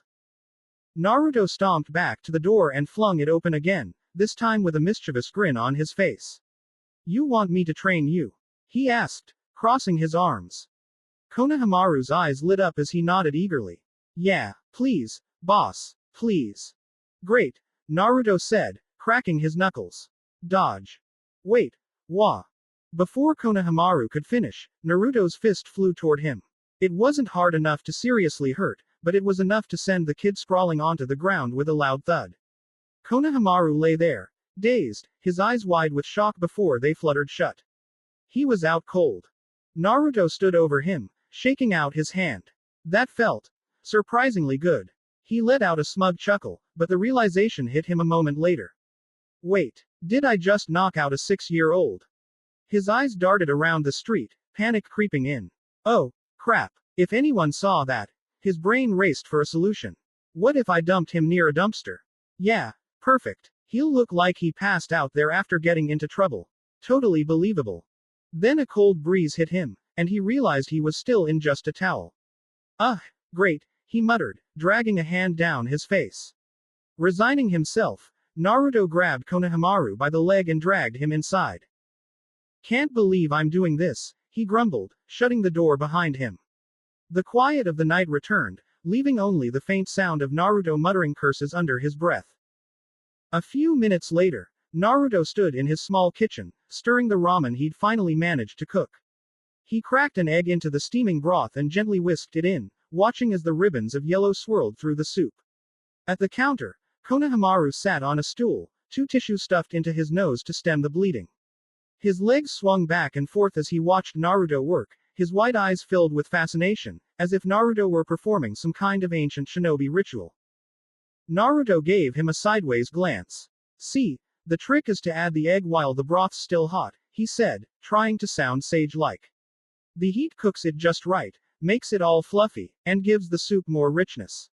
It's simple, but this is sacred ramen knowledge. Konohamaru nodded solemnly, as if Naruto had just handed him the meaning of life. Sacred ramen knowledge. Got it, boss. Naruto smirked as he poured the finished ramen into 2 bowls. Steam rose, carrying the comforting aroma of savory broth and egg. He slid 1 bowl toward Konohamaru, handing him a spoon. All right, kid, dig in. Konohamaru didn't hesitate, scooping up a bite and stuffing it into his mouth. His eyes widened in pure delight as he chewed. This is amazing, boss. First, you tested my speed, and now you're teaching me the secret art of ramen making. Naruto chuckled, sitting down on the other side of the counter with his own bowl. He felt a little burst of pride. He didn't get called awesome often, and hearing it from Konohamaru wasn't so bad. As the boy took another eager bite, Naruto leaned back slightly and asked, "So, why do you want to learn from me?" Konohamaru paused, his spoon hovering over the bowl. His face grew serious, and he stared down at the swirling broth. "Well, you're the first person who's ever treated me like me," he said quietly. Naruto frowned. "What do you mean?" Konohamaru set his spoon down, his small hands clenching into fists. "My grandpa gave me the name Konohamaru, after the village. Everyone knows my name, but when they talk about me, all they see is the Hokage's grandson. No one ever sees me. They bow, they smile, but it's all fake. I'm sick of it. That's why I want to be Hokage, so they'll see me for who I really am." Naruto sat back, letting the boy's words sink in. He didn't say anything right away, just stared at his ramen. That hit a little too close to home. Naruto knew what it was like to want recognition, to want people to see him, not some version of him they made up in their heads. The quiet stretched between them, the only sound the soft clinking of their spoons against the bowls. Naruto opened his mouth to say something, but before he could, his front door slammed open. "Young master." Ebisu stormed in, his glasses slightly askew, his usually prim demeanor looking thoroughly ruffled. "I've been looking for you for hours. The entire Sarutobi clan is worried sick." Naruto blinked in confusion, setting his spoon down. Ever heard of knocking?" "Don't interrupt me," Ebisu snapped, adjusting his glasses as he turned his sharp glare on Konohamaru. "Honorable grandson, let's go. You've wasted enough time here. Stop this foolishness and return to the clan." Konohamaru shot up from his stool, his fists clenched. "No, I'm not going back until I'm strong enough to defeat Grandpa and become Hokage. And boss is teaching me how." Ebisu groaned, pinching the bridge of his nose like he was dealing with an unruly toddler. "Honorable grandson. Stop calling me that," Konohamaru shouted, his voice cracking with frustration. "I'm not just honorable grandson. I'm Konohamaru." Naruto watched the boy tremble with anger, and something inside him shifted. Placing a hand on Konohamaru's shoulder, he gave him a reassuring squeeze. "Hey, let me handle this," he said softly. Konohamaru looked up at him, hesitating for a moment before nodding and stepping back. Naruto stood, turning to face Ebisu, his expression calm. Ebisu scoffed, his nose wrinkling as he regarded Naruto with disdain. "And what are you going to do, dead last? You're nothing but a fool playing ninja. I'm far more skilled than the likes of you." Naruto's eye twitched, his hand curling into a fist. Who does this guy think he is? But instead of getting mad, he let out a slow breath, an idea forming in his head. He took a step forward, his expression unreadable. "Oh, ho, you're approaching me."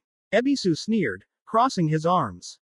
"I can't kick your ass unless I come closer," Naruto replied, taking another step. His voice was calm, almost casual, but his words dripped with challenge. Ebisu's smirk widened. "You're welcome to try, demon brat. But don't think for a second you stand a chance. Teach him, boss." Ebisu's scoff turned into a chuckle, his tone mocking. "Teach me? Teach me what?" Naruto cracked his knuckles, a grin spreading across his face. Lesson 1. Don't underestimate your enemy. The light of the miracle glowed white hot around Naruto's knuckles, the energy humming faintly in the still night. Ebisu's smirk didn't last long. Before he could even react, a shockwave that struck him square in the chest.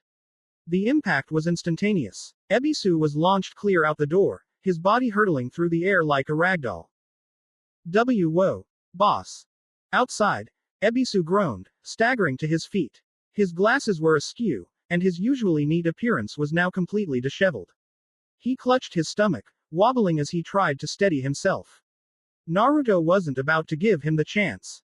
In an instant, he equipped his armor, the pieces forming around him with a low, resonant clink. The weight of it felt natural now, as though it had always been part of him. Without hesitation, he disappeared in a blur of speed, the Shunshin no Jutsu propelling him. Ebisu could even register the movement. Naruto closed the distance. His knee shot up in a swift, brutal arc, slamming into Ebisu's jaw with bone-crunching force. The sound echoed in the night, a sickening crack that made Konohamaru flinch. Ebisu's body flew backward, slamming into the metal railings outside with a deafening clang. The railings bent under the force, creaking ominously as his body toppled over the edge. "Don't worry," Naruto said casually. "There's a dumpster down there. It'll break his fall." A dull thud echoed up a second later. Naruto winced. "Or the concrete." Konohamaru looked up at him, stunned, before breaking into a wide grin. "That was awesome. He had it coming." "Alright, kid, lesson 2. Never let a jerk like that boss you around." "Got it. Got it, boss." The boy's excitement seemed boundless, and he practically bounced as he followed Naruto into the living room. "You were awesome, boss. Can you teach me how to do that? That jutsu was insane." "You're not ready for that yet, brat. Why don't we focus on getting you home first? It's way past your bedtime." Konohamaru paused, his grin fading slightly as he looked guilty. Naruto followed his gaze to the counter and froze. The ramen bowls they had just eaten from were now completely empty, and one of them looked like it had been licked clean. "I needed something to eat while you fought," Konohamaru giggled nervously, letting out a tiny burp. Naruto's eye twitched. This kid. He took a deep breath, trying to calm himself. But before he could finish exhaling, an idea struck him. "I think," he began, reaching for his inventory, "you need to run." "Run." With a low hum, Naruto summoned his Zweihander, the massive blade materializing in his hands with a heavy thud against the floor. The room almost seemed to darken under its sheer weight and presence as Naruto pointed the blade at Konohamaru. "Run." Naruto roared, his grin widening into something that was far too gleeful. Konohamaru's eyes went wide. "I'm sorry, boss," he yelped, spinning on his heel and bolting out the door. Naruto chased after him, the Zweihander over his shoulder, his laughter echoing through the quiet streets. "Come back. I just want to talk." "I said I'm sorry." Konohamaru's voice trailed off as he sprinted away, his little feet slapping against the cobblestone streets. Eventually, after several blocks of chasing, Naruto caught up to the boy and threw him over his shoulder like a sack of rice. Konohamaru didn't even struggle. He just clung to Naruto's back, laughing between gasps for air as Naruto walked them toward the Sarutobi clan house. The moonlight illuminated the streets, and the gentle hum of the village at night filled the space between them. After a while, Konohamaru's giggles faded, replaced by a thoughtful quiet. His small arms wrapped around Naruto's neck as he adjusted his position. "Boss, what's your dream?" Naruto paused for a moment, pretending to focus on his steps. He didn't want to talk about it, but Konohamaru wasn't the type to let things go. "I heard people say your dream was to become the greatest Hokage," Konohamaru pressed. Naruto exhaled slowly. "Yeah," he muttered, keeping his voice low. He didn't feel like explaining himself. "Well, sorry, boss," Konohamaru said, his proud tone returning. "But I'm gonna be the greatest Hokage. You're just gonna have to settle for second place." Naruto huffed out a laugh, shaking his head. "It's not that easy, dumbass. The title of Hokage isn't something you just decide to take. It's something you earn. Everyone has to acknowledge you first. Do you think that's easy?" His voice softened as he added, "I've had a hard enough time just getting one person to acknowledge me. So, what do I do?" Naruto adjusted his grip on the boy and kept walking. "Prepare yourself. There aren't any shortcuts to becoming Hokage." The boy went quiet, chewing on Naruto's words, until the Grand Sarutobi clan gates came into view.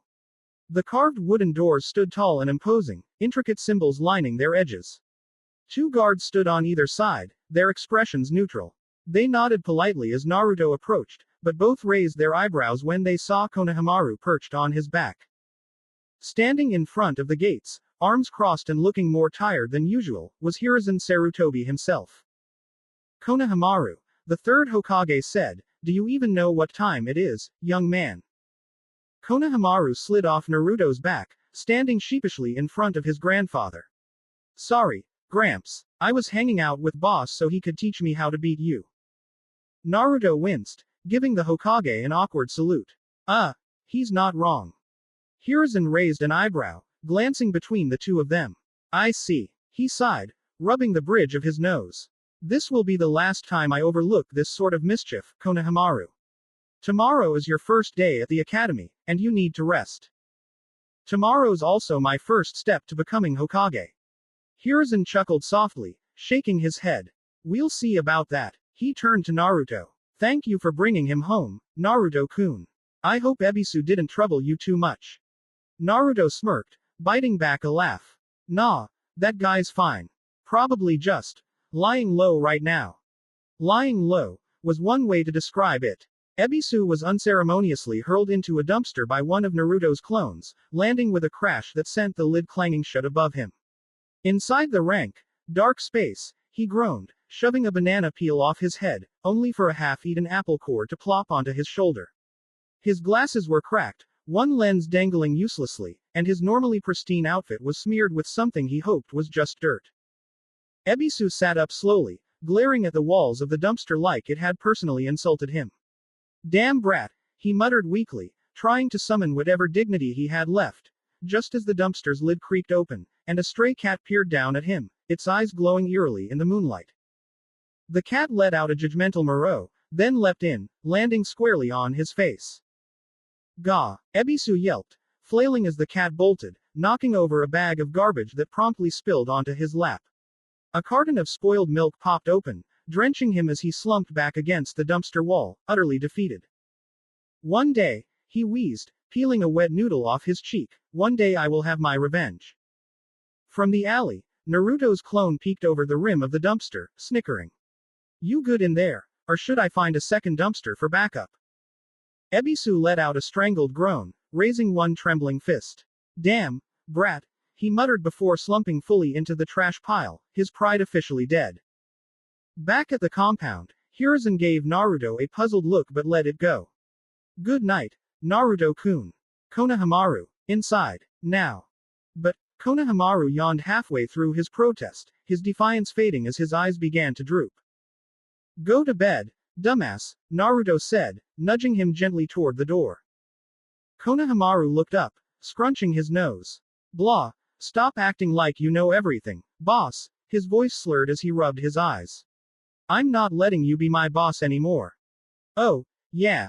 Yeah, Konohamaru blinked sleepily but still managed to grin. From now on, we're rivals. Naruto's smirk softened into a smile. He reached into his pocket, palming his green goggles from his inventory. Without drawing attention, he handed them to Konohamaru. These are my favorite goggles, he said as the boy's eyes widened. When the day comes that we're fighting for the Hokage title, I want them back. Konohamaru's face lit up as he slipped off his helmet and put the goggles on. Then you'll have to win them back, boss. Naruto laughed, holding out his fist. Looking forward to it, Konohamaru. The boy bumped his fist against Naruto's before turning and running inside, his laughter echoing behind him. Naruto stood there for a moment, watching him go. Hiruzen's voice broke the quiet. He looks up to you, you know. Naruto nodded silently, his eyes drifting toward the moonlit village in the distance. The quiet between him and the old man stretched, heavy and awkward, like a weight neither wanted to lift.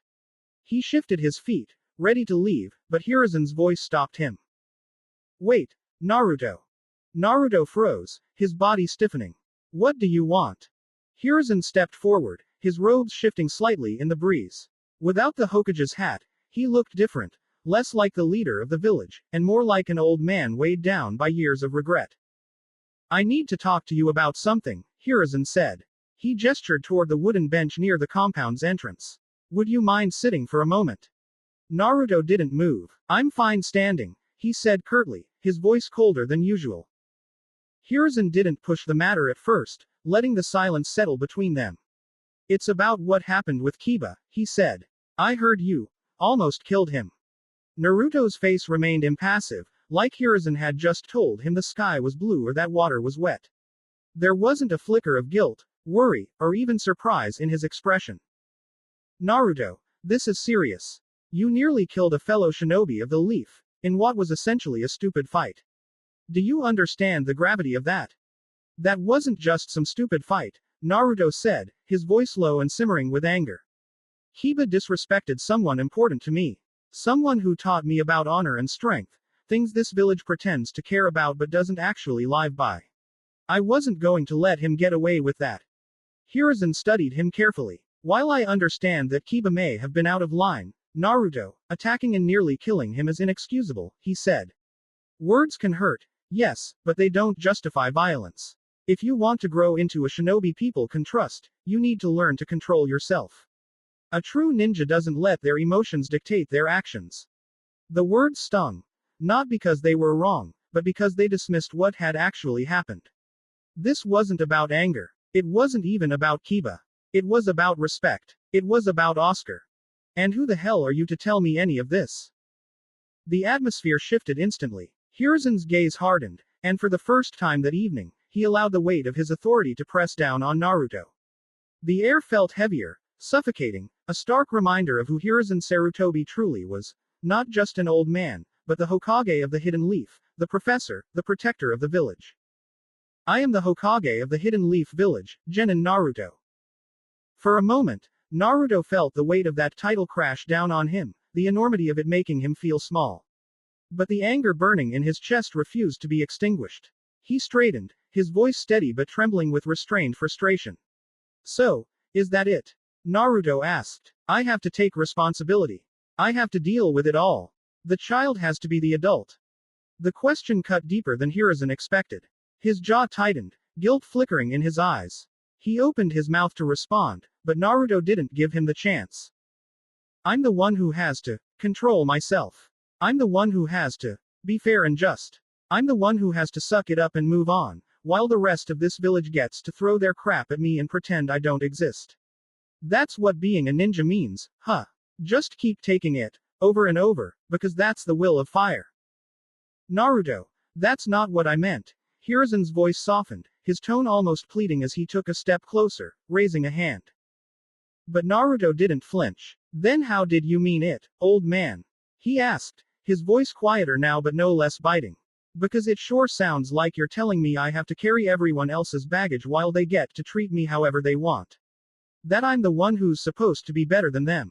That I'm supposed to act like a hero for a village that's never done anything for me. The silence that followed was deafening, broken only by the faint rustle of leaves in the breeze. You're right, Hiruzen said finally, his voice heavy with regret. I wasn't there for you the way I should have been. And neither was this village. For that, Naruto, I am truly sorry. Naruto flinched, his eyes widening slightly. He hadn't expected that. Not the apology, not the raw sadness in the old man's voice. But it wasn't enough. It couldn't be enough.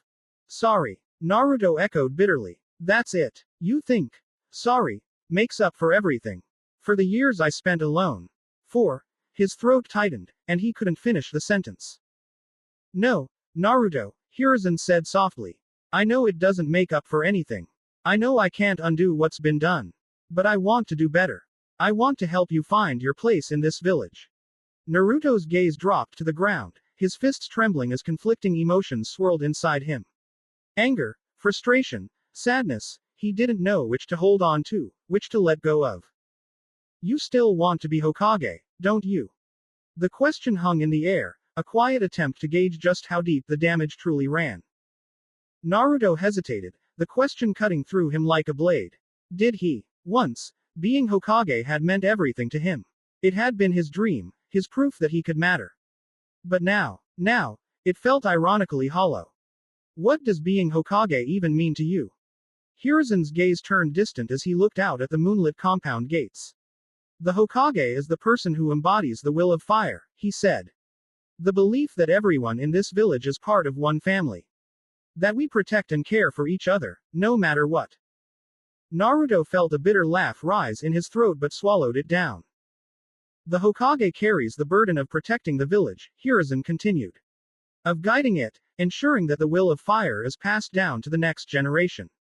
It's a chain that stretches back to the first Hokage, and one I hope will continue long after me. So, has Konoha failed me? Has the Hokage failed me? Hiruzen's breath hitched. I don't think I ever felt the warmth of family when I cried myself to sleep, Hokage-sama, Naruto continued, his voice trembling, not from fear, but from the weight of everything he had held in for so long. I don't think I ever felt protected when the villagers glared at me like I was a monster. Like I wasn't even human. Hiruzen's face fell, the regret pooling in his eyes. Naruto's voice softened, but that only made it worse, the pain in his words sharper for how calm they were.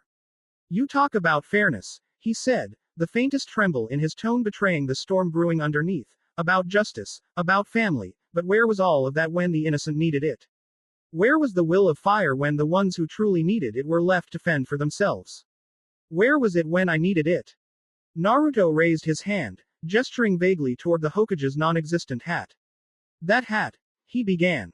That hat once meant something to me. It represented hope. A dream that maybe, one day, I could be more than the village outcast. More than just the kid everyone hated for no reason. That maybe, just maybe, I could be someone who mattered. His gaze locked onto Hiruzen's then, raw, unflinching, and full of unshed tears. His bright blue eyes seemed to bore into the Hokage, demanding he look at the truth he had ignored for so long.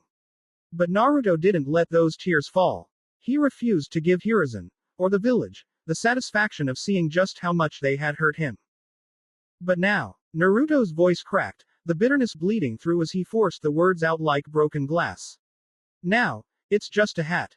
Nothing more. A hat worn by a man who preaches fairness and justice but doesn't live it. A man who lets his village turn its back on a child. A man who talks about family, but doesn't even know what the word means. That's what the Hokage's hat is to me now. Nothing. Just an empty symbol. Hiruzen stood there in silence. He didn't argue. He didn't deny it. How could he? Every word Naruto said was a truth Hiruzen couldn't refute. Every accusation struck deeper than the last, cutting through the ideals he had spent his life trying to uphold. And now, those ideals crumbled under the weight of the boy's pain. Shame painted itself across Hiruzen's face. It seeped into every line etched into his weathered features. Shame not just as the Hokage, the leader who was supposed to protect and nurture every soul in his village, but as a man. A man who had failed a boy who needed him the most. A boy he had promised to look after and had let down in every way that mattered. But worst of all, shame is the man Naruto once called Grandpa. That name had been a gift, a sign of trust, of affection, of the hope that maybe, despite everything, Naruto still believed in him. And Hiruzen had thrown it away. Through his inaction, his silence, his complacency, he had let that precious gift rot away until there was nothing left. I don't hate you, old man. I should, but I don't. He paused. What I feel is worse. Disappointment. He let the word hang in the air like a blade suspended above Hiruzen's head, cutting deeper than any weapon ever could. Then, with no further words, Naruto turned away. For a moment, he thought to call out, to stop him, to say something, anything, to make this right. But no words came. No action felt sufficient. He remained frozen, bound by the weight of his own failings. Hiruzen Sarutobi, the great Hokage, the professor, the man who was supposed to guide his people, felt completely powerless. It wasn't a new feeling, but that only made it worse. He recognized it too well. The same powerlessness that had plagued him when his relationship with his own son, Asuma, had crumbled, built on unspoken expectations and words left unsaid. The same powerlessness that gnawed at him whenever he thought of Tsunade, how he had failed to guide her through her grief and let her leave the village, carrying her pain with her. The same powerlessness that weighed on him every time he remembered Orochimaru, the student he'd let fall into darkness because he couldn't bring himself to act decisively when it mattered most. And now it was Naruto. This was his great flaw, the one that defined his many regrets, his inability to repair the bonds that should have mattered most to him. Time and again, he had let the people who needed him slip through his fingers, too afraid, too hesitant to confront the mess he had allowed to grow. He always told himself it was for the greater good, that his duty to the village outweighed his personal relationships, but in truth, he simply didn't know how to fix what was broken. Naruto paused mid-step, his back still turned to the old man. If Iruka-sensei hadn't stopped my axe from hitting Kiba, he said, I would have stopped myself. He glanced over his shoulder. Not because of anything you taught me. Not because of anything this village stands for. But because I live by the code of someone who believed in me. Someone who gave me hope when no one else would. I wouldn't dirty his code. Not even for my anger. The finality in his voice landed like a hammer blow, reverberating in the space between them. Naruto's eyes lingered on Hiruzen for just a second longer, piercing and resolute, before he turned and began walking again. His steps were deliberate, unhurried, as though he were leaving behind more than just the conversation. Good night, Hokage-sama. In the outer ring of Konoha's civilian district, amidst unassuming shops and buildings, lay a small, nondescript bar tucked between a bakery and a butcher shop. Its wooden sign swung slightly in the breeze, the kanji for Willow Rest visible under the moonlight. Inside, the bar was dimly lit, its air thick with the quiet murmur of patrons nursing drinks. A cloaked figure entered, leaning slightly on a cane. Shimura Danzo had returned to Konoha. The bartender froze, his hand tightening on the glass he was polishing, before quickly bowing. Without a word, Danzo moved toward the back of the establishment. His cane tapped against the wooden floor in rhythmic intervals. He paused before a worn brick wall, his lone eye scanning it until his cane tapped 3 times in a circular motion. A faint glow appeared, spider webbing into a complex ceiling array. The bricks began to shift, twisting and rearranging themselves. Slowly, a narrow door materialized, creaking open to reveal a stairway descending into darkness. Danzo stepped through without hesitation, the door sealing itself behind him with a quiet hum. The stairway opened into a vast underground chamber, lit by lanterns casting eerie shadows on the damp stone walls. Hundreds of masked figures appeared seemingly from nowhere, kneeling silently as their collective voice echoed in unison. The unseen ones who support the great tree of Konoha from the depths of the earth. We are the root. Danzo's expression remained as stoic as ever. With a single, deliberate tap of his cane, the masked figures stood, silent and awaiting orders. At the center of the room stood a high-ranking root operative, their mask etched with intricate patterns marking their rank. They held a scroll in their hands, bowing as Danzo approached. Report. Lord Danzo, the target has been under continuous surveillance. Sai has compiled a detailed report. Agent Sai, step forward. From the shadows, Sai flickered into existence, kneeling with mechanical precision. Lord Danzo, Sai said, his tone devoid of emotion. Deliver your findings, Danzo commanded, unfurling the scroll and scanning its contents with his lone eye. Target Uzumaki Naruto has been observed in his home, his classroom, and in various public interactions. I have documented all noteworthy behaviors, relationships, and rumors surrounding him. The first section includes detailed points of interest. Danzo's gaze lingered on the mention of Naruto's team: Hatake Kakashi, Uchiha Sasuke, Haruno Sakura. Kakashi. Danzo muttered internally. Proceed with caution. That man sees too much. He moved on, his expression hardening as he read about Naruto's display of killer intent. He tapped his cane again, sharp and deliberate. Agent Fu. Another masked figure materialized from the shadows. Yes, Lord Danzo. Erase any civilian memories of Naruto's killer intent. The words hung in the dim chamber, cold and final. The root operatives didn't flinch, didn't hesitate. They simply nodded. Danzo calculated that the clan shinobi would keep such knowledge contained. Their loyalties were bound by tradition, honor, and the subtle fear of losing face within Konoha's strict hierarchies. They would whisper, certainly, but only within the confines of their compounds. Their suspicions wouldn't reach the streets. Civilians, however, were a different matter entirely. They were Konoha's weakest link, a necessary part of the village but untrained, undisciplined, and dangerously prone to gossip. Whispers among traders at the market or murmurs over sake in the taverns could spread like wildfire, twisting and growing with every retelling. By the time those whispers reached other ears, ears outside Konoha, perhaps, they could turn into something uncontrollable. Naruto's killer intent wasn't just a threat to his enemies, it was a threat to Konoha's image itself. A boy who was already mistrusted and feared by many civilians now showing killer intent. That wasn't a narrative Danzo could afford to let take root. Understood. Danzo rolled the scroll shut, his grip tightening slightly.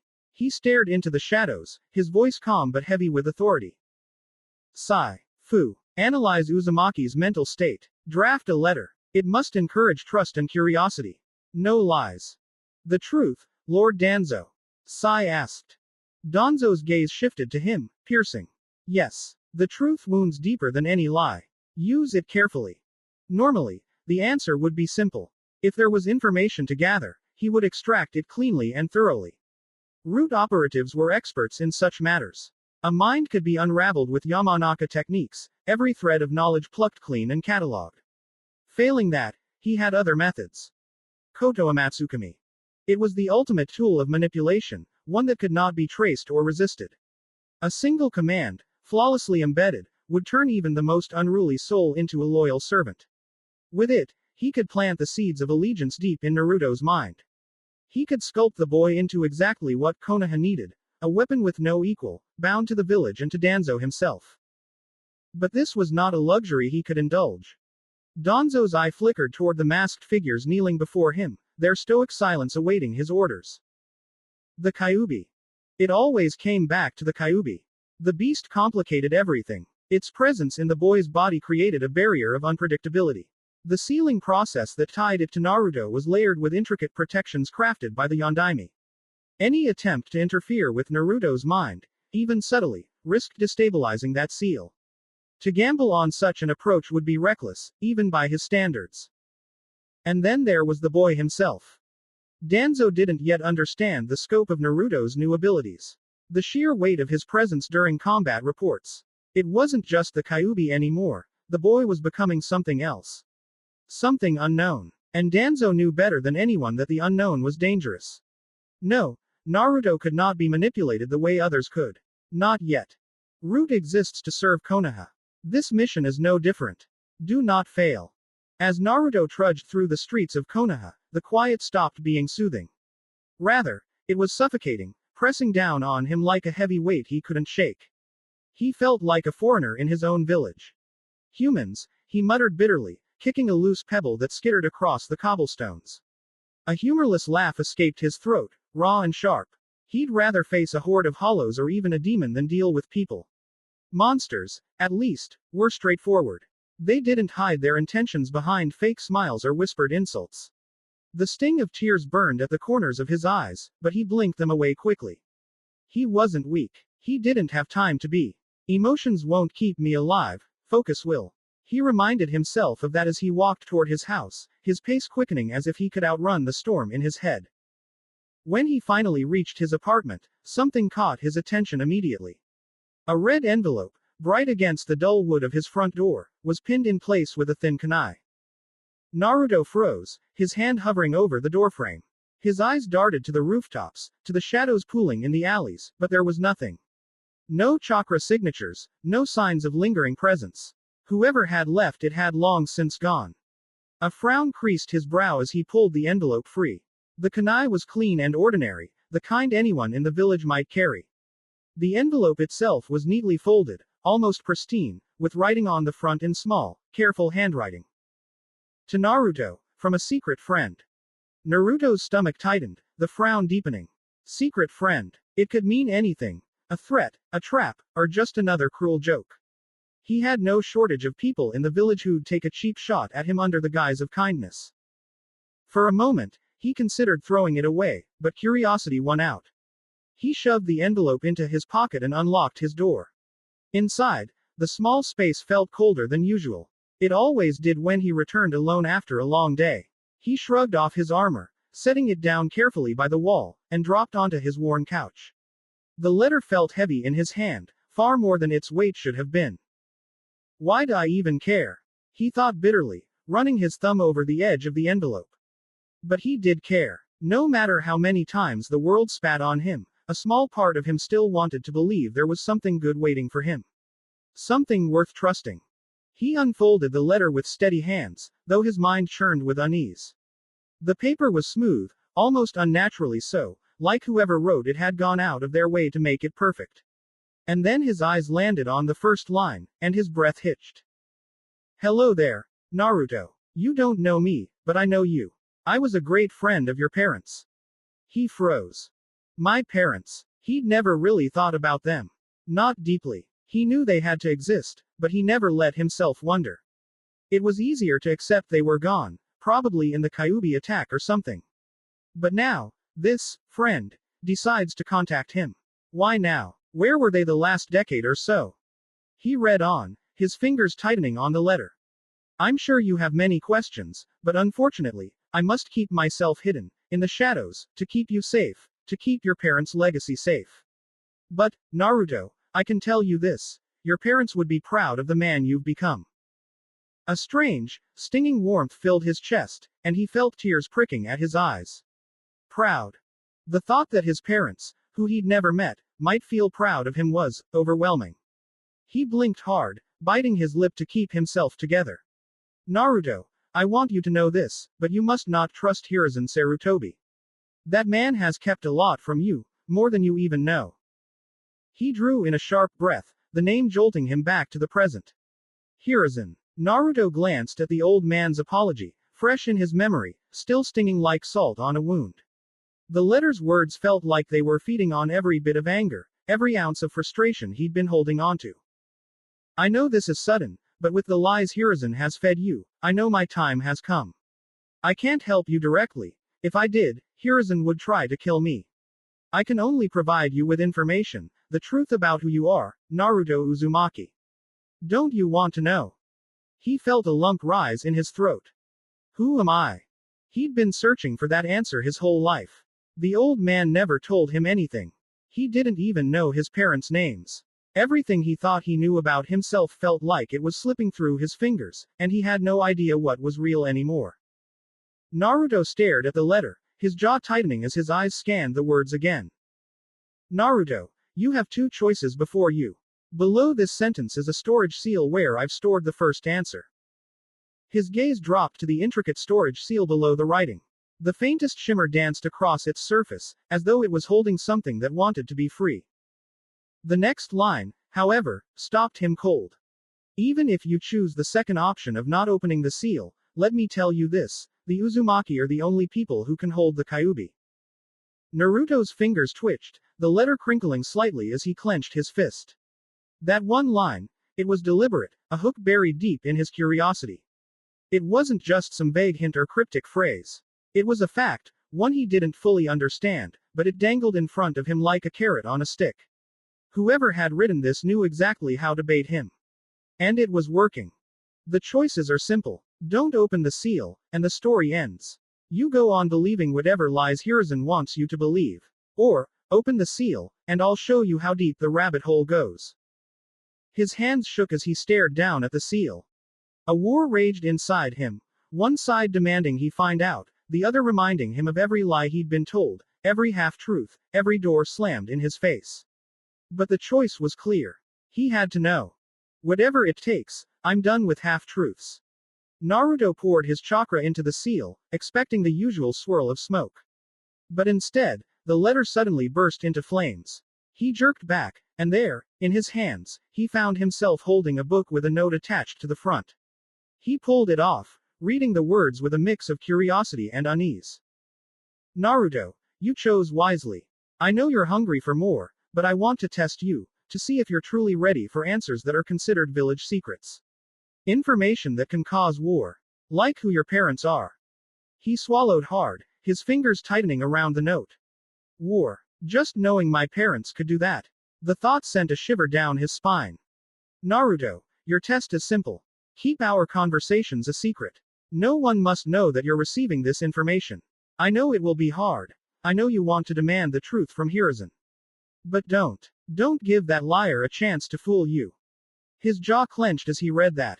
That liar. If there was even a shred of truth to this, maybe it was time to stop trusting what he thought he knew. Naruto, I want you to remain silent for the next month, and then you'll receive information about who your mother is. If you can't do that, if you tell Hiruzen or anyone else, I won't help you. Don't disappoint me, Naruto. From your friend, from your guardian, the Hawk of Konoha. Naruto stared at the note, the words blurring as his grip tightened. The Hawk of Konoha. He turned the phrase over in his mind, tasting the bitterness it left behind. A friend. A guardian. No. This was no ally. He couldn't afford to believe that. A part of him wanted to laugh. Sharp, hollow, and humorless. Trust. After everything. After all the stares, the whispers, the betrayals, the endless solitude. The very idea was a cruel joke. And yet, somewhere, buried under the layers of his resentment, something desperate clawed at him. Maybe, just maybe, this time will be different. He hated that part of himself. Hated the hope that still flickered like a stubborn ember, refusing to die no matter how hard he tried to smother it. His gaze fell to the book in his lap, The History of the Uzumaki Clan. Just seeing the title made his chest feel tight, his breath shallow. It was too much. Too big. A legacy. A clan. A family. The words felt like a cruel mockery of the life he'd known. The book slipped from his trembling hands, hitting the floor with a dull, resounding thud. He didn't move to pick it up. He just sat there, staring at it, frozen. This was real. It had to be. The weight of it, the implications, it hit like a hammer blow. All his life, he had fought for scraps.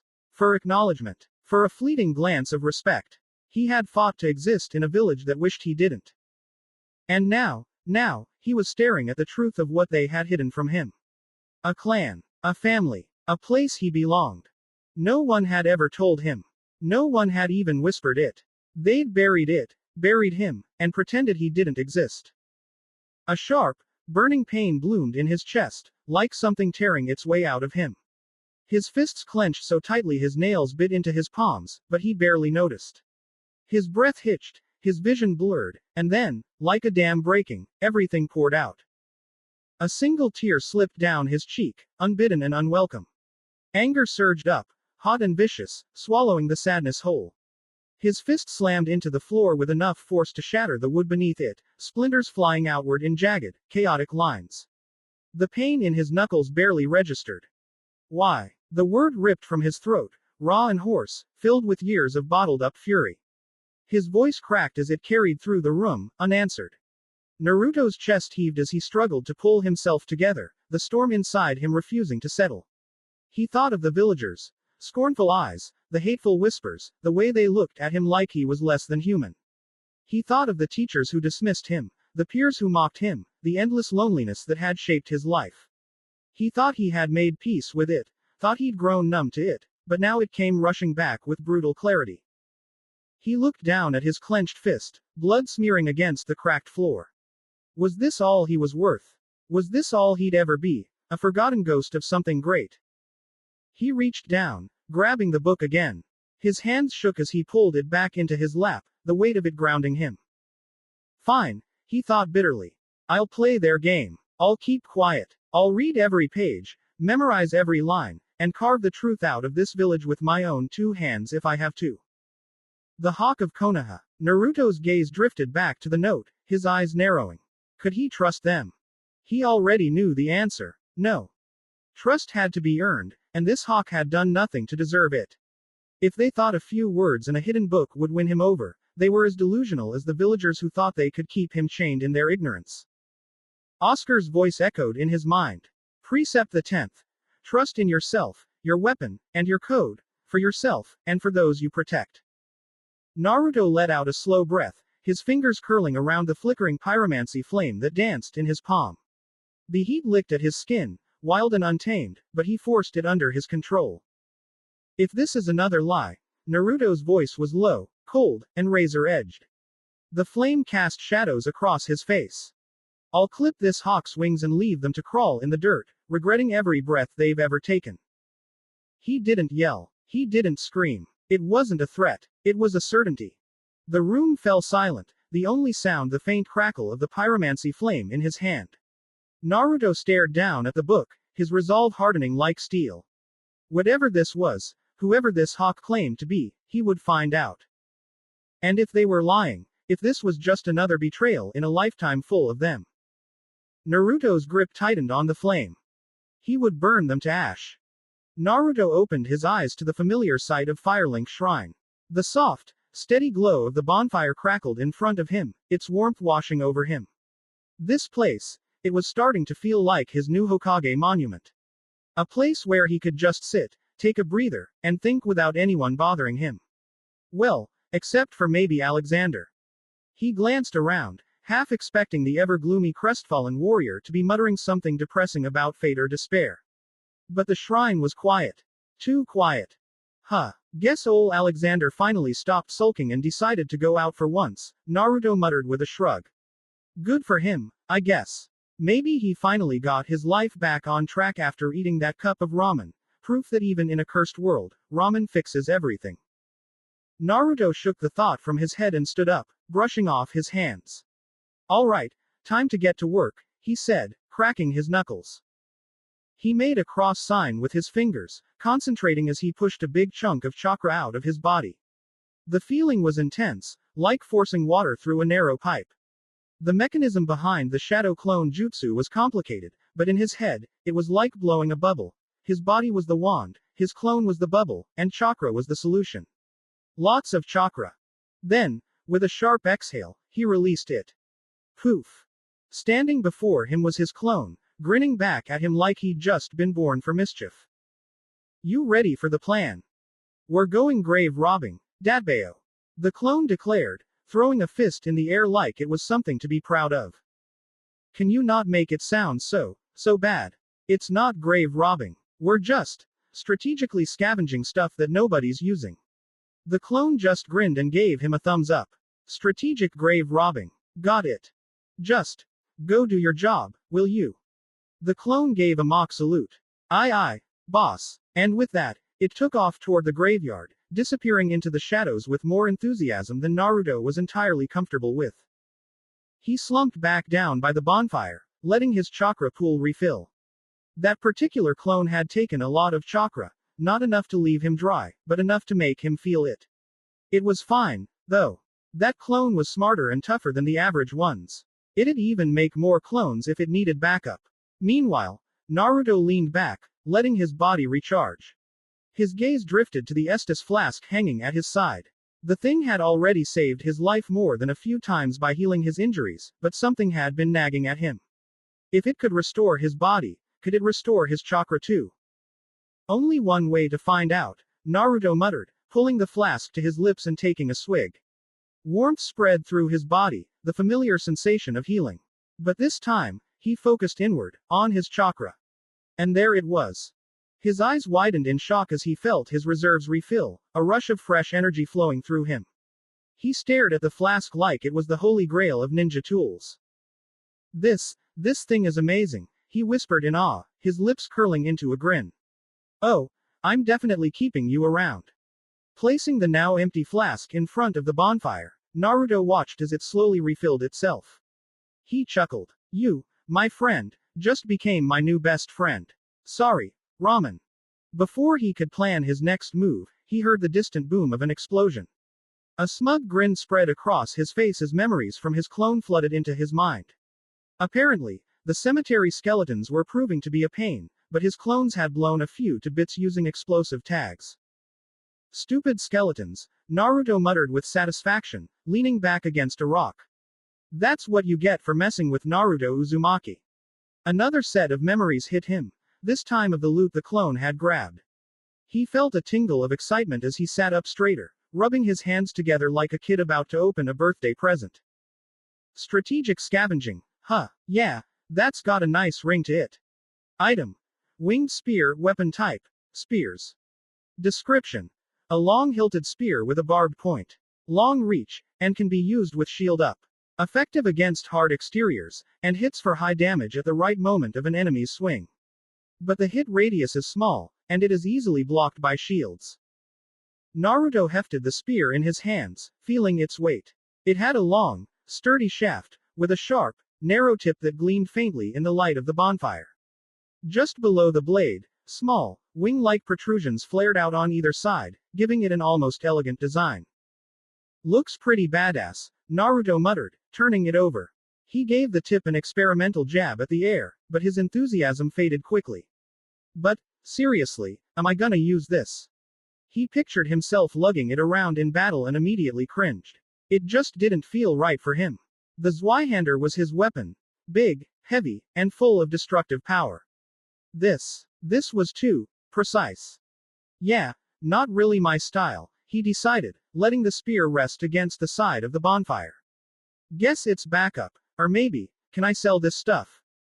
He rubbed the back of his head, wondering how selling even worked in Lordran. He'd have to figure that out later. For now, though, it was just one more thing taking up space in his inventory. Item. Caduceus round shield, weapon type, small shield. Description. Round wooden shield crafted in Lordran. Decorated by an ancient blue caduceus. The giant trees in Lordran are distant offspring of the great stone arch trees. This shield inherits their properties, and the wood greatly reduces magic damage. Next, Naruto picked up the shield. It was small and round, made of wood with a faded green background. The design on its face, a pair of curved lines resembling snakes meeting at a U shape, was faint and worn, but still visible. The edges of the shield were reinforced with a thin rim of metal, though it had seen better days. Huh, Naruto said, giving it a once-over. Not bad. Feels pretty sturdy, I guess. He rapped his knuckles against it, hearing the dull thud of the wood. Wonder if this thing could hold up against a jutsu. But he frowned, already feeling its weight dragging on his arm.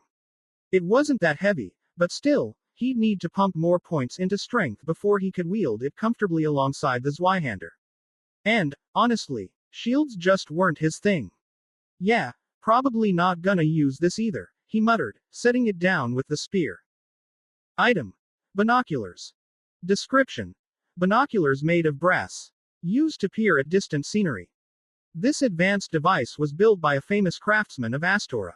Its utility is singular, but its applications many. The value of these specs depends greatly on the imagination of their owner. Finally, Naruto picked up the binoculars. They were made of brass, slightly worn but still solid, with two cylindrical eyepieces connected by a small hinge in the middle. He turned them over in his hands, feeling their smooth surface. Binoculars. Naruto muttered, squinting at them. What am I supposed to do with these? His mind wandered for a moment, and then a wicked grin crept onto his face. He remembered the onsen near his apartment in Konoha. I mean, I could test these out there. Just, for research purposes, he said to himself, chuckling quietly. But the thought made him blush, and he quickly shook his head. Nope, bad idea. Focus, Naruto. Grinning at his own ridiculousness, he brought the binoculars up to his eyes, curious to see what they could do. He aimed them at the bonfire, and immediately regretted it.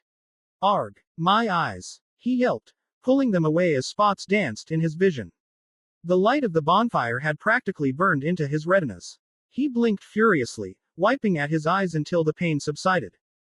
Once his vision cleared, he raised the binoculars again, this time aiming them at the far edges of the shrine. Through the lenses, he could make out winding paths carved into the massive stone walls surrounding the area. The paths twisted and turned, disappearing into the distance like trails leading to the unknown. Naruto lowered the binoculars, a grin spreading across his face. Well, looks like I know where I'm going next, he said, standing up and stretching. He stashed the binoculars in his pouch and gave the bonfire one last glance. Let's go see what this world's got for me next. Naruto made his way to the cliffside where Alexander had once stood guard over his soul drop. The ground sloped sharply, giving way to a sheer drop below, and just ahead, the massive castle wall loomed like a giant sentry. The dark stone was ancient, scarred by battles long since forgotten, and stretched so high that it vanished into the thick, cloudy sky above. Naruto tilted his head back, taking it all in, feeling impossibly small in its shadow. Man, he muttered to himself, this place always knows how to make you feel tiny. As he stepped closer, his sharp eyes caught sight of a set of staircases carved right into the cliffside. They clung precariously to the rock face, winding upward toward a series of ancient, crumbling archways that disappeared into the castle walls. The steps themselves were a mess, cracked, uneven, and overgrown with tufts of wild grass and moss. Naruto let out a deep breath, rolling his shoulders. He stepped onto the first stair, his hand instinctively resting on the hilt of the Zweihander strapped to his back. His senses were on high alert, his eyes scanning the shadows ahead. He didn't have to wait long. A few hollows shuffled into view, their vacant, hollow eyes staring at nothing, their battered armor barely clinging to their decayed bodies. They gripped rusted short swords with hands that shook as if they'd forgotten how to fight. Naruto smirked, his confidence swelling. PFF'd, this is gonna be easy, he said under his breath. These hollows were barely holding themselves together, and he figured he wouldn't even need chakra to deal with them. This would be a good warm-up. He took a step forward, hand on the Zweihander, ready to attack. Then it came, a sharp whistling sound cutting through the air. Boom. The explosion slammed into the ground beside him, a burst of searing flames and heat that sent Naruto stumbling backward. The blast hit his chest like a hammer, forcing the air out of his lungs as flames licked at the edges of his armor. Smoke filled his lungs, and his instincts screamed at him to move. Damn it! Naruto coughed, patting at the charred edges of his armor as he tried to regain his balance. His skin tingled from the heat, and his head pounded from the force of the blast. He barely had time to recover when one of the hollows lunged forward with a crazed howl, its short sword swinging wildly. The first blow slammed into his shoulder plate with a harsh clang, and the hollow didn't stop. It hacked at him relentlessly, the strikes landing with the ferocity of a wild animal. Naruto gritted his teeth, his arm vibrating with every impact as he tried to block and hold his ground. The hollow's attacks were so wild, so frenzied, it almost pushed him off the edge of the staircase. Then, with a sharp snap, the hollow's rusted sword shattered against his chest plate. The creature froze for a split second, almost as if it were confused, and Naruto seized the moment. With a burst of chakra, he disappeared in a blur of motion, Shun shining backward to put some distance between them. Alright, that's enough of that, Naruto muttered, his breath ragged. His smirk was gone, replaced with a hard glare. These guys are supposed to be pushovers, so what the hell's going on? Movement above caught his eye. Another hollow was scrambling down the upper staircase, its empty gaze fixed on him. Below, a second hollow, this one clad in dented, rusted armor, emerged from the shadows. Naruto didn't wait for them to close in. Triggering the pyromancy flame in his hand, he hurled a fireball at the staircase. The explosion rocked the stone steps, engulfing the two hollows in flames. Smoke and embers filled the air, and Naruto charged through the chaos, his Zweihander raised high. The first hollow, still stumbling forward, didn't stand a chance. With a roar, Naruto brought the Zweihander down in a devastating swing, cutting the hollow clean in half. Blood sprayed across the stone, the creature's remains crumpling to the ground as Naruto's focus sharpened. His way of focality screamed in his head, more attacks were coming from all sides. But those attacks landed on nothing but smoke. His clone had taken his place. Boom. Another firebomb went off, consuming the area where his clone had been standing in a burst of flames. Using the distraction, Naruto appeared behind the group of hollows, his Zweihander already in motion. The massive blade swept in a wide arc, slicing clean through two hollows in one fluid motion. Their heads hit the ground before their bodies even registered the impact. The Zweihander crashed into the stone floor with a heavy thunk, dust and blood scattering in all directions. Naruto stood still for a moment, his chest rising and falling as he caught his breath. But it wasn't over. Above him, another hollow was already prepping another firebomb. Naruto glanced up, his eyes narrowing. Not this time, he muttered. Letting go of the Zweihander, he pulled a kunai from his pouch and flung it with precision. The kunai struck the firebomb midair, detonating it in a fiery burst that sent the hollow stumbling back. Naruto didn't hesitate. He sprinted up the staircase, the wind whipping past him, his legs pumping hard as he closed the distance. His smirk returned as he thought about what he was going to do. Oh, I'm gonna enjoy this, he muttered under his breath, picturing himself tossing the hollow right off the edge. The hollow raised its arm to throw another bomb, but before Naruto could close the gap, a massive axe swung out from behind the staircase. His instincts screamed, and he substituted, vanishing in a puff of smoke just as the axe cleaved through where he had been. Naruto reappeared midair, just in time to watch the hollow with the axe get slammed by the firebomb intended for him. But it barely flinched, its bony face turning toward him with soulless rage. He landed on the upper staircase, his feet skidding against the stone. All right, he growled, summoning the Zweihander into his hand, no more games. Chakra surged through his muscles as he charged forward, raising the massive blade. The hollow swung its axe, but the Zweihander cut clean through it, the blade continuing its arc and splitting the hollow's body in two. The strike shook Naruto's entire frame, but he held steady, his grip firm. Another firebomb came his way. Naruto ducked into a low crouch, just like Kakashi had taught him, the bomb sailing harmlessly over his head. He glared up at the hollow, his patience officially gone. You really wanna keep throwing stuff, huh? He growled, stalking toward the hollow, fists clenched.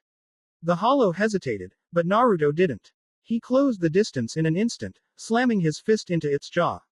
The impact sent it staggering, and he followed up with a quick left-right combo, each punch landing with a satisfying crack. Here, let me help you with that whole, falling apart, thing.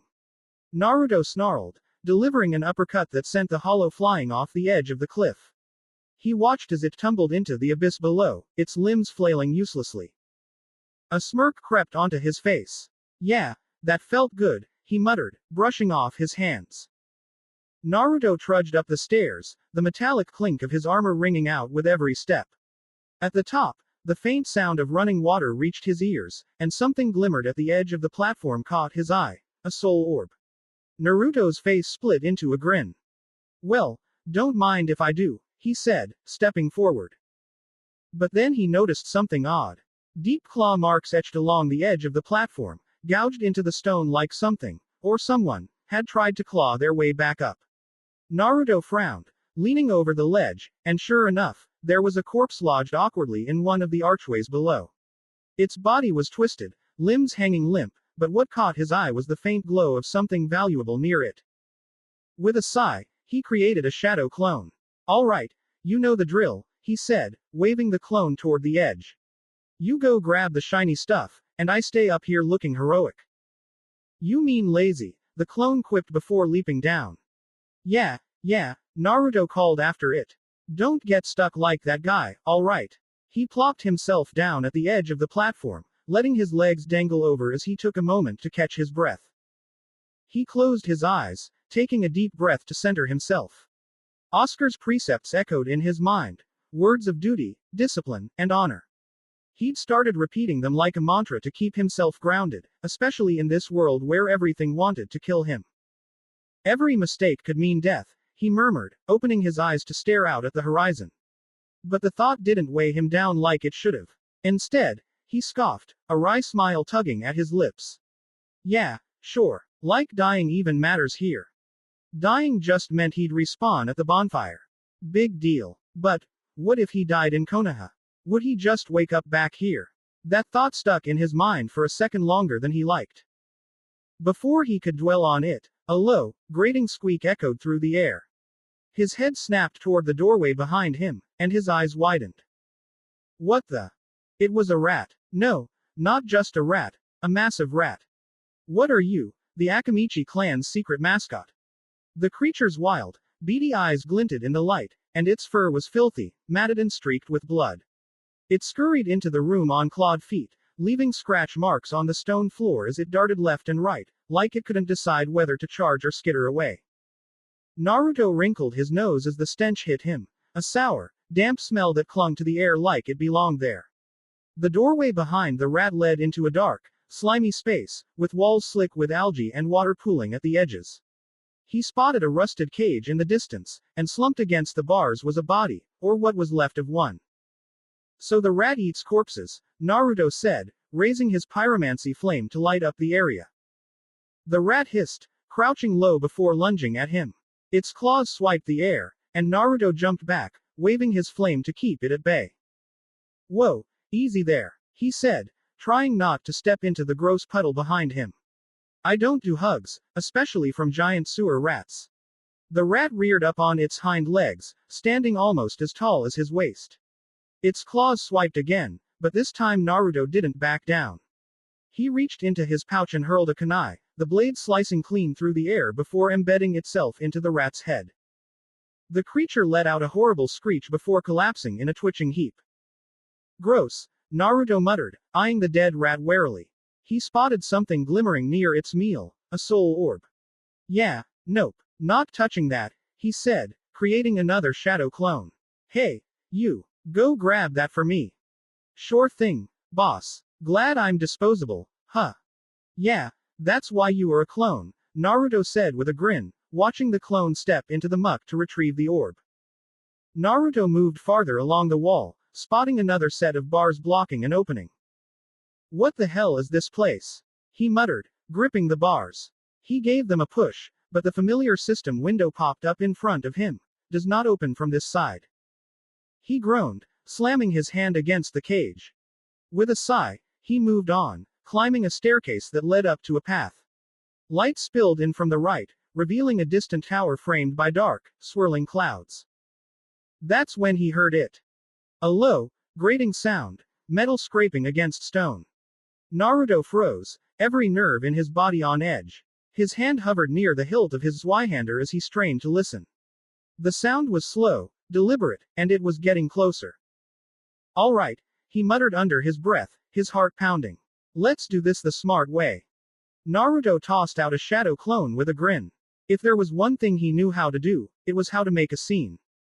Switching the Zweihander for the winged spear, he gripped the long, slender weapon awkwardly in his hands. It felt strange. Not bad, just not right for him. It was like trying to use chopsticks after eating with his hands his whole life. He gave it a testing spin, grimacing at the imbalance. Man, this thing is weird, Naruto muttered under his breath. Guess I'm not gonna be pulling off any fancy moves with this. But hey, pointy end goes into the bad guys, right? Ahead, his clone was doing its job, waving its arms like a maniac and shouting taunts. Oi, you ugly sacks of bones. Come get me. What? Scared of a little ninja like me? Naruto smirked as the hollows were drawn toward the clone, their jerky, unnatural movements almost pitiful. The first hollow dragged a filthy axe along the ground, its emaciated body swaying as if it might fall apart any second. Through the shared memories with his clone, Naruto spotted the second one, lurking in the shadows, waiting for the perfect moment to strike. Classic ambush setup, Naruto muttered, crouching low. Pushing chakra into his legs, he surged forward in a blur of motion, his shunshin closing the gap before the hollow even realized he was there. The spear's tip drove straight into the hollow's skull with a sickening crack. Naruto winced as he felt the resistance of bone and flesh give way, the spear skewering deep. Its body slumped onto the spear, dead weight pulling against his grip. Blood oozed down the length of the weapon, thick and dark, but Naruto held steady, using chakra to anchor himself. The second hollow leapt from the shadows, its rusted sword swinging wildly. Naruto barely had time to adjust, bracing his legs as the attacks rained down on him. Each strike hammered against the hollow corpse still stuck on his spear, rattling up his arms. Naruto dismissed the spear into his inventory. His now free hand lit up as he summoned the pyromancy flame, the orange glow casting eerie shadows across the hollow's gaunt, mindless face. The fireball hit the hollow point blank. Flames erupted across its body, making it screech as its skin bubbled and cracked. But even as it burned, the thing staggered forward, undeterred. Seriously? Naruto groaned, frustration bubbling up alongside his chakra. What does it take to put you down? With a roar of effort, he threw a punch straight into the hollow's chest. His gauntlet connected with a satisfying crunch, the force sending the hollow flying backward. It hit the wooden bridge just as a firebomb exploded against its back, flames bursting outward in all directions. Finally, the creature collapsed into ash. Who's handing out firebombs to these guys? As if on cue, another hollow at the far end of the platform raised its arm, a firebomb already cocked and ready. Naruto's eyes narrowed. Shunshin carried him forward, and his boots slammed into the hollow's chest with enough force to send it flying. He felt the crunch of ribs giving way beneath his weight as the hollow tumbled off the edge, flailing uselessly before disappearing into the abyss below. He didn't even have time to enjoy the moment. Another hollow lunged from the shadows, its rusted sword slicing downward in a vicious arc. Naruto ducked just in time, feeling the blade whistle past his head. Rolling to the side, he instinctively summoned a weapon, and cursed when the winged spear materialized in his hands again. The hollow swung again, but Naruto ducked low, sweeping his leg out in a wide arc. His foot connected with the hollow's shin, sending it tumbling backward in a flailing mess of limbs. Before it could recover, Naruto grabbed its bony ankle with a firm grip. Time to take out the trash, he quipped, swinging the hollow around like a sack of rice. With a grunt, he flung it off the ledge, watching as it spiraled down into the darkness below. Finally, silence.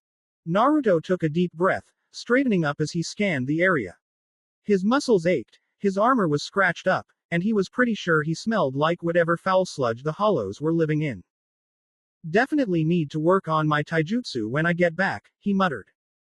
The path ahead was littered with broken barrels and rotting crates, leading to a series of small, crumbling buildings. The windows were dark, the wooden beams sagging under the weight of decay. He summoned a few shadow clones, sending them off to search the smaller buildings while he continued forward. Crossing a rickety wooden bridge, he stepped into a larger room, the air stale and thick with dust.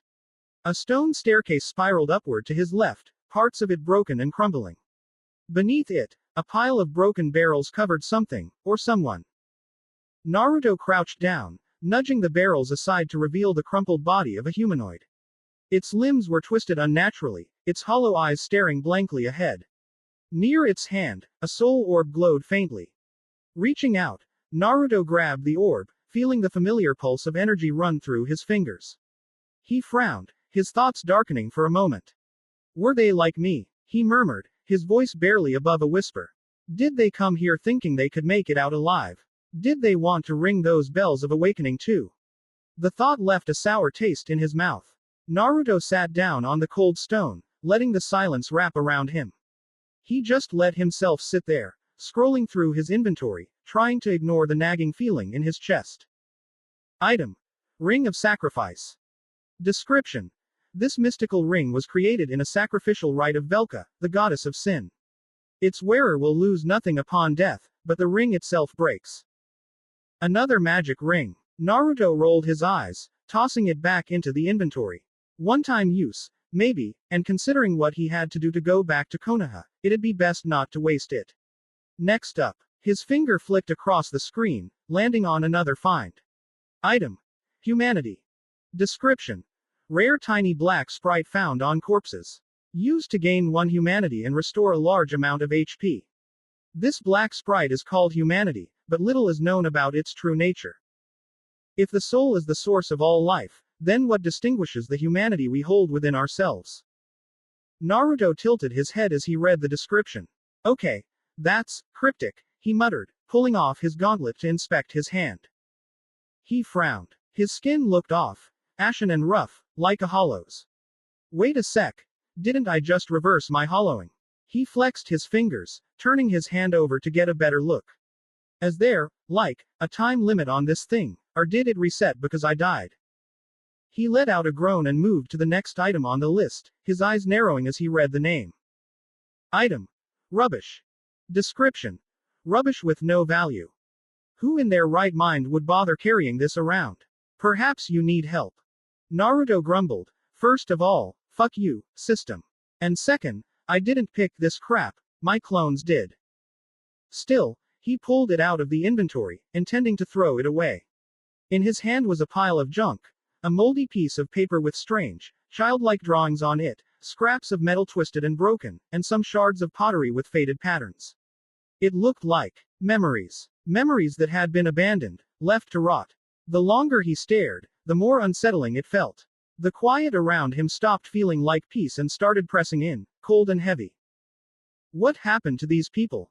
The question formed in his mind before he even realized it.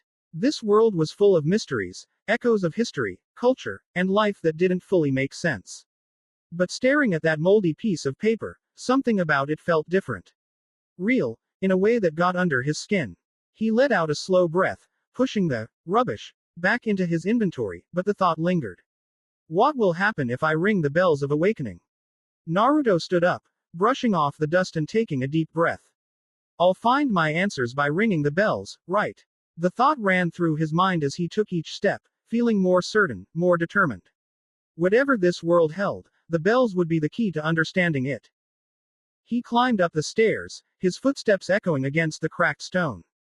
The path opened up into a cold, empty walkway shadowed by a towering castle. High, rough walls stretched up on both sides. The whole place felt forgotten. Barely visible in the gray mist ahead were crumbling towers, hints of a place long abandoned. There was no sound, just the faint, hollow echoes that broke the stillness. And then, he heard it. A loud, bone-rattling roar from the left, shaking the entire walkway. His mind went blank, his body frozen. What the hell?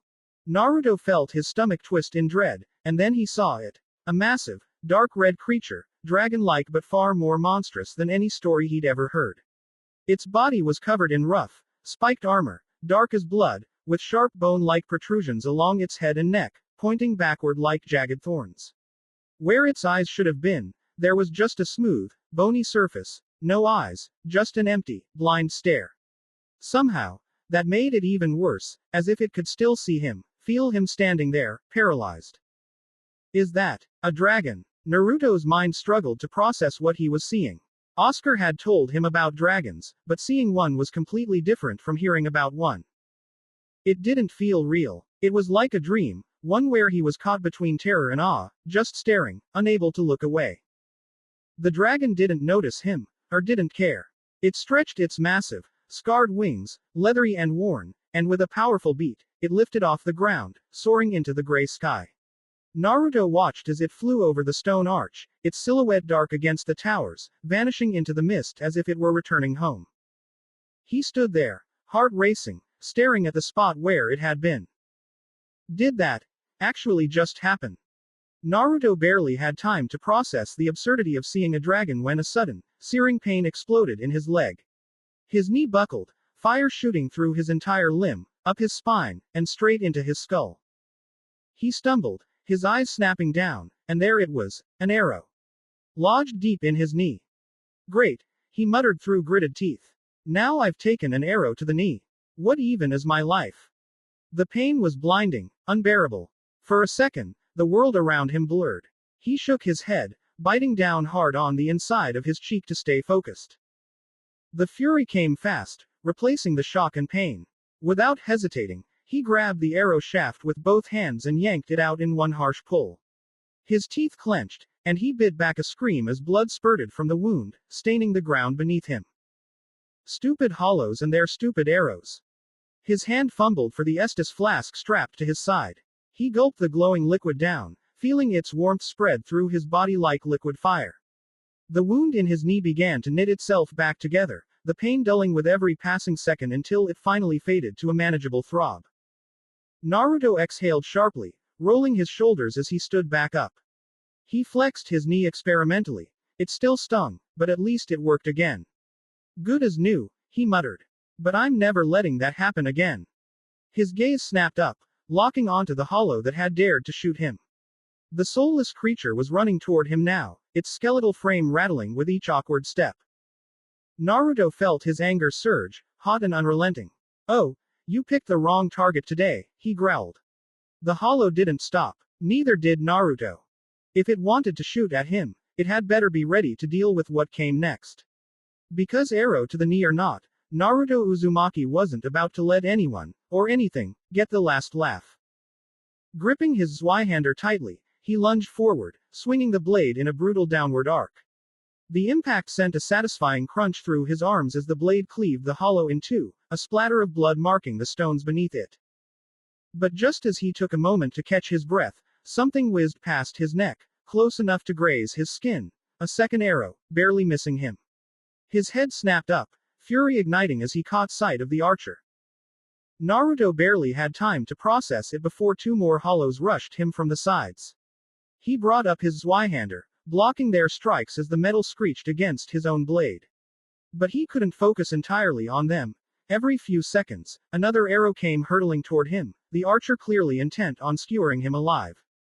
These guys are really pissing me off. Naruto clenched his teeth, fighting back with one hand while his other reached for an explosive tag. With one quick movement, he slapped it onto the nearest hollow's chest, pushing back with all his strength as he leapt away. Fuin! He barked, triggering the tag.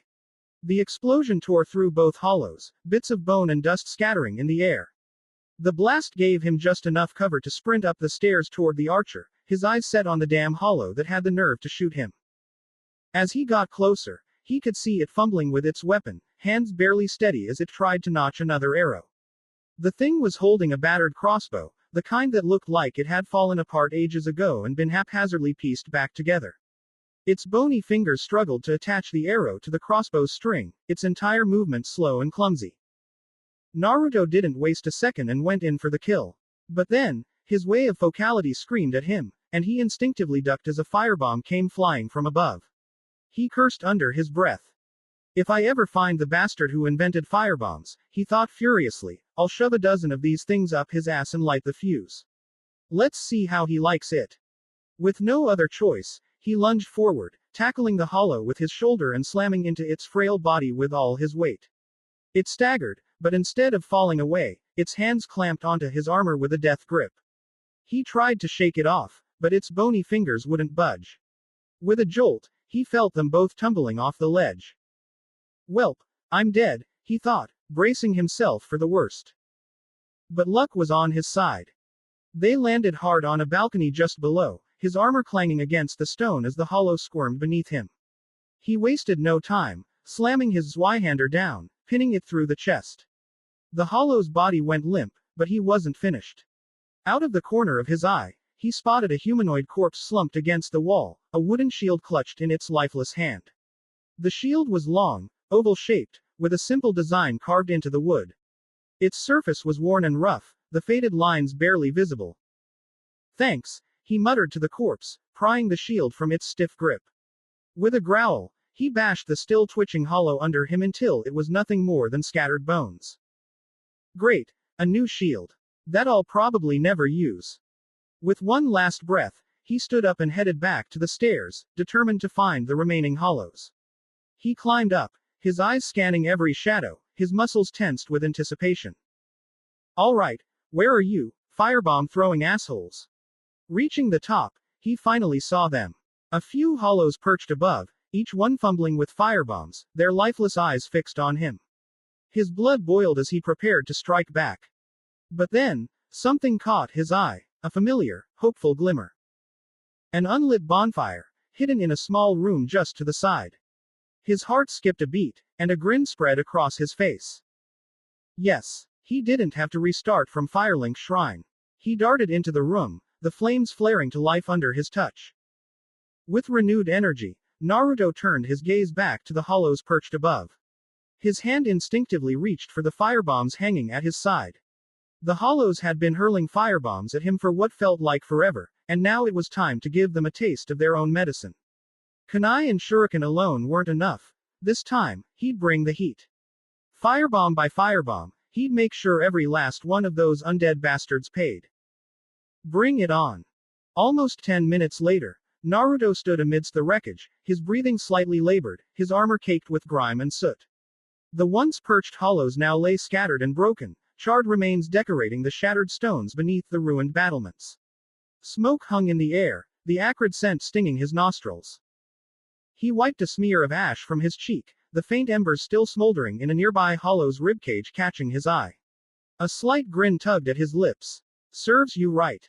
His stomach growled loudly, breaking the eerie silence of the aftermath. Man, I'm starving, he muttered, walking back toward the bonfire, the familiar golden glow already pulling him in like a moth to a flame. He dropped onto the hard ground beside it with a soft clink of his armor.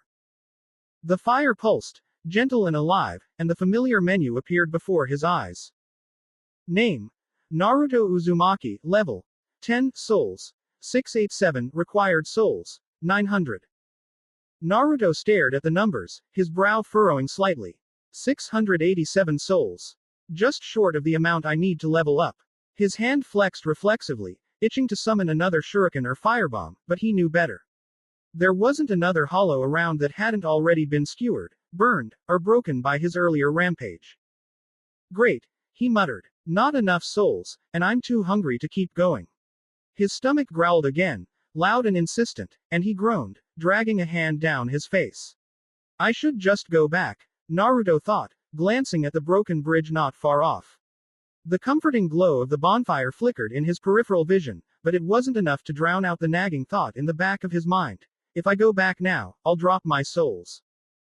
The memory of the last time he'd returned surfaced. Alexander had protected his souls that time. He considered the ring of sacrifice tucked away in his inventory. For a measly 600 souls. Yeah, no, the ring's too valuable for something so minor. Naruto exhaled sharply, his hunger gnawing at his resolve. Fine, it's just 600 souls. Does it really matter that much? He muttered to himself, though the words tasted bitter. He stood, brushing off his armor and stretching his arms over his head. His gaze shifted toward the edge of the broken bridge, the yawning void beyond it waiting for him.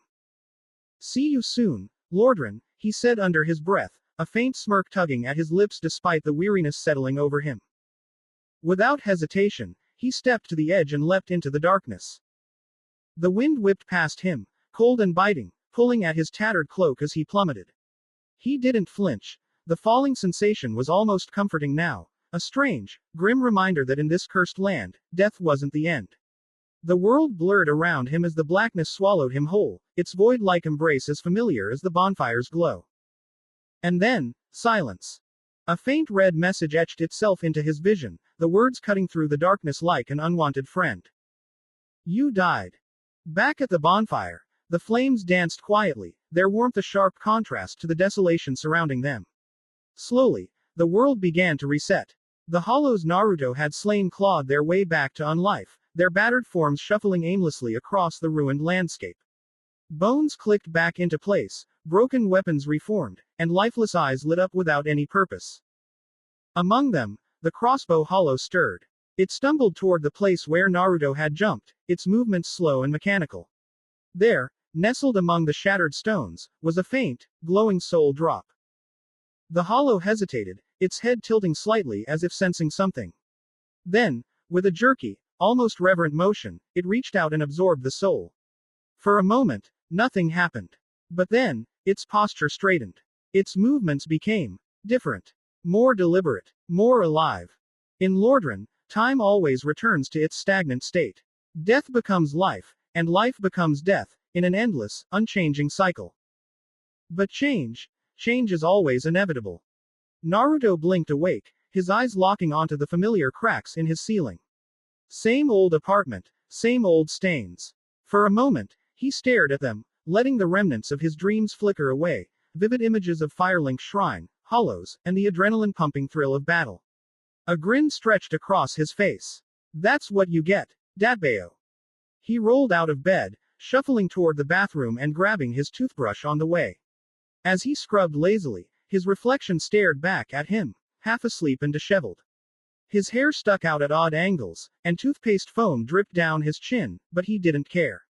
His mind was elsewhere, replaying the rush of last night's fights. After brushing, he wandered through his cluttered apartment, kicking aside stray wrappers and clothes. The mess was part of its charm, really. But his plants, those were different. Grabbing his watering can, he made his rounds, carefully tending to the little bursts of green that brightened up the dull space. Can't let you guys die on me, he muttered. Once the plants were watered, he eyed the rest of the mess.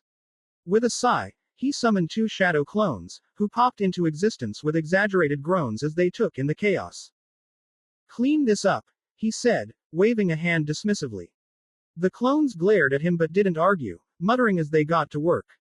Naruto, meanwhile, rummaged through his inventory and pulled out a thick, weathered tome. The history of the Uzumaki clan. He studied its worn leather cover as he made his way to the bathroom, settling onto his porcelain throne. The book looked ancient, its edges frayed and its dark leather cracked with age. At its center, a faint spiral was embossed, so subtle it only caught the light at the right angle. Around the spiral, intricate patterns wove outward like vines, curling toward the edges of the cover. The pages inside were yellowed and brittle, and the ink bled faintly across the parchment as though time itself was trying to erase the words. Naruto hesitated, running his fingers over the cover. Was it disrespectful to read something so important in here? He shrugged. Some of my best ideas happen in here, anyway. Flipping open the book, he skimmed the first lines, but his eyes widened as the words sank in. My name is Tobarama Senju. The year is 572 of the Amatsu calendar, commonly known as the end of the Warring States period. Naruto blinked. Tobarama Senju, the second Hokage. And this wasn't just any history book, it was a journal. Handwritten. The weight of the book seemed to shift in his hands, heavier now, as though the words themselves carried a sense of purpose. Naruto's stomach twisted as he read on. With the formation of the first village, many more will follow. That is the nature of the world. It changes, for better or for worse. Many clans have shown interest in joining my brother's village, and he has sent me on a diplomatic mission to the Uzumaki clan to offer an invitation. It would give us an incredible strategic advantage should other villages emerge, though I doubt my brother considers any of that. He simply wants to extend his hand to our distant cousins. Naruto froze, his breath catching. Distant cousins. He reread the line, his mind racing. The founders of Konoha, the first and second Hokage, and somehow, he was connected to them. He slammed the book shut, staring at its spiral emblazoned cover. Frustration bubbled beneath the surface, hot and raw. Distant cousins to the village founders, he thought bitterly, and yet not a single word about the Uzumaki clan in the academy. Nothing. The anger sat heavy in his chest, sharp and restless. He clenched his fists, forcing himself to breathe, to shove it down before it boiled over. Maybe I'm overreacting, he told himself. He hadn't exactly been a model student in the academy, maybe he'd just missed it. Yeah, right. That thought didn't carry much weight, but it was enough to stop him from storming into the Hokage's office and ruining his chances with the hawk. Instead, he stepped into the shower, letting the cold water hit his face. It stung, but it also cleared his head, snapping him out of the haze. As he scrubbed away the frustration, his thoughts wandered back to the book and the spiral. The same spiral on the Uzumaki book cover. The same spiral carved into the center of his Konoha headband. Something he'd seen 1,000 times but never thought about. As he stepped out of the shower, dripping wet, the thought nagged at him. Grabbing a towel, he dried his face roughly before pausing, his eyes narrowing. Hey, he called out. Clone, get in here. A shadow clone poked its head into the bathroom. What now? Go grab that Uzumaki book and skim it for anything about the spiral in the leaf symbol, Naruto said, toweling off his hair. Why not read it yourself? Because, Naruto huffed, gesturing to his dripping body. I'm wet, fresh out of the shower, and I don't want to ruin the pages. God, am I stupid or something? The clone raised a finger. Not a word. The clone nodded and grabbed the book. After a few minutes of flipping carefully through the brittle pages, it spoke. Okay, the clone said. There's a bit near the end that talks about it. Naruto perked up, pulling the towel tighter around his shoulders. Tobirama writes, the clone began, the spiral was always a symbol of the Uzumaki. When we designed Konoha's sigil, Hashirama insisted we include it, claiming it would stand as a reminder of the bond between our two villages. Wait, so, the Uzumaki spiral is part of the Konoha symbol because of Lord First. The clone nodded. Though I believed alliances should be pragmatic and not sentimental, my brother insisted Konoha and Uzushio could never be mere allies. They were family. That bond was sealed with the marriage of Hashirama Senju and Mito Uzumaki, a union that united our villages as sister nations. The clone smirked faintly. My brother, ever dramatic, believed this symbol represented the connection. Two separate paths spiraling together, growing stronger with each turn. The shadow clone tossed the book at him with a smirk. Here, you can keep reading this while I take a break. Naruto barely caught the book, his mind too preoccupied to question the clone's sudden generosity. Meanwhile, the clone made a beeline for the kitchen, eyes glinting as they locked onto the ramen stash. Break time, it muttered, opening the cupboard with a grin that would have made a starving dragon guarding a horde look flaccid. Meanwhile, the original dove back into Tobirama's words, his fingers tracing the faded ink. The Uzumaki clan has a strange relationship with the Senju clan, the entry began. There is a blood connection, and the Uzumaki have never denied it, yet they care nothing for it.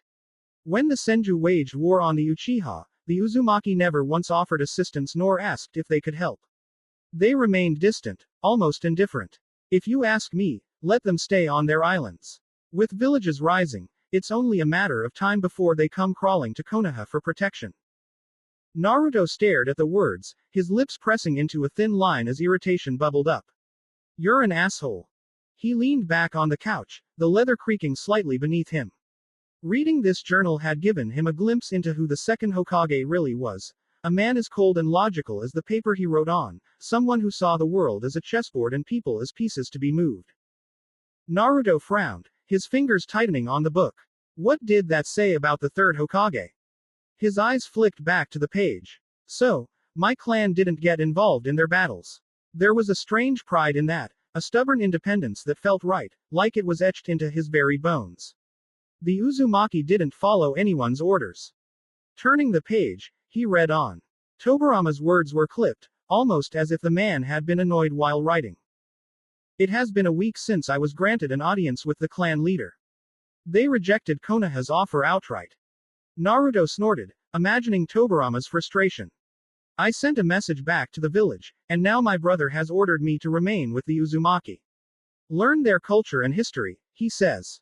Make friendly relations. The words were even written in quotes. My brother's hope for kinship borders on naivete, but I will do as instructed.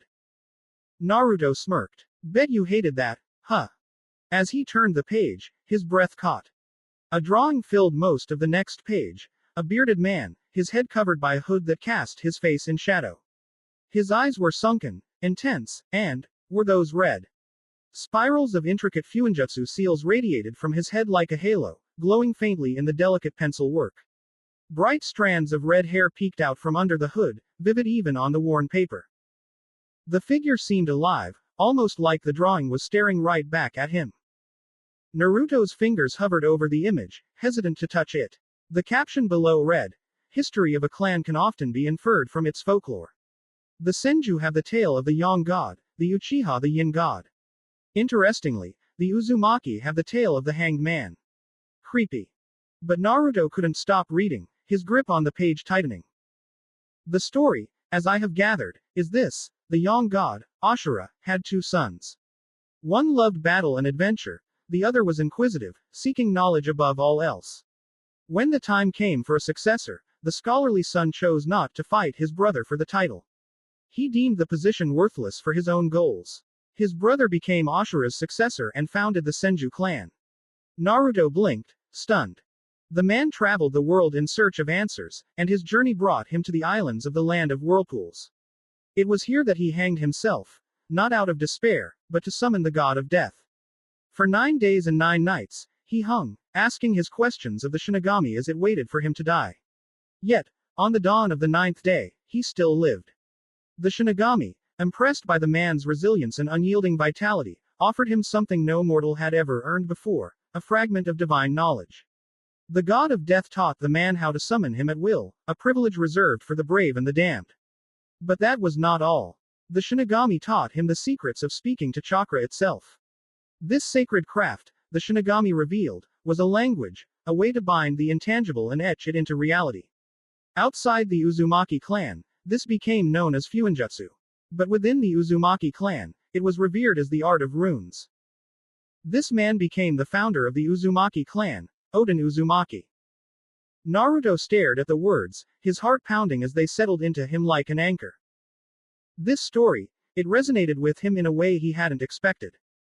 It wasn't just about lineage or power, it was about someone rising from nothing to greatness, carving their own path through sheer determination. The Uzumaki founder wasn't important because he was Ashura's son or tied to any grand legacy. He was important because of what he did.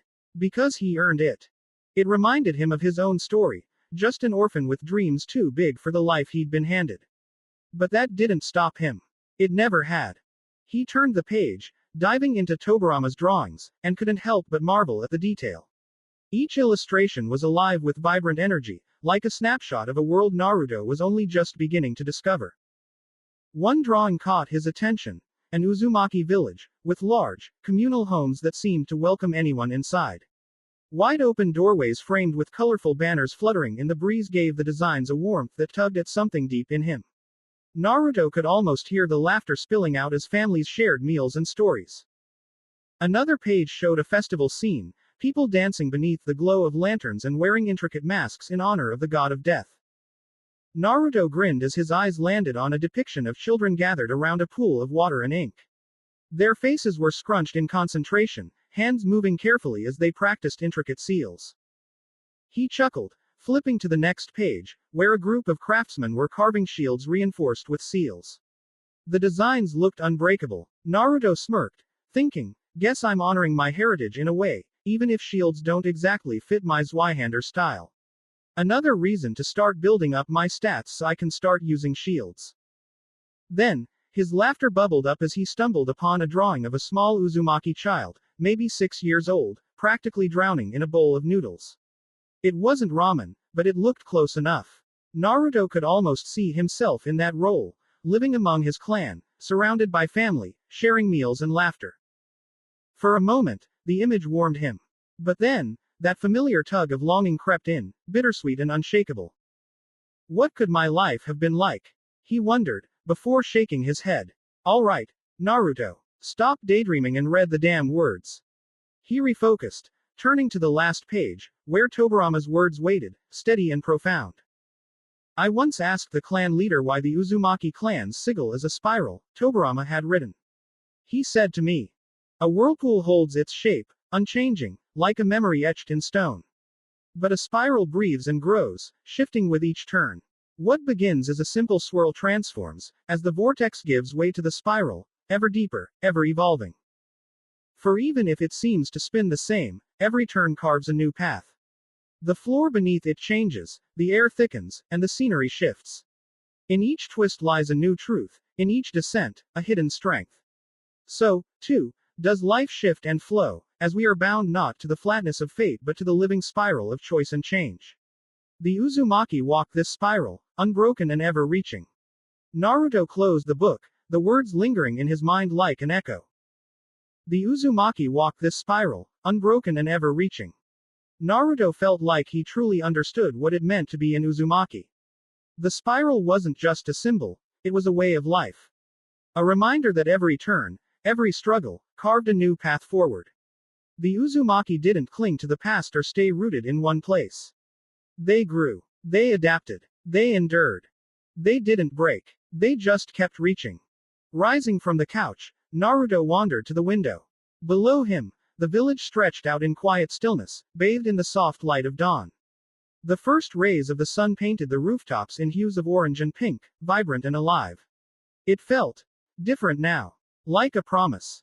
I'm an Uzumaki, he murmured. He looked down at his hand, tightening it into a fist.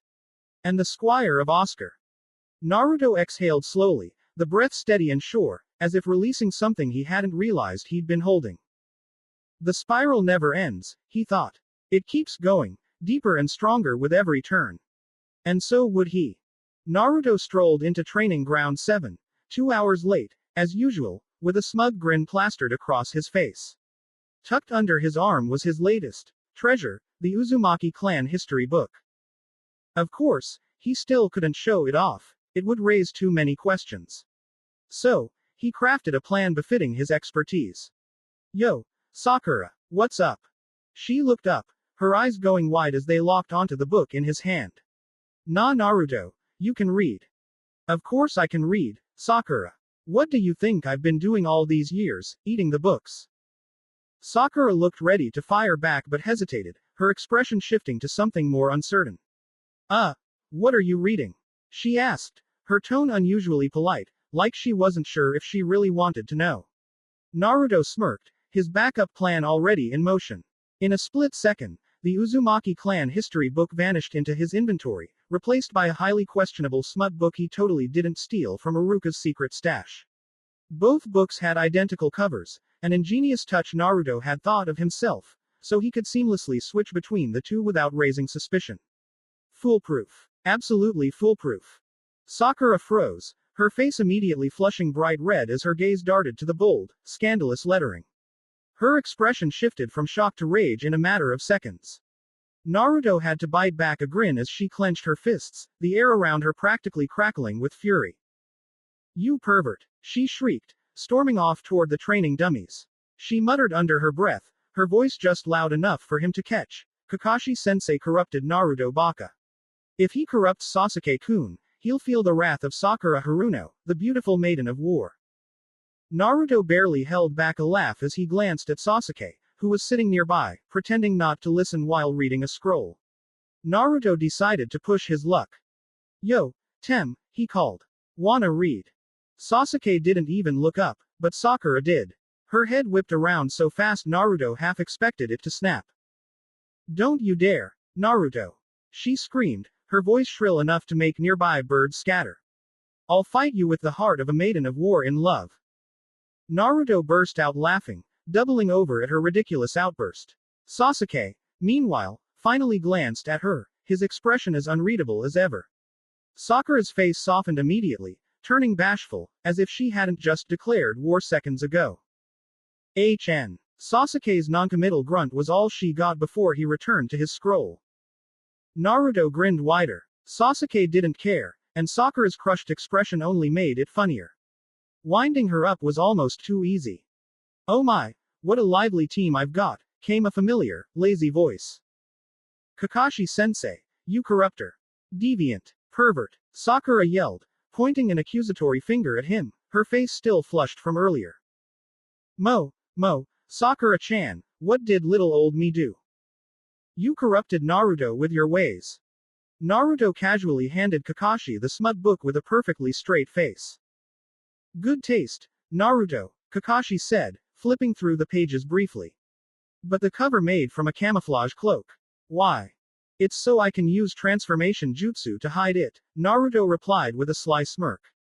Wouldn't want Sakura getting jealous of some pretty women. Sakura's death glare was immediate and laser-focused, boring into the back of his head like a drill. In truth, though, Naruto had a different reason. The camouflage cloak and transformation jutsu weren't about hiding smut, they were about hiding the actual history book he was reading. But hey, plausible excuses were a shinobi's bread and butter, and this one was perfect. Alright, everyone, sit down. I need to reveal today's plans. Naruto plopped down with a contented sigh, his plan having worked perfectly.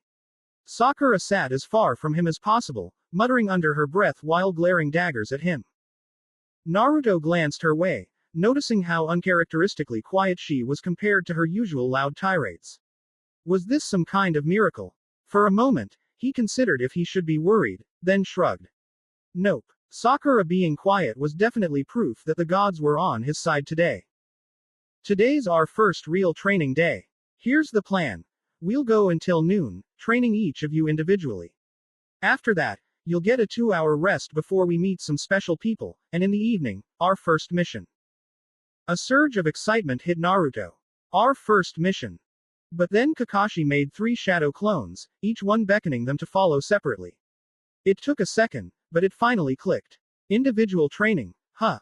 Naruto glanced at the real Kakashi, expecting him to lead one of them, only to see him walking over to a tree and lying down for a nap. Naruto's sweat dropped along with Sasuke and Sakura. Lazy bum. Before he knew it, Kakashi's clone had a hand on Naruto's shoulder, and in a flicker of movement, they were deeper into the forest. Naruto barely had time to blink before they stopped. So, what are you planning to teach me, Cyclops instructor? Kakashi's clone handed him a folder instead of answering. Naruto took it, his grin fading as he looked down. The file had his name on it, his academy records, but it looked thicker. More detailed. He flipped it open. What is this? It's your current report, Kakashi said. An assessment of your skills. Naruto couldn't help but feel uneasy. Reading through, he saw Taijutsu skills, B. Genjutsu skills, F. Ninjutsu skills, A. He skimmed past the other categories, not wanting to read every detail. Looking back up, he said, these aren't the results I got at the academy. Of course not, Kakashi replied. This is my report, my evaluation of your skills. Oh, Naruto couldn't stop the little smile creeping back onto his face. Kakashi's assessment was definitely worth more than any report card. See, I'm awesome. But before his ego could fully inflate, Kakashi popped it like a balloon. But don't get ahead of yourself, he said, bringing Naruto back down to earth with a thud. We've got a lot of work to do if you want to catch up to Sasuke and Sakura. Naruto felt a chill run down his spine, like a breeze passing right through him. When he looked down, he froze, he was in his underwear. What the? He blinked, and everything was back to normal. Naruto gritted his teeth, muttering, Genjutsu. Exactly, Kakashi replied. You might be better than the average academy student, but if you really want to catch up to your teammates, there's a lot you still need to learn. Naruto clenched his fists, the old, familiar fire building inside him. I'll definitely catch up, he shouted. Kakashi motioned for him to turn the page. Naruto did, and his face fell at the sight of his academic scores. The horror must have been clear on his face because Kakashi didn't even smirk, just watched him. Come on, sensei, what good is the academies? Useless. Knowledge gonna do me. Naruto waved his hand dismissively. Like, what's the powerhouse of the cell? Who cares? Alright, let's say you have a mission in the fire capital. You need to sneak in without anyone noticing. Which route do you take? The least obvious route. Kakashi's face remained blank, unamused. Naruto got the message. Fine. But how am I supposed to become stronger if I'm stuck with books and basics? Shadow clones. Naruto scratched his head, trying to piece together Kakashi's point about shadow clones. His mind churned through everything he knew about the jutsu until something clicked. You're gonna use the memory transfer to boost my training, he blurted out. How do you know about that? Oh. Naruto hadn't exactly shown this jutsu off to anyone yet. To cover himself, he quickly flashed through the hand sign, creating a dozen clones that popped up around him, all grinning expectantly at Kakashi. Guess that throws out the possibility of Naruto learning his strange jutsu or collecting those bizarre items from some kind of hidden treasury in the Forbidden Scroll. Kakashi sighed inwardly. A pity. I actually like that idea. Great. Saves me from teaching you the shadow clone jutsu. No, teach us. The clones chorused. Alright, Kakashi said, humoring them. If you can get a higher score than Sasuke and Sakura in the academic tests. The clones glanced at each other, exchanging determined nods. Yosh. Let's study. They shouted. Pop the clones, Naruto, Kakashi said with a smile. With a nod, Naruto dispelled them all. Then Kakashi handed him a scroll. Naruto unrolled it, seeing a list of subjects and notes. Now, make 2 clones for each subject, Kakashi instructed, and an extra clone to follow me. Your textbooks and everything you need are in that scroll. Naruto created the clones and assigned each to their study group, watching as a second Kakashi clone guided them to a makeshift classroom. Naruto turned to follow the original deeper into the forest. Kakashi-sensei. Naruto asked. I can make way more than just a dozen clones. Wouldn't it be better if I made, like, hundreds? Kakashi gave him a pointed look. A human mind can only process so much information at once. Even if you had 100 clones reading a single line, your brain would barely register it after dispelling them. The overload would overwhelm your mind, and it might even shut down completely. Really? You're sure about that? Kakashi nodded. Think of it like trying to shove 100 bowls of ramen into your mouth at once. You wouldn't taste or enjoy any of it, and you'd probably pass out before getting through half. Your brain needs time to digest the information. So for now, we'll stick to a dozen clones. Naruto still looked skeptical but reluctantly nodded. Okay, but what are we doing, then? You and your clone will be practicing the academy katas, Kakashi said. Naruto groaned. Come on, Kakashi-sensei. Give me some cool taijutsu. Katas are so stiff. It's like a dance move. How's that supposed to help in a real fight? Kakashi didn't respond. He simply threw a punch, so fast that Naruto barely had time to react. He raised his palm to block, but Kakashi shifted, his body invading Naruto's space. Before Naruto could process it, Kakashi hooked his leg behind Naruto's and shoved, sending him tumbling to the ground. Hey, what's the big deal? Kata number 5, Kakashi said calmly. Naruto replayed the sequence in his mind. Kata number 5, a side dodge and jump. If he'd followed the movement instead of resisting, he could have sidestepped the attack entirely. The Academy's taijutsu isn't some flashy fighting style, Kakashi explained. It's a series of katas created by the second Hokage, designed to keep you alive. Each kata is a response to a common attack. It's a foundation. Master these, and you'll be prepared for a lot more than you think. Naruto looked down, the weight of Kakashi's words settling over him. Better to learn now than regret it on the battlefield, he thought. Good, Kakashi said. Now, spar with your clone. Fix your katas, and then, if you get it down, I'll teach you a very important jutsu. A grin spread across Naruto's face. Yada, new jutsu, he shouted, charging at his clone with excitement. Kakashi facepalmed. He missed the part where this was about katas. The real Kakashi had swapped places with one of his clones as he walked over to Sasuke, who was deeply engrossed in a scroll on the Sharingan. Sasuke didn't even bother looking up. Kakashi had known from the start that getting Sasuke to play as part of a team was going to be an uphill battle. The boy was too absorbed in his own goals, laser-focused on what he thought he needed. Ironically for an Uchiha, Kakashi thought, he's extremely tunnel-visioned. Watching him, Kakashi could see it plain as day, subtle signs in his posture, the stiffness in his shoulders, the tightness in his jaw. Sasuke's body had been strained to the point of breaking, a result of endless training since the day Itachi killed the Uchiha clan. The boy hadn't taken a single day of rest, not one, and it was wearing him down. He didn't realize how much damage he was doing to himself by not giving his body and mind a chance to recover. And now, with the awakening of his Sharingan, things had only gotten worse. Itachi once described the Sharingan awakening to Kakashi as being like a surge of adrenaline, pushing the body to its limits, amplifying one's abilities but draining one's reserves faster than usual. There was a point, the post-adrenaline fatigue, in medical terms, where the body just couldn't keep up with the strain. Right now, Sasuke was seeing rapid growth. But after this stage, if he continued at this pace, that growth would stagnate, leaving him broken and burned out. The symptoms were all there, hidden behind that stoic face. But this wasn't just about physical fatigue. Sasuke was a flight risk. Every move he made, every glance, screamed one thing: revenge. If he ever had the chance, Kakashi knew he'd go after Itachi in a heartbeat, no matter the consequences. And with Naruto growing stronger, showing abilities none of them fully understood, Sasuke's inferiority complex was a fire waiting to consume him. The more he saw Naruto's progress, the harder he'd push himself, until he burned himself out completely. Kakashi had even consulted Inoichi Yamanaka, a man who knew more about the human mind than anyone else in Konoha, and he agreed with Kakashi's assessment. If he didn't intervene, Sasuke would break himself down piece by piece in his blind pursuit of power. Sasuke-kun, do you want me to train you, or are you going to spend the day buried in scrolls on the Eye of Insight? Just show me your training. So you can copy it? Kakashi asked, raising an eyebrow. Yes, Sasuke replied, his Sharingan flickering to life. Saves us both time, and you can get back to your lazy reading. Kakashi held back a groan. This kid.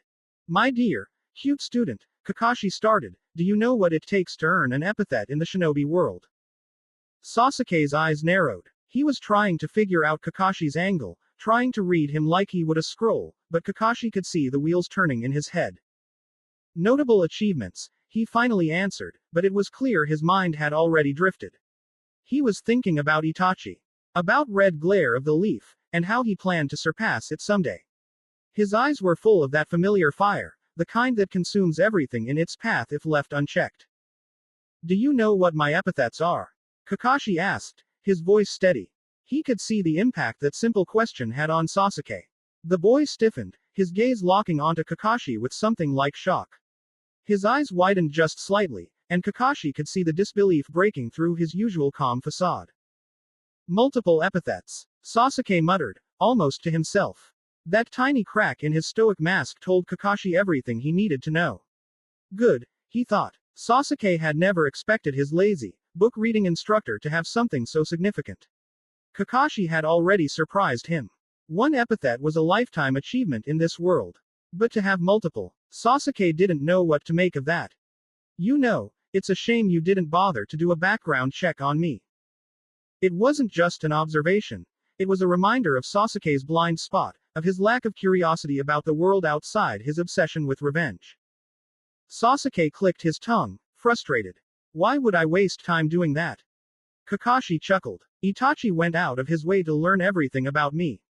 The effect was immediate. Sasuke's calm shattered, replaced by something raw and visceral, disbelief and rage warring within him. What did you just say? When Itachi was stationed under me in the Anbu, he did a full background check on me. The man with 1,000 jutsu, Kakashi the copy ninja. Kakashi lifted his headband, revealing his Sharingan. Kakashi of the Sharingan. For a split second, there was hope in Sasuke's eyes, a fragile glimmer. You're an Uchiha. Kakashi shook his head, and the hope in Sasuke's eyes shattered like glass. No, he said, his voice tinged with sympathy. This eye was given to me by a dear friend during the war, just before he died. The Uchiha clan wanted it back, of course, but it was your father who insisted I keep it. He honored my friend's final wishes. Kakashi saw a flicker of happiness at the mention of Sasuke's father, a softness he rarely showed. For a moment, Sasuke was just a boy remembering his family. But then the light in his eyes dimmed, and the memory replayed in his mind, his parents lying dead, Itachi standing over them. Teach me everything you know, Sasuke demanded, his voice cold and brittle, his Sharingan spinning, the single tomo in each eye alive with desperation. Kakashi could hear it in Sasuke's voice, the undercurrent of fear, the fear that he wouldn't be strong enough, that he'd never reach Itachi. Kakashi looked at him carefully, weighing his words. My first training command, he paused deliberately, drawing out the silence, is for you to rest for the next week. Sasuke stared at him as if he'd just slapped him, confusion and anger battling on his face. What are you talking about? That's my first command. Go. Take a rest. I can't. Sasuke's voice rose. I have to. He didn't get to finish before Kakashi stepped forward, pinning him against a tree, his hand around the boy's throat, holding him there. He could feel Sasuke's pulse under his grip, erratic. Listen to me, Sasuke, Kakashi said, his voice low. I trained Itachi. I trained him when he entered the Anbu. I trained him to be a captain. Kakashi let his Sharingan spin, the tomo merging, transforming into the Mangekyo Sharingan. Sasuke managed, barely able to get the words out. Kakashi released him, watching as he dropped to the ground, sucking in air, his hand rubbing the red mark on his neck. Here's the truth, Sasuke, Kakashi said, looking down at him. I am the only shinobi in the world who can help you reach Itachi. But I won't do it. No, you can't.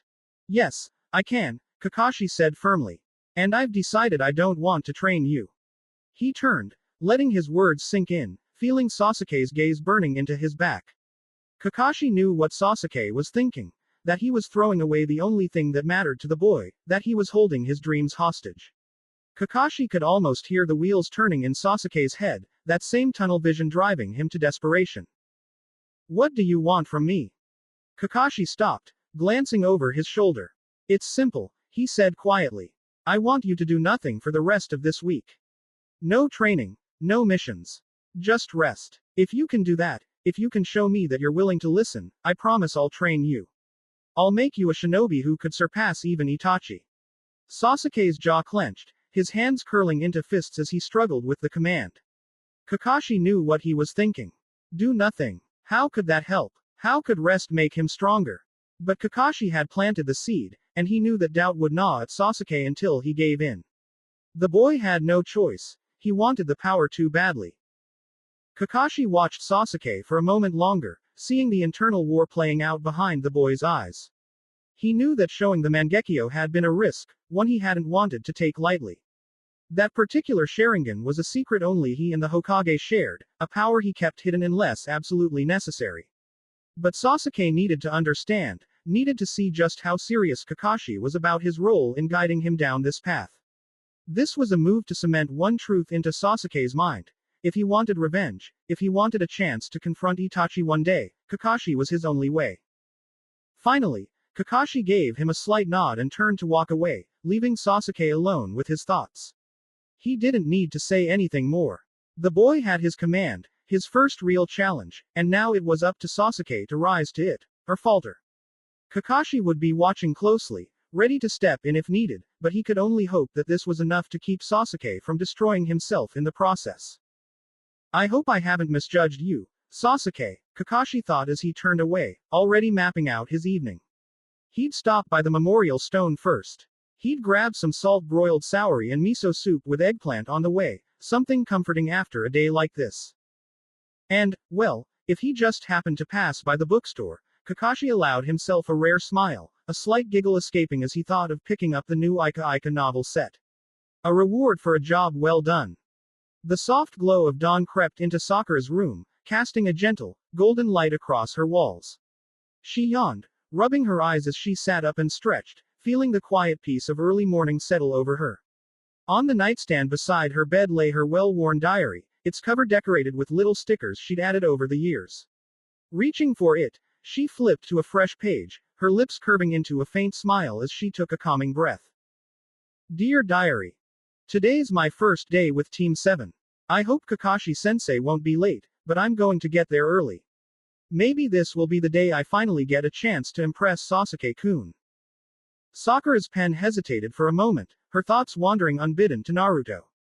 I wonder, was he always like this? She wrote slowly. He's different somehow. Quieter, almost distant. He hasn't even tried asking me out once lately. Her brow furrowed slightly. As much as she'd always brushed off his ridiculous attempts, there was a small, reluctant part of her that had come to expect them. His constant, goofy persistence had been an odd sort of constant in her life, something she could rely on, even if it was annoying. But now it just feels strange, she continued. Like he's someone else entirely, and that loud, silly Naruto I used to know is gone. She frowned, tapping the pen against the edge of the page, trying to unravel the knot of confusion in her chest. Somewhere in the back of her mind, a sharp, familiar thought surfaced. Why do you even care, Sakura? It's Naruto. You've spent years wishing he'd leave you alone. It wasn't a separate voice. Not really. It was her, just the sharper, clearer part of herself that often broke through when she doubted. A part she sometimes called inner Sakura, though she knew it wasn't someone else. It was her, cutting through her own thoughts with blunt logic. With a quiet sigh, Sakura closed the diary and set it carefully back on her nightstand. She swung her legs off the bed and stood, stretching again as the sounds of the waking village filtered in through her window. After brushing her pink hair with care and slipping into her usual outfit, Sakura bounded downstairs. The familiar scent of breakfast greeted her, along with the low murmur of her parents' voices drifting from the kitchen. Her father, Kazashi Haruno, was hunched over the kitchen table, animatedly explaining something as he gestured to a scroll. His dull pink hair stood up in wild spikes, and his booming laugh filled the room. Sakura caught snatches of the conversation, something about inventory shipments and supplier delays. Her mother, Mebuki, was the opposite of Kazashi's energy. Focused and no nonsense, she stood by the counter, chopping vegetables with quick, efficient movements. Despite the contrast between her parents, Sakura loved these mornings. Morning, Mom. Morning, Dad. There's my girl, heading out for shinobi business early, huh? Hoping to catch a certain someone's eye, maybe. Sakura's cheeks flushed immediately. Dad, it's not like that. Keep your nose out of it, Dad. Her sharper self grumbled internally, though Sakura kept her face as neutral as possible. Ah, young love, reminds me of when your mom and I started dating. Without missing a beat in her chopping, Mebuki added, just remember, Sakura, the more you focus on yourself, the more others will take notice. Being early and disciplined is good, but don't let it all be for someone else. Sakura nodded, even as frustration prickled at her edges. Her mother's words were always so pointed, as if Sakura weren't enough just being herself. Every suggestion, every encouragement, felt like a push towards something tougher, something stronger. Doesn't she get it? Sakura thought. I don't want to be a warrior princess. I just want to be me. And maybe catch Sasuke-kun's attention while I'm at it. Is that so hard to understand? But deep down, Sakura knew her mother wasn't being critical for the sake of it. It was her way of trying to prepare Sakura for the dangers of the shinobi world. Maybe Mebuki didn't have the words to say, I'm scared for you, so she said, train harder. Maybe that was her version of love. Still, it was exasperating. Like the time her mother had secretly mixed weight gainer powder into her rice to bulk her up. Sakura had nearly choked on it before spitting it out, declaring dramatically that she was never eating again. Sakura sighed at the memory, finishing her light breakfast. She grabbed her ninja pouch from the counter, ready to head out. Have a good day, sweetheart. Stay focused. Mebuki added sharply, her eyes flicking briefly to Sakura's ninja pouch as if scanning it for flaws. Sakura stepped outside, her frustration melting away as the crisp morning air hit her face. The world felt alive, the bustle of merchants setting up their stalls in the market, the warm sunlight filtering through the trees, and the distant hum of the village beginning its day. All right, Sakura, she thought, steeling herself as she made her way toward Training Ground 7. The soft hum of the morning still lingered in Sakura's mind as she stood at Training Ground 7, waiting for everyone to arrive. The early sunlight bathed the clearing in golden warmth, and she took a deep breath, savoring the quiet. Do some training. That'll impress Sasuke-kun, she thought, rolling her shoulders and stretching her arms. Sakura stepped into a basic stance, her mind already running through the forms they had practiced at the academy. She began with simple punches, her movements sharp and precise, gradually flowing into the defensive blocks and sweeps she'd been working to perfect. Her body moved on autopilot, muscle memory guiding her as her thoughts wandered. He'll see how serious I am. Maybe he'll even comment on how much stronger I've gotten. She imagined Sasuke standing nearby, his arms crossed as he watched her with faint approval. But the daydream faltered when her form wavered on a kick, and she stumbled slightly. She straightened immediately, her face heating in embarrassment, even though no one was watching yet. Focus, Sakura, her sharper self chided. What's the point of training if you're just going to daydream the whole time? Suddenly, the swirl of leaves and a faint flicker of movement broke her focus. She froze mid-punch, turning just in time to see Sasuke step into the clearing, his dark eyes focused on the scroll in his hands.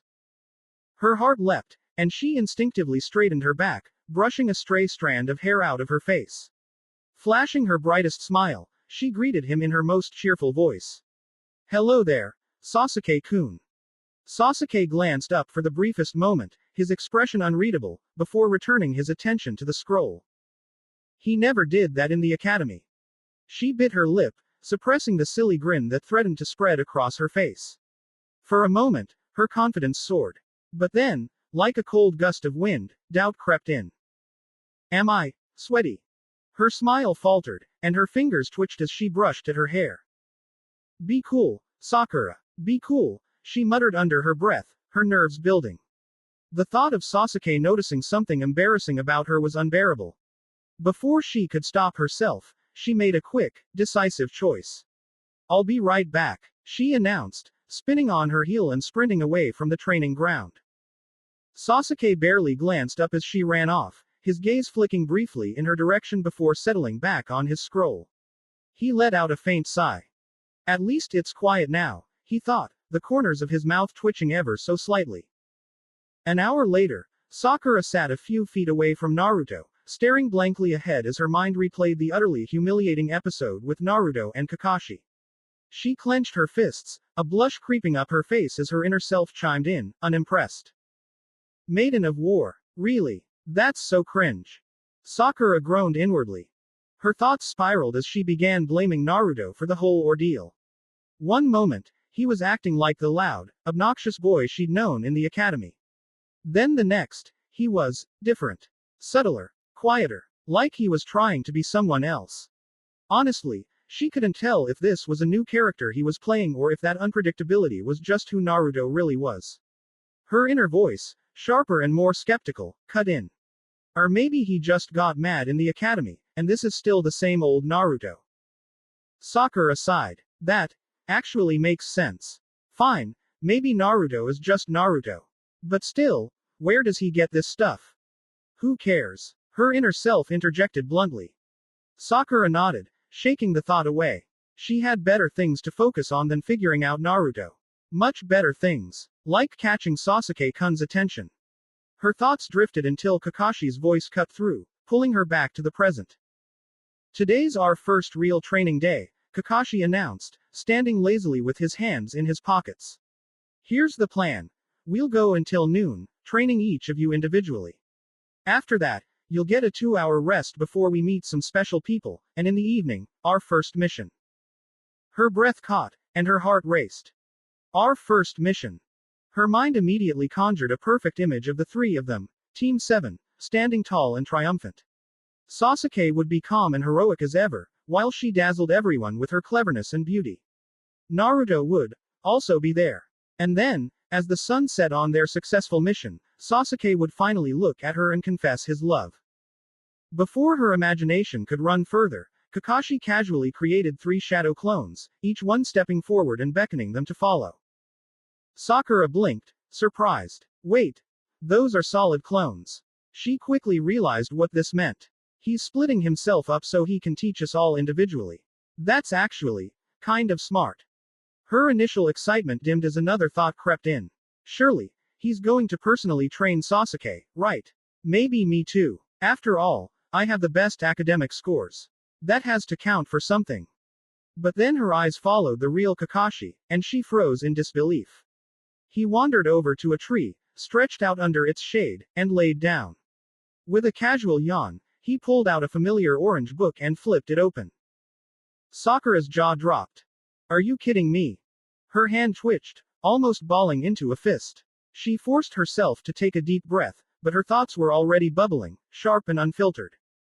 Shanaru. Lazy bum. I'm standing here, ready to give it my all, and he's just lying there like it's nap time. What kind of teacher does this? Her gaze then flicked to Sasuke. He didn't even bat an eye. His focus remained entirely on his scroll, as if this level of effort, or lack thereof, from Kakashi was exactly what he'd expected. Of course Sasuke-kun doesn't care, Sakura thought, crossing her arms. He probably doesn't even need Kakashi-sensei's help. He's already so talented. Honestly, Sasuke could probably teach me something more useful than whatever this lazy old man has planned. But even as she reassured herself, doubt gnawed at the edges of her confidence. What if my clone trainer doesn't actually push me? What if Sasuke's training is more intense, and he gets even further ahead? The thought lit a fire inside her. No, I won't let that happen. Lazy teacher or not, I'm going to give this everything I've got. The Kakashi clone assigned to her waved her forward. Let's go, Sakura. Sakura felt a hand on her shoulder, and before she could process what was happening, the world around her twisted into a dizzying blur. Trees, leaves, and streaks of sunlight rushed past in a disorienting whirlwind, her stomach lurching violently with the motion. The sudden stop hit her like a shockwave, and she stumbled forward, her legs shaky beneath her. Her vision spun, and she barely had time to steady herself before the nausea overwhelmed her. Leaning forward, she emptied her stomach, the sour taste of bile burning her throat. She coughed, spitting to clear the acidic tang from her mouth, her hands trembling as she tried to compose herself. What was that? That, Kakashi replied, was the Shunshin no Jutsu. It's a high-speed travel technique. Now that I think about it, you're the only one on the team who doesn't know it. What? How? Naruto learned it from Iruka, and Sasuke copied it from Naruto. Sasuke-kun is amazing. Kakashi raised a brow at her. And what about you? What do you mean? Instead of answering, Kakashi handed her a folder with her name printed neatly on the front. Sakura hesitated, her fingers curling around the edge of the folder as if bracing herself for what she might find. With a deep breath, she opened it. Her eyes scanned the page, her breath catching as the contents sank in. Line after line of evaluation stared back at her, harsh and unyielding. F. In taijutsu. F. In ninjutsu. Only her academic marks stood out, and even they felt hollow in this context. Her hands trembled as she held the folder, her throat tightening with a painful lump she couldn't swallow. What is this report? It's my assessment of your current level as a ninja. The words felt heavy, cutting into her pride. But I'm the top kunoichi in my class. Kakashi's gaze was steady. That may be the case, but tell me, what would happen if you fought Naruto or Sasuke right now? How long would you last? You saw what they were capable of during the Bell test. What about you? The question hung in the air like a kunai aimed at her chest. Sakura hesitated. She couldn't bring herself to say it out loud, but she knew. Sasuke was leagues ahead of her. And Naruto, she couldn't even imagine lasting against him for more than a few seconds. I am weak. Sensei. Her inner voice, normally brash and quick to retort, stayed quiet this time, offering no snarky remark or sarcastic comeback. I see, Kakashi said, his tone softer now, though no less firm. Acknowledging where you were is the first step to getting stronger, Sakura. It's okay to be weak right now, but staying that way isn't an option if you want to survive as a ninja. His words stung, but there was a strange clarity in them. Yes, sensei. Kakashi gave her an encouraging nod. Good. Now, why not use that sharp mind of yours to figure out what you can do to improve, based on the report? His words gave her something to hold onto, a spark of direction amidst the sinking despair. She took a shaky breath, forcing herself to focus as she analyzed the report in her mind, picking through her glaring weaknesses and the faint glimmers of strengths. Sensei, she asked cautiously, are there any areas where you rated me higher than Sasuke or Naruto? Kakashi's visible eye crinkled in approval. Good question. Well, for starters, your chakra control is better than both of theirs. You also have a stronger academic foundation and an affinity for genjutsu according to your academy report. She nodded slowly, though the answers felt bittersweet. Academics and chakra control, that's it. Those don't win fights. Still, it's something. Build from there. You're not completely hopeless. Figure out how to turn what you're good at into something useful. But the thought didn't anchor her, it only made her chest tighten further. This couldn't be it. She couldn't accept that the only things she was good at were chakra control and being book smart. Those were basic, foundational skills, not the kind of things that made a shinobi strong or respected. Not the kind of things that would make her stand out. No, she said. That can't be everything. There has to be more. Oh, what do you mean, Sakura? Her throat felt tight, but she forced herself to push past it. I didn't get to show you anything in the bell test. I know I didn't do much back then, but it doesn't mean I can't do anything. Her voice wavered slightly. You said I have chakra control, right?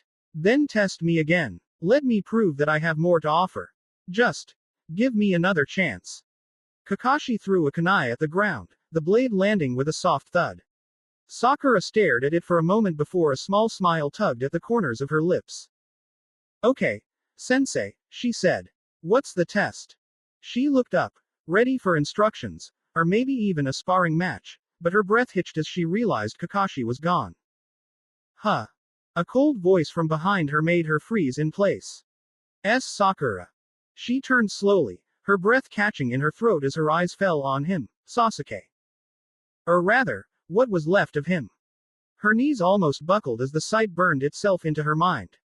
His skin was pale and streaked with blood, deep cuts crisscrossing his body. One of his arms was completely gone, and his left eye was a hollow, bloody socket. His lifeless gaze bored into her, and dark blood trickled down his cheek in slow, gruesome streams. Her breath hitched, and she staggered back, her hands flying to her mouth. Her mind screamed in protest, unable to process the horror in front of her. This isn't real. This can't be real. Sasuke-kun, she whispered, her voice trembling as her heart pounded against her ribs. Her vision blurred, the nightmare consuming her entirely, and everything went dark. Sakura's eyes snapped open, her body jolting upright as a scream tore from her throat. She gasped for breath, her chest heaving as her frantic gaze darted around. The sunlight filtering through the trees was warm and real. The training ground came into focus, familiar and steadying. And there he was, Sasuke, whole, unharmed, standing just a few feet away, deep in thought. The relief hit her like a tidal wave, and before she knew it, she was moving, closing the distance between them. Without thinking, she threw her arms around him, clinging to him with every ounce of strength she had. Her face pressed against his shoulder as the tears spilled freely, her body shaking. Sasuke-kun. The sight of the last Uchiha in that genjutsu had shattered something deep inside her, and now, feeling the warmth of him, solid and alive, she couldn't bring herself to let go. Sasuke stiffened, clearly caught off guard, but he didn't push her away. He stood awkwardly, his arms unmoving, his gaze shifting uncomfortably. Dobi, you hug like this, Naruto said, demonstrating an exaggerated motion. Sasuke pushed Sakura away. Now that's the opposite of hugging, Naruto added with a pointed finger, as if lecturing the last Uchiha on basic human interaction. Meanwhile, Sakura barely registered the exchange. Her mind felt distant, her body like it wasn't her own. She blinked once, twice, her eyes sliding over to Kakashi, who stood nearby, his attention buried in that stupid book. Sensei. What happened? Without even glancing up, Kakashi replied, Genjutsu. I wanted to test how you'd react under an intense situation. Maybe even see if you can break out of it. His tone was casual, indifferent, like this was just another lesson in a long line of many. But to Sakura, it wasn't. Her fists clenched at her sides as a horrible, sinking feeling settled in her chest. She felt it all at once. The humiliation, the shame, the overwhelming sense of failure. Her mind raced as memories flashed before her. Her insistence on proving herself, on questioning Kakashi's evaluation, on begging him for a second chance. And this was what she'd done with it. She swallowed hard, bile rising in her throat. She couldn't shake the crushing weight of it all. Sakura. Kakashi's voice broke through her spiraling thoughts, quieter now, with an edge of concern. Her eyes darted to him, but she couldn't meet his gaze for long. I just need a minute, she murmured, her voice cracking slightly. Without waiting for a response, she turned and walked toward the nearby lake, her feet heavy but determined. She needed space. Away from Kakashi, From Sasuke, from Naruto. From the reality that she was the weakest link on this team. At the lake's edge, Sakura knelt, her hands trembling as she stared at her reflection in the water. The rippling surface blurred her face, but she could still see herself, the girl who'd thought she was so much more than this. You're pathetic, Sakura thought bitterly. You had one chance to prove yourself, and what did you do? You panicked. You cried. You couldn't even tell it wasn't real. Her nails dug into the dirt. She gritted her teeth, but it didn't stop the flood of thoughts from crashing over her. You're the dead weight of Team 7. Sasuke doesn't need you. Naruto's lost interest in you. Even Kakashi-sensei probably regrets taking you on. The words grew louder in her mind, each one driving deeper, relentless and cruel. They weren't coming from anyone else, just her. She didn't need an outside voice to remind her of her failures, she could do that all on her own. Mom was right, she thought, the realization twisting in her stomach like a knife. I'm not strong enough to be a kunoichi. I should have trained harder. I should have listened to her instead of chasing after some boy who barely even looks at me. She squeezed her eyes shut, but the tears spilled over anyway, hot and unforgiving as they streaked down her cheeks. Her fists clenched against her thighs, trembling as she tried to hold herself together, but the cracks were already there, and she felt them widening with every passing moment. She hated herself in that moment, hated how right it all felt. Hated that she couldn't find anything, not even a single spark of hope, to cling to. The soft crunch of footsteps behind her startled her, and she quickly wiped at her tears, though she knew it was pointless. Kakashi sat down beside her, his presence quiet. For a moment, neither of them spoke, the gentle lapping of the lake the only sound between them. Am I? She hesitated, her voice trembling. Am I going to be sent back to the academy? You're already a genin, Sakura. You're part of Team 7. But I don't have anything to offer, she whispered. I'm the weakest one here. I don't have Sasuke's talent, or Naruto's, whatever bag of mysterious abilities and items. I don't even know why I'm here. Kakashi didn't reply immediately. Instead, he leaned back slightly, gazing out at the water. So what? What? So what if you're weak now? Kakashi said. Do you think the Sakura sitting here, right now, is the same Sakura you'll be in a week? A month? A year? I don't know. The answer is no, Kakashi said simply. People change. They grow. Do you know I once had a teammate who was the weakest in our group? Barely scraped by in the academy. His chakra control was abysmal, his ninjutsu was atrocious, and his taijutsu was a mess. The only reason he even passed was because during the war Konoha hands out the title of genin if you can use chakra at all. What happened to him? Kakashi's visible eye softened. He became one of the strongest people I've ever known. Her breath hitched at that, a flicker of hope igniting in her chest despite herself. You see what I'm saying? Kakashi asked, turning to look at her directly. I think so. I believe you can be an excellent kunoichi, Sakura, Kakashi said. Don't doubt that. You've got the sharpest mind on this team, and I don't say that lightly. But you have to decide to put in the work. You can be all that, but it's up to you to get there. Sakura exhaled shakily, wiping at her face again. Thanks, sensei. I think I just need some time to sort it all out. It's not every day your entire idea of yourself gets shattered. That's true, Kakashi said with a smile. But shattering is the first step to rebuilding something stronger. Meanwhile, Naruto was pacing nearby, his face twisted in worry.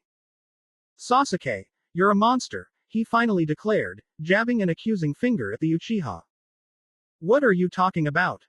Look at what you did. Naruto flailed his arms for emphasis. If only you had hugged her back. A hug, Tem. How hard is that? Sasuke frowned, his expression unreadable. Whatever, he muttered and turned to walk away. But before he could take another step, Naruto lunged forward, grabbing the back of Sasuke's shirt like a desperate man clinging to hope. Oh, no you don't. Naruto shouted. You're going to hug her. Right now. What? Sasuke whipped his head around, glaring at Naruto. No. Let go of me, Dobi. Go hug her, you emotionally stunted iceberg. This might be the only chance you ever get for a woman's touch. Sasuke's eye twitched, his patience officially gone. I said, let go. What happened next was something neither of them would forget anytime soon. There was a loud, tearing sound as Sasuke yanked himself free. Naruto stumbled back, holding a large piece of black fabric in his hands, blinking in confusion. The air grew heavy as Sasuke slowly realized what had just happened. His once pristine black shirt was now a tattered mess, with most of the front ripped clean off, exposing his pale chest to the world. Naruto stared at the scrap of cloth in his hand, then at Sasuke's exposed chest, then back at the cloth. Oops. Naruto offered weakly, a nervous laugh bubbling up as he slowly took a step back. For a moment, there was silence. And then it happened. Doobe. Kakashi paused, his single eye lazily sweeping over his team of fresh-faced genin. Despite their outward calm, each one seemed to be carrying their own brand of chaos. Sakura was deep in thought. Sasuke, on the other hand, looked like he'd been forced into something profoundly humiliating. His expression was one of barely contained disdain, all because he was wearing the strange tattered cloth robes that Naruto had handed him earlier. Naruto had insisted they were his pyromancer clothes, a statement that confused everyone, including Kakashi. Pyromancer clothes, Kakashi mused, watching Sasuke tug at the frayed fabric with a scowl. Were these related to how Naruto trained his fire jutsu? Or maybe, it's something else entirely. The thought tugged at him, poking at the mystery that was Naruto Uzumaki. But he shook it off for now and addressed his team. Remember what I told you, Kakashi said, his voice slicing through the silence. At noon, we're going to meet another team. Sakura's face tightened slightly at the announcement. A flicker of worry crossed her features, and Kakashi didn't miss the way she bit her lip. Please don't let it be Ino's team, she thought, anxiety bubbling in her chest. The last thing she needed was for Ino to see her flustered and out of sorts, especially with Sasuke here. Why? Well, Kakashi began, I thought it'd be good for you three to learn from your senpais what being a genin really entails. Just a simple social gathering. He left out his real intention, fostering a little healthy competition between Team 7 and Team 3. He hoped that rivalry would help them grow closer as a team instead of constantly being at odds with each other. Kakashi pulled a pocket watch from his vest, flipping it open and eyeing the time. His gaze shifted back to his students as he started a countdown in his usual unhurried manner. 10, 9, 8. Sakura exchanged a quick, bewildered glance with Naruto, who mirrored her confusion. Sasuke discreetly tugged at the collar of the robe and caught a faint whiff. Instantly, his face twisted in barely contained disgust. Of course, the Dobe never washes his clothes, he thought bitterly. He made a mental note to throw the robe into the nearest fire pit the moment Kakashi stopped paying attention. Honestly, if Kakashi hadn't insisted he wear this ridiculous thing, he'd have incinerated it on the spot when Naruto first offered it to him. As Kakashi reached one, a loud, booming voice shattered the calm. Kakashi, my fire of youth has allowed me to be here on time. The voice was proud and impossibly loud, almost echoing through the clearing. Team 7 turned in unison, their eyes widening as they took in the man who had seemingly materialized behind Kakashi. He stood tall, radiating confidence and energy. His fair skin and strong jawline were accentuated by a unique sense of fashion. A green jumpsuit clung to his muscular frame like a second skin, orange-striped leg warmers covering his calves. His flak jacket was fashionably unzipped, and his gleaming red forehead protector was tied like a belt around his waist. But the real standout features were his impossibly shiny bowl cut and the thickest, boldest eyebrows Team 7 had ever seen. As this, some kind of genjutsu? Sasuke didn't even glance at Naruto. I've been trying to break out of this genjutsu ever since you handed me these ridiculous clothes. Shut up. Those are quality pyromancer robes. Naruto shot back. If you ask nicely, I'll even give you the matching hood and pants. If I ask nicely, can I set them on fire? Fuck you, Sasuke. As if on cue, another figure appeared beside the man, standing ramrod straight with military precision. The boy looked like a miniature version of the older man. The same polished bowl cut, the same bushy eyebrows, and the exact same green jumpsuit. The only noticeable differences were the boy's wide, round eyes with prominent lower lashes and the bandages wrapped tightly around his forearms. Guy-sensei. The boy exclaimed loudly. I'm sorry, but I was a second late. The older man let out a thunderous laugh, slapping the boy on the back so hard it made Team 7 flinch. A second late, Lee. Ha ha ha. Then give me 100 sit-ups as punishment. Yes, Guy-sensei. Thank you, Guy-sensei. The boy, Lee, shouted before dropping to the ground. He began his sit-ups immediately, his form perfect and precise, each count executed with an intensity that left Team 7 speechless. Are we supposed to do that too? Sakura shook her head, wide-eyed, unable to form a coherent response to Naruto. Weirdos, am I right? A confident, teasing voice cut through the tension, making Team 7 turn their heads toward the new arrival. A girl with dark hair tied into two buns and sharp, observant gray eyes stood casually off to the side, a kunai balancing effortlessly on her fingertip. She had an easy confidence about her, a smirk tugging at the corners of her mouth. Her outfit was practical yet stylish, a sleeveless pink kipao-style blouse with red trimmings and yellow buttons, paired with dark green pants. A pouch strapped to her thigh swayed slightly as she shifted her weight.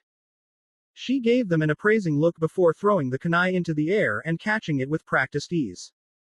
Am I right, Neji? This is a waste of time, came a calm, almost dismissive voice from above.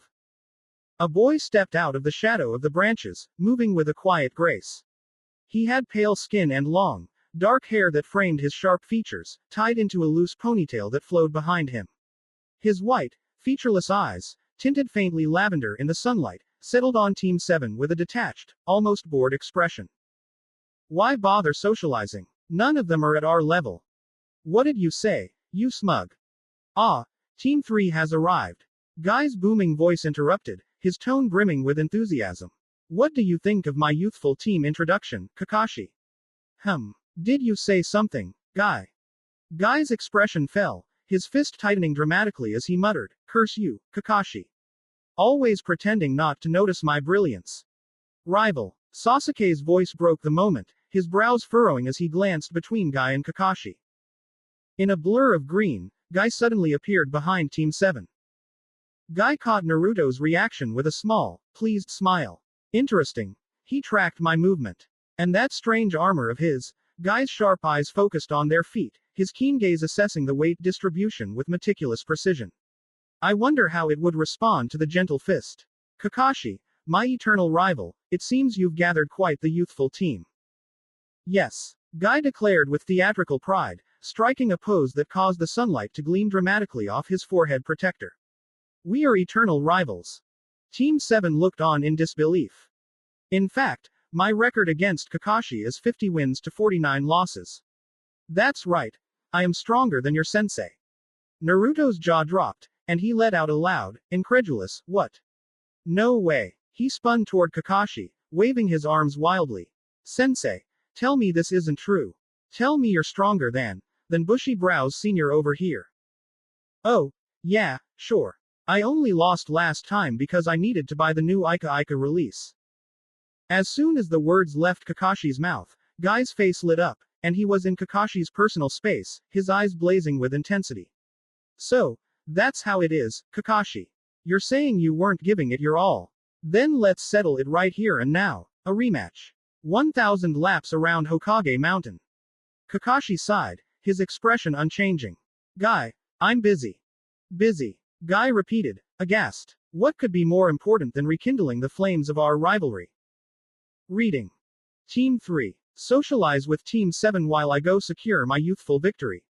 Before anyone could protest, Guy kicked up a cloud of dust and vanished in a blur of green, leaving the two teams standing awkwardly in his wake. Kakashi let out another tired sigh, already walking away with his book in hand. Yeah, socialize, he said over his shoulder, his tone completely indifferent. Wait, sensei, where are you going?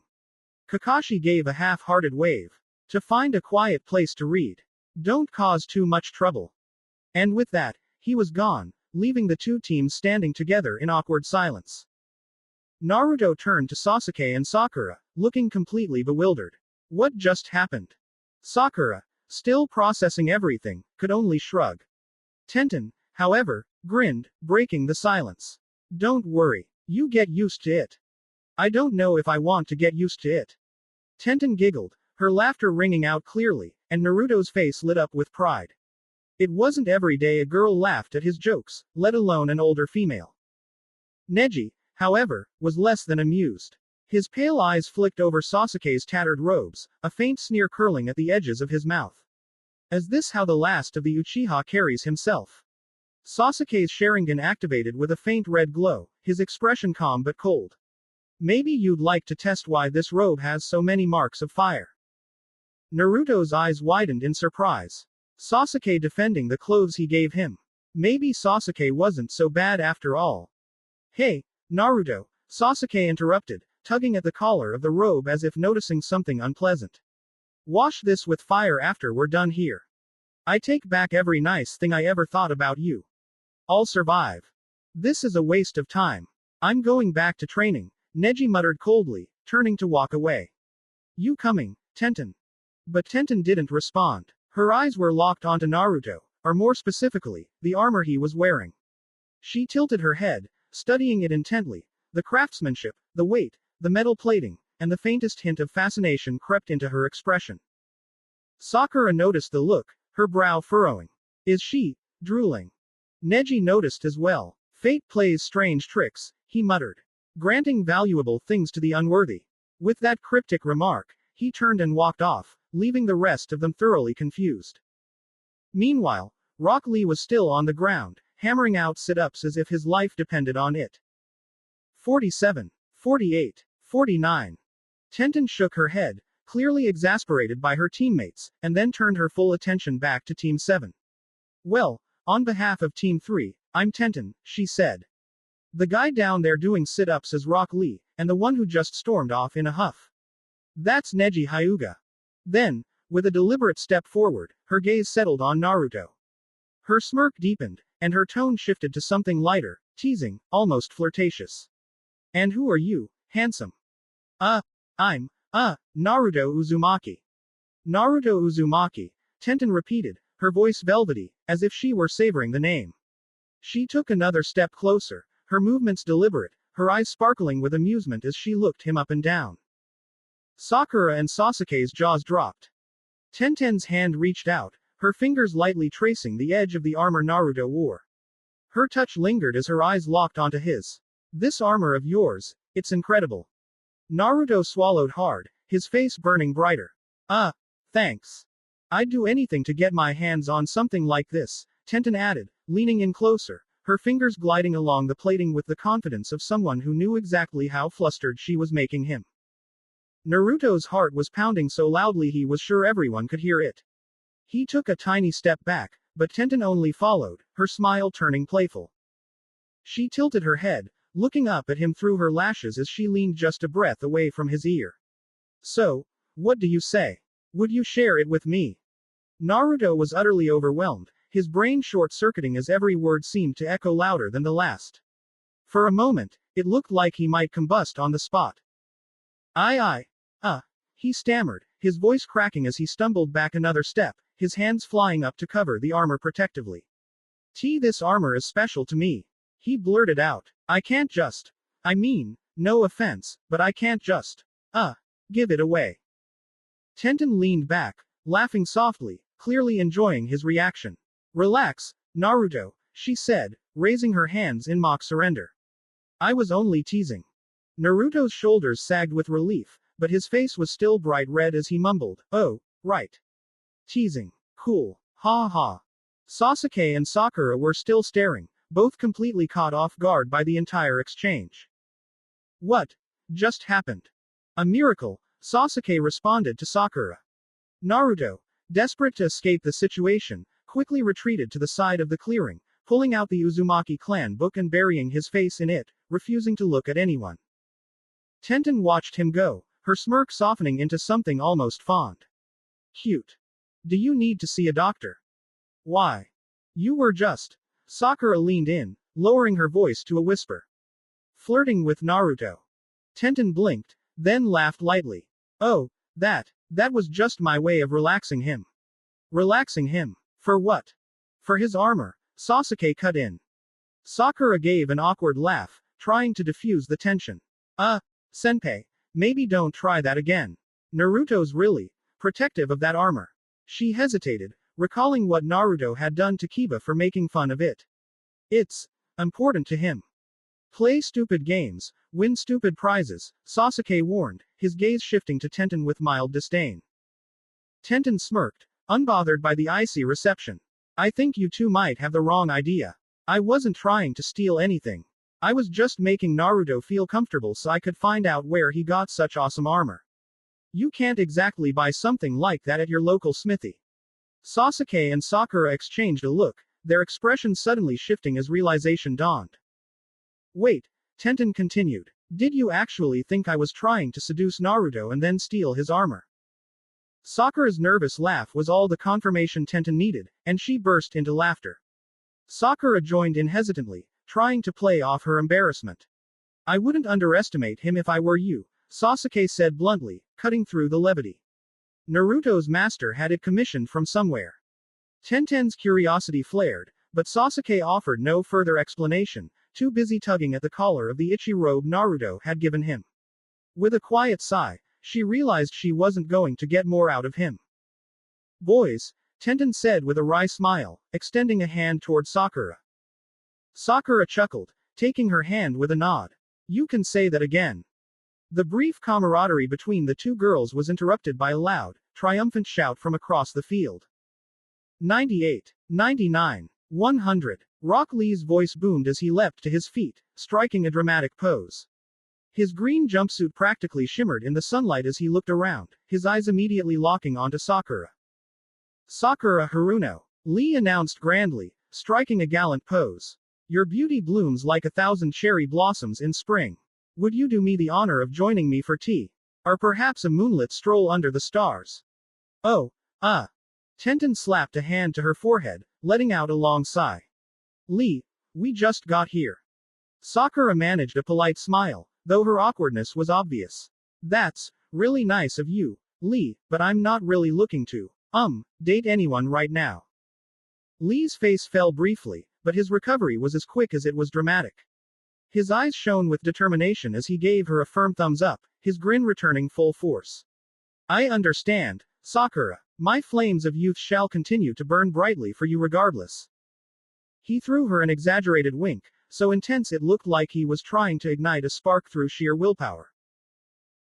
Thanks, Lee, she mumbled, shooting a quick look at Tenten, who gave her a sympathetic shrug. Lee walked up to Sasuke, who had just taken off the itchy pyromancer robe and unceremoniously tossed it at Naruto's face. Will you fight me, Sasuke Uchiha? Naruto pulled the robe off his head, glaring at Sasuke before glancing at Lee. Armor.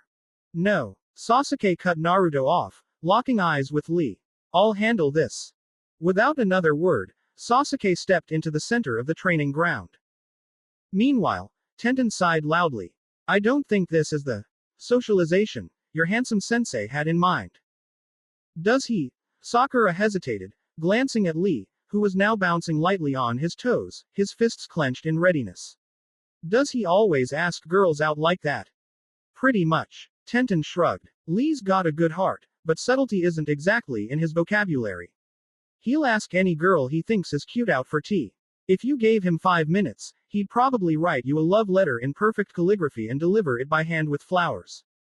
Sakura couldn't help but laugh, though she quickly bit her lip when Lee sent her a quick, encouraging thumbs up. What is it with this team and asking people out? She muttered under her breath, before snorting at an idea that popped into her head. Just imagine if Neji asked Sasuke out. Tenten froze, her wide eyes blinking once before she burst into loud, unrestrained laughter. Clapping her hands, she doubled over, tears forming in her eyes. Oh, please, that would be priceless. Neji, asking someone out. That guy thinks emotions are a liability. Sakura chuckled. He'd probably write a dissertation about why romance is pointless before even considering it. As their laughter filled the clearing, Lee and Sasuke squared off in the center of the training ground. Sakura leaned closer to Tenten, lowering her voice. So, who do you think is going to win? You'll be surprised. Lee shifted into his stance, one arm extended forward, palm open, while the other rested at his lower back. His feet slid slightly apart, his weight evenly balanced. He began to sway ever so slightly, like a leaf in the wind, his movements fluid and light. Sasuke narrowed his eyes. With a burst of speed, he dashed forward, closing the gap in seconds. He swung a punch aimed straight at Lee's face. Lee moved like a blur.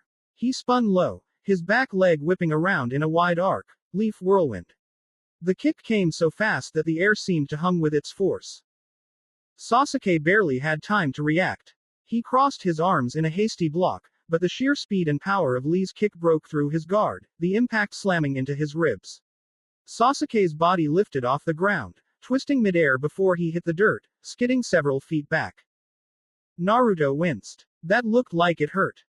Sasuke kept up with a burst of energy, his body flipping gracefully as he landed back on his feet in one smooth motion. His Sharingan burned brightly, the Tomo spinning as his jaw clenched in frustration. This time it will be different, Sasuke growled, brushing the dirt off his sleeve. With the Sharingan, I am invincible. Lee didn't say a word. He simply smiled, his posture light and almost carefree as he adjusted his stance. In a split second, his body flickered. One moment he was standing in front of Sasuke, the next he was gone. Sasuke's Sharingan tracked the movement too late. He felt it before he saw it, a sharp impact under his chin. Lee's upward kick connected cleanly, his foot snapping Sasuke's head back with precision. The force of the kick sent Sasuke soaring into the air, his body twisting helplessly as he flew upward. Lee was already moving, vanishing again in a blur of speed. Before Sasuke could regain his balance midair, Lee appeared above him, his leg coming down in a punishing axe kick aimed at Sasuke's chest. Sasuke managed to twist at the last second, narrowly avoiding the full force of the kick, but the shockwave sent him hurtling toward the ground. Naruto darted forward, his arms outstretched just in time to catch Sasuke's limp body before it could crash into the dirt. He stumbled slightly from the weight but managed to stay upright, staring at Sasuke, who was completely knocked out. Wow, Tem, Naruto said, glancing down at the unconscious boy in his arms. If you'd worn my armor, you might have survived long enough to actually fight back. Sakura's jaw hung open, disbelief etched across her face. Sasuke lost. Her mind scrambled to process it, but no matter how many ways she replayed the fight, the conclusion was the same. Sasuke, the top student of their class, had been knocked out cold. Of course there are bigger fish out there, Tenten said casually, snapping Sakura out of her daze. Yeah, Sakura murmured, her head nodding absently. Today felt like a rude awakening, a slap of reality she hadn't expected. So, Tenten's voice shifted, pulling Sakura from her spiraling thoughts. What's it like being on a team with Sasuke Uchiha? All I've heard is that he's a genius, and judging by his form just now, she glanced at Sasuke, still propped against a tree where Naruto had dumped him. I can see why people say that. Yeah, he's Sasuke. Top of the class, good at pretty much everything, and totally out of everyone's league. He's intense, though, always pushing himself harder than anyone else, like he's got something to prove. Sounds like Neji, Tenten said with a knowing nod. He's got the Byakugan, so he has this insane perception advantage no one else can match. And it's not just that. He has techniques that only someone from his clan could even dream of learning. It feels almost unfair sometimes. Her gaze softened slightly. But, I guess that's why he's my benchmark. He's always ahead, and I've been playing catch-up since the day we met. I know exactly what you mean. No matter how much I study or how hard I train, Sasuke's always 10 steps ahead. It's like I'm running a race I'll never win. Tenten let out a short laugh, but her eyes wandered. Her focus shifted to Naruto, or more specifically, the massive Zweihander strapped to his back. Her eyes widened slightly, captivated by the craftsmanship of the blade, the sheer size of it, the intricate details. It's like looking into a mirror. The older girl chuckled at the thought and shook her head, tearing her gaze away from the blade. You know, it's kind of funny. What's funny? The similarities between our teams, Tenten explained, her smile turning thoughtful. Both teams have the top student and top kunoichi from the graduating class. And then, she smirked, glancing at Naruto. The so-called dead last, who's somehow turned out to be one of the most surprising and capable members of the group. Sakura blinked, her surprise obvious. Wait, you mean Lee was? Yup. Tenten nodded, her smirk widening. Lee was the one who couldn't perform a single jutsu, not even the clone technique. He couldn't do ninjutsu, couldn't do genjutsu, and he bombed academically. But, her gaze softened as it flicked to Lee. He trained harder than anyone else I've ever met. And now, he's the only person who can challenge Neji. Sakura stared, her disbelief clear. That's unbelievable. She looked down, her voice dropping to a quiet murmur. At least you're strong, Tenten-senpai. I'm just weak. Tenten frowned and nudged her gently. Hey, don't sell yourself short. You were the top kunoichi in your class, weren't you? Sakura's shoulders slumped, and her smile faded into something small and bitter. Does that even matter when I'm practically the weakest link on my team? I mean, I can't even keep up with Sasuke or Naruto. It feels like I'm always going to be left behind. Tenten tilted her head, studying Sakura thoughtfully for a moment. Why do you have to keep up with them? Sakura blinked, startled by the question. What do you mean? Well, isn't that what being on a team is about? Sakura asked hesitantly, her voice trailing off. I thought we were supposed to all be equal. Tenten crouched down, brushing a hand across the dirt and drawing 3 interlocking circles. She looked up, motioning for Sakura to follow her gaze. Think of a team like a machine. Each team member is a cog in that machine. What do you think happens if all these cogs are spinning at different speeds or if they're all just trying to outdo each other? The machine breaks. Not exactly, Tenten said, meeting her eyes. The machine might still work, but it won't last. All those cogs, competing and pushing against each other, will wear themselves down until they stop spinning altogether.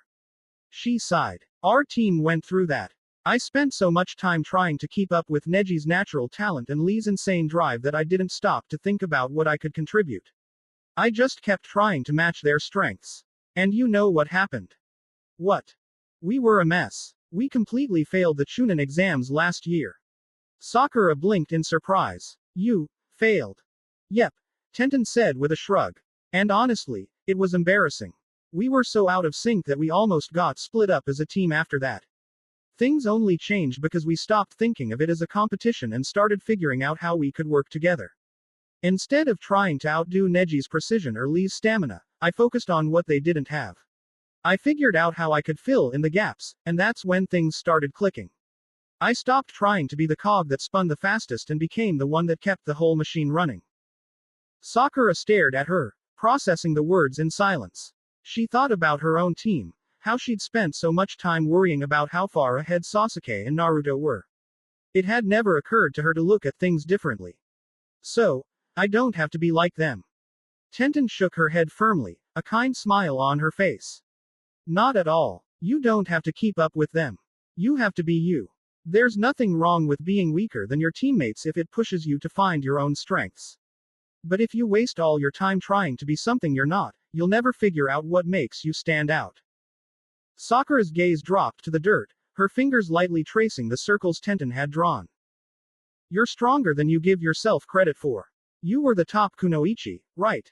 There must have been something you excelled at in the academy. Sakura hesitated for a moment, thinking back. Well, I've always been good at chakra control. And I have a really good memory. I could memorize things almost instantly. Chakra control and a great memory. That's impressive. There are so many things you could do with skills like that. Medical ninjutsu, genjutsu, barrier ninjutsu, you've got a lot of options. Sakura blinked, a little overwhelmed by the possibilities. What would you recommend? That depends. What are you most confident in? Well, Sakura paused, remembering her shaky attempt at Kakashi's genjutsu test. I'm not totally confident in my chakra control, but I am confident in my ability to study and memorize things. Tenten nodded, her smile widening. Then I'd suggest barrier ninjutsu. It takes a strong memory and chakra control. Most people don't have the skill for it. But if you put in the work, you might be naturally suited for it. Barrier ninjutsu. I've never even heard about that before. See, Tenten grinned. You already have a unique edge. It's all about finding the right way to use it. And hey, if you ever want to spar, work on taijutsu, or even try kenjutsu, let me know. As kunoichi have to stick together, right? Thank you, Tenten-senpai. Naruto turned to Rock Lee, a grin spreading across his face as he declared, Rock Lee, you've defeated my teammate. I must avenge him. Lee's face lit up with pure excitement, his teeth flashing in a bright smile as he struck a dramatic pose. Yash. Come at me, Naruto-kun. Let us test the flames of our youth. Naruto smirked, sliding his helmet down over his head with a satisfying click. He reached back, grabbing his Zweihander and swinging it into a wide, sweeping arc as he charged at Lee. The massive blade sliced through the air with an audible whoosh, but Lee leapt into the air, twisting his body mid-spin as he came down with a powerful kick aimed at Naruto's shoulder. Gong. The sound reverberated across the training ground as Lee's kick connected with Naruto's armor. Lee landed a few feet away, flicking his foot as he eyed Naruto's armor with wide-eyed amazement. Never, Lee murmured, flexing his toes. Never have I encountered armor that could take the force of my weights without even a dent. Naruto hummed, shifting his stance.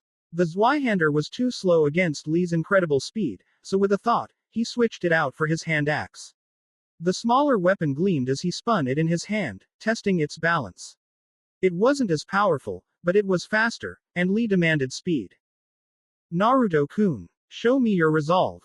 Naruto didn't hesitate. He darted forward, the hand axe swinging in a tight arc toward Lee's ribs. Lee ducked under it with inches to spare, pivoting into a lightning-fast palm strike aimed at Naruto's chest. Naruto twisted, blocking the strike with his forearm before retaliating with a sharp upward slash. The axe's edge whistled past Lee's cheek as he flipped backward, his feet barely touching the ground before he launched himself back toward Naruto. His fist shot forward, but Naruto sidestepped it, spinning into a backhand swing of his axe. Lee blocked the strike with his forearm, the force sliding him back a few inches as his feet dug into the dirt.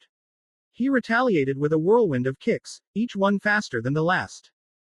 The fight turned into a flurry of movement, the clang of metal against bone echoing across the training ground. Lee darted in low, spinning into a sweeping kick aimed at Naruto's legs. Naruto jumped, the axe slicing downward midair. Lee flipped backward, dodging by a hair's breadth as the blade embedded itself into the ground where he'd just been. Naruto landed and smirked. You're quick, but... He suddenly feinted with the axe, shifting his weight as he unequipped it mid-swing. Before Lee could react, Naruto's fist shot forward in a straight jab. He poured his strength into it, his chakra enhancing the force of the blow. Crack. Lee was flung backward, skidding across the dirt before coming to a stop. His arm dangled at an odd angle, and as he glanced down at it, a wide grin spread across his face. Naruto-kun, you dislocated my shoulder. Before Naruto could respond, Lee grabbed his shoulder and, in one swift motion, popped it back into place with a loud pop. He rotated his arm with ease, the grin never leaving his face. I am going to take this seriously now. Suddenly, Lee vanished. Naruto's eyes widened as he turned, searching for him. A kick landed against his back, but when he spun to retaliate, no one was there. Another kick struck his side, followed by one to his leg. Each blow came from a different angle, faster than Naruto could follow. Well, way of focality easily tracked the boy's movements, it was just that Naruto's body wasn't able to respond quickly enough. He reached back and re-equipped his Zweihander, raising the massive blade in both hands. He stood still, waiting. Lee reappeared in front of him, his leg drawn back for another high-speed kick. But this time, Naruto was ready. With a mighty swing, Naruto brought the Zweihander down in a downward arc. A loud bang echoed across the training ground as a blur of green and silver clashed in midair. When the dust settled, Guy-sensei was standing between Naruto and Lee, his hand gripping Naruto's Zweihander mid-swing and catching Lee's kick with his other hand. His expression was stern, more serious than either Sakura or Tenten had ever seen before. Lee, Guy barked. This isn't socializing. Everyone's sweat dropped.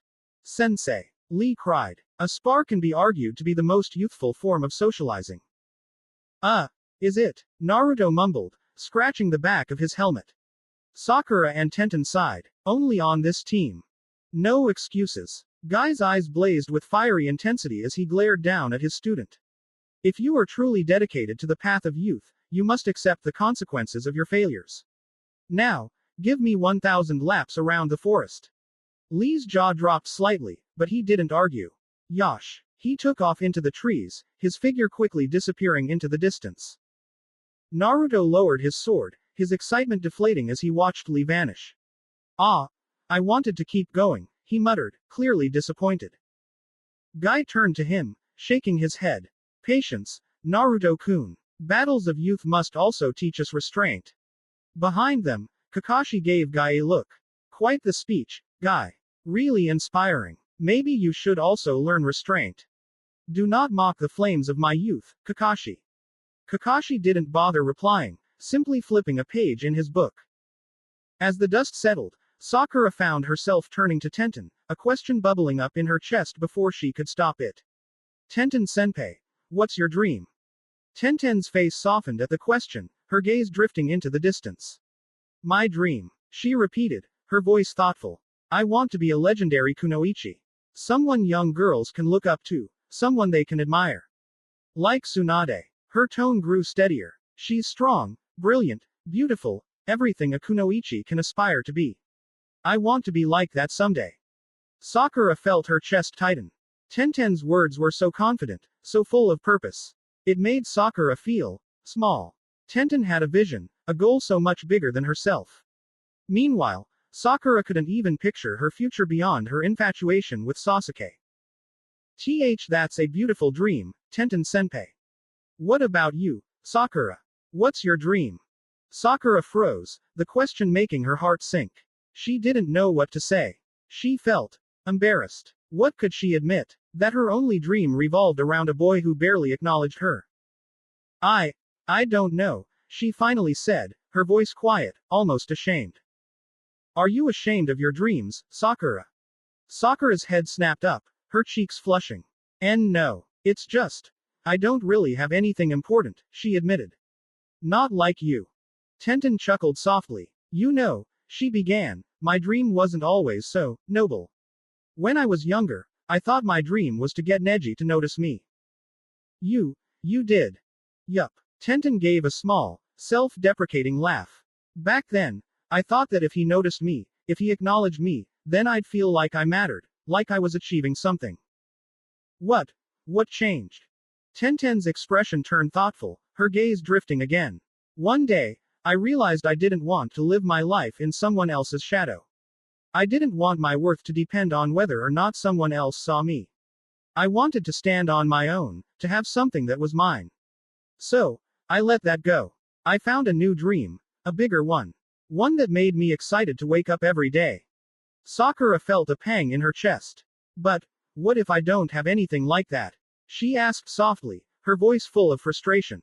What if I'm just empty? Tenten reached out, placing a steady hand on Sakura's shoulder. Dreams aren't always waiting for you, Sakura.